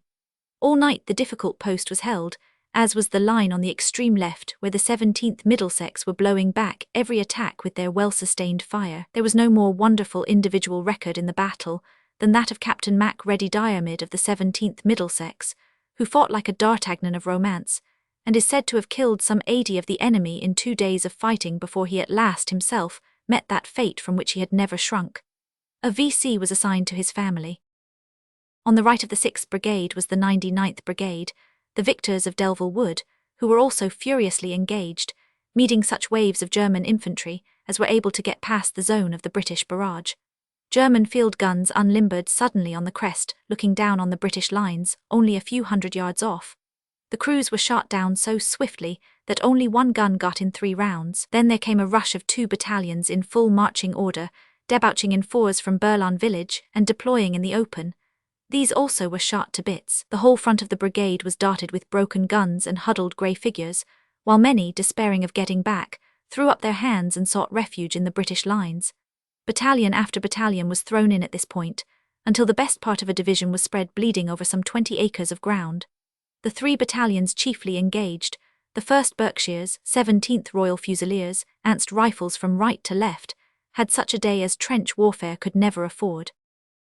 At the outset the force of the attack pressed back the 1st Berkshires upon the right, together with the left wing of the 47th Division. For a few moments the situation was alarming. However, after 3 hours of ding-dong fighting the volume of fire was too much for the stormers and they fell back. At the same time, the 17th Royal Fusiliers, who had rallied under cover of their outposts, shot down everything in front of them. The 1st K. Rifles had a day of wonderful fighting. Snipers, rifle grenadiers, Lewis gunners and machine gunners were all equally glutted with slaughter. The Germans in mass formation came on in waves, offering a splendid target at a range fro to point blank. In addition, they were enfiladed by the machine gunners and subjected to very heavy fire from our guns for 2.5 hours. The second attempt never looked like succeeding and was smothered in a very short time. The 17th Royal Fusiliers have been mentioned as being in the line at this point, though they really belonged to the 5th Brigade. The fact was that in a previous operation they had won a long trench advancing at right angles to the British position and leading up to the Germans. This was called the Rat's Tail on account of its shape, and it was still occupied by the Royals when the attack broke out, so that they were placed in a most difficult position and were pressed back down this long trench, fighting a desperate rearguard as will be told later. Their presence in the Rat's Tail was the more unfortunate as it helped to screen the Germans and to contract the fire field of the main line behind them. After clearing the Rat's Tail, the remains of the battalion found themselves upon the right of the 1st KRR. The remaining brigade of the division, the 5th, had some of its men also in the front line and as busy as its comrades. It is stated in the account already quoted that even the wounded men of the 2nd HLI were propped up, so that they might continue to fire upon the Germans. It was a brigade which had suffered many an evil quarter of an hour in the past, and it is no wonder that the men took a fierce joy in such a fight, when at last they could meet their hated enemy face to face. Side by side with the Highlanders were those veterans of 1914, the 2nd Oxford and Bucks, the battalion that broke the Prussian Guard. They also had many an arrear to wipe off, nor were their less experienced comrades of the Royal Fusiliers less intent upon the work in hand. It was a costly experience for the warlord and his legions. In the evening, save for the one loss at the Canal Lock which has been already recorded, the whole 3,500-yard front of the 2nd Division stood inviolate, and was clearly defined when the British force withdrew by the thick pile of German dead which marked it. Indeed, it is claimed that at the end of the day, the posts which were thrown forward by the defenders were more advanced than before the attack had broken. Those posts which had been overwhelmed in the morning were found to have perished most gloriously, for in almost every case the British dead were ringed round with the bodies of their assailants. Among the many epics of these isolated posts, none is more glorious than that of a platoon of the 17th Fusiliers under the 2 company officers, Captain Stone and Lute Benziri, both mentioned in dispatches, who fought absolutely to the last man in order to give time for the main body behind them to get ready for the assault. The official report of the officer commanding says, "The rearguard was seen fighting with bayonet, bullet and bomb to the last. There was no survivor." The annals of war can give few finer examples of military virtue.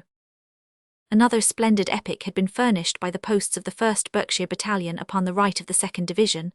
They were all drawn from one company under the command of Lute Valentin, also mentioned for his gallantry. The Germans surged in upon them in the afternoon, and there was a most grim and terrible fight. 3 of the posts were destroyed, but when the ground was regained it was difficult to find the British bodies on account of the piles of German dead which were heaped round and over them. 6 other posts remained intact after 6 hours of close fighting, in which they were continually attacked by superior numbers who fell in heaps before the steady fire of these experienced soldiers. Rapid fire had been brought to perfection by the training system of the 2nd Division, and General Pereira was justified of his wisdom. The 6 weary posts which remained intact after the storm had passed are said to have killed not less than 500 of their assailants. Gorringe's 47th London Territorial Division upon the right had endured a similar experience to that of their comrades of the 2nd Division, and Kennedy's 140th Brigade upon the left had been particularly strongly engaged. The 6th London Rifles and the 10th Civil Service Rifles held post of honour, and the conditions were much the same as those already described, save that the field of fire was more restricted. In the afternoon attack, a gap was formed between these 2 battalions, but was quickly closed by one of those heterogeneous musters of signallers, orderlies, and general utility men who have so often done good and unobtrusive service, silent supers who suddenly spring into the limelight, play the part of the hero, and then fade away to the wings once more. This attack of the afternoon fell with great force upon the right unit of the division, the 141st Brigade, who lay in their gas masks, half poisoned with mephitic vapours among the brushwood of Burlon Forest. These fine troops, the London Irish, Poplar, St. Pancras and Blackheath battalions, endured all that gun or gas could do, and held their whole line intact until the evening. In the early morning, Walcomb's 4th Corps, exhausted in body but triumphant in the knowledge of the terrible losses which they had inflicted upon the enemy, withdrew unmolested, and in absolute order to the smaller perimeter which had been marked out for them by General Byng, when he had time to realize the exact effect of the German gains upon the south end of his line. Everything portable was carried off by the retiring troops, who made it a point of honour to leave nothing at all to the enemy. 3 days later, in conformity with the general plans, the lines were laid down afresh along the Flesquières Ridge, so that the whole salient was smoothed out, and yet Byng's troops held all the solid advantages gained upon November 20 in the shape of a long stretch of the Hindenburg Line. This continued to be the permanent position of the Third Army during the winter, and up to the Fate-Fust of March 1918, when the great German thunderbolt was hurled. In the movements entailed by this withdrawal, there was no molestation from the enemy save that the rearguards of the 47th Division were strongly engaged. 2 companies of the 15th Civil Service Rifles were for a time cut off, but broke their way through all resistance and rejoined the main body. On the north of that new portion of the line which had been established by the Guards and taken over by the 9th Division, there was a long ridge called Welsh Ridge, running up from La Vacquerie Farm. The enemy was still strong in this quarter, where the British artillery was particularly weak, a defect which was partly compensated for by the loyalty of the neighbouring French commander. The 61st South Midland Territorial Division had taken over from the 12th in this area, and found themselves involved in several days of hard fighting, in the course of which La Vacquerie Farm was lost to the Badners, but the general line of the ridge was maintained, consolidated, and turned into the permanent front of the army. So ended the swaying fortunes of this hard-fought and dramatic battle, beginning with a surprise attack of the British upon the Germans, and ending by an attack of the Germans upon the British which, if not a surprise to the commanders, at least produced some surprising and untoward results. The balance of these varied actions was greatly in favour of the British, and yet it could not be denied that something of the glory and satisfaction of Byng's splendid original victory were dimmed by this unsatisfactory epilogue, which was only made less disastrous to the British cause by the very heavy losses which their enemy incurred upon the northern sector. On the balance in ground gained, the British had a solid grip of 11,000 yards of the famous Hindenburg Line, as against an unimportant British section between Venteuil and Garneleu. In prisoners the British ha. 0 as against 6,000 claimed by the Germans. In guns the British took or destroy against 100 taken or destroyed by their enemies. In the larger field of strategy, the whole episode was fruitful, as it stopped all reinforcement of the Germans in Italy during the critical weeks, while the Italians were settling down upon the line of the Piave. One result of the action was a reorganization of the British machine gun system, which was found to have acted in an unequal fashion during the operations, some formations giving excellent results while others were less satisfactory. The Battle of Cambrai virtually brought the fighting of 1917 to an end, although there were several sharp local actions at different points along the line, actions which would have filled special editions in former wars, and now can hardly be afforded a paragraph if any just proportion be observed. Chief among them was a spirited German attack upon the 63rd Naval Division upon December 29 in the sector of the Canal du Nord, which began by the loss of some trench elements, but ended with little change. There was a sharp fight also early in December at that blood-stained country house, Polderhoek Chateau, where the New Zealanders, attacking upon a narrow front, made an attempt upon one of the most difficult points in the Flanders line. The men of Otago and of Canterbury proved once more what extraordinarily good military material is bred in the great Pacific island, but after a sharp tussle in which both sides lost heavily, there was no substantial change in the position. Another local fight which was sufficiently serious to demand mention here was upon December 2, when the 26th Brigade of the 8th Division, with part of the 32nd Division, stirred up the German line in the Flanders area. After 2 days of fighting matters remained here much as they started. The year 1917 had been a very glorious one both to the French and to the British armies, which, pursuing their system of the limited objective, had hardly met with a single repulse in a long campaign. The victories of Arras, Messines, Langemarck, Passchendaele and Cambrai were added to the great record of Sir Douglas Haig and his men, while the French, save for the losses incurred in their great April attack, had an unbroken record of success. And yet in spite of these results in the West, the year was a disappointing one for the Allies, since the Russian defection, which involved Romania in ruin, greatly weakened their position, and clearly showed that the year 1918 would find them confronted with the whole force of Germany, aided by contingents of her allies. Storm clouds piled high in the east. Only from over the far western rim of the Atlantic came a slowly waxing light.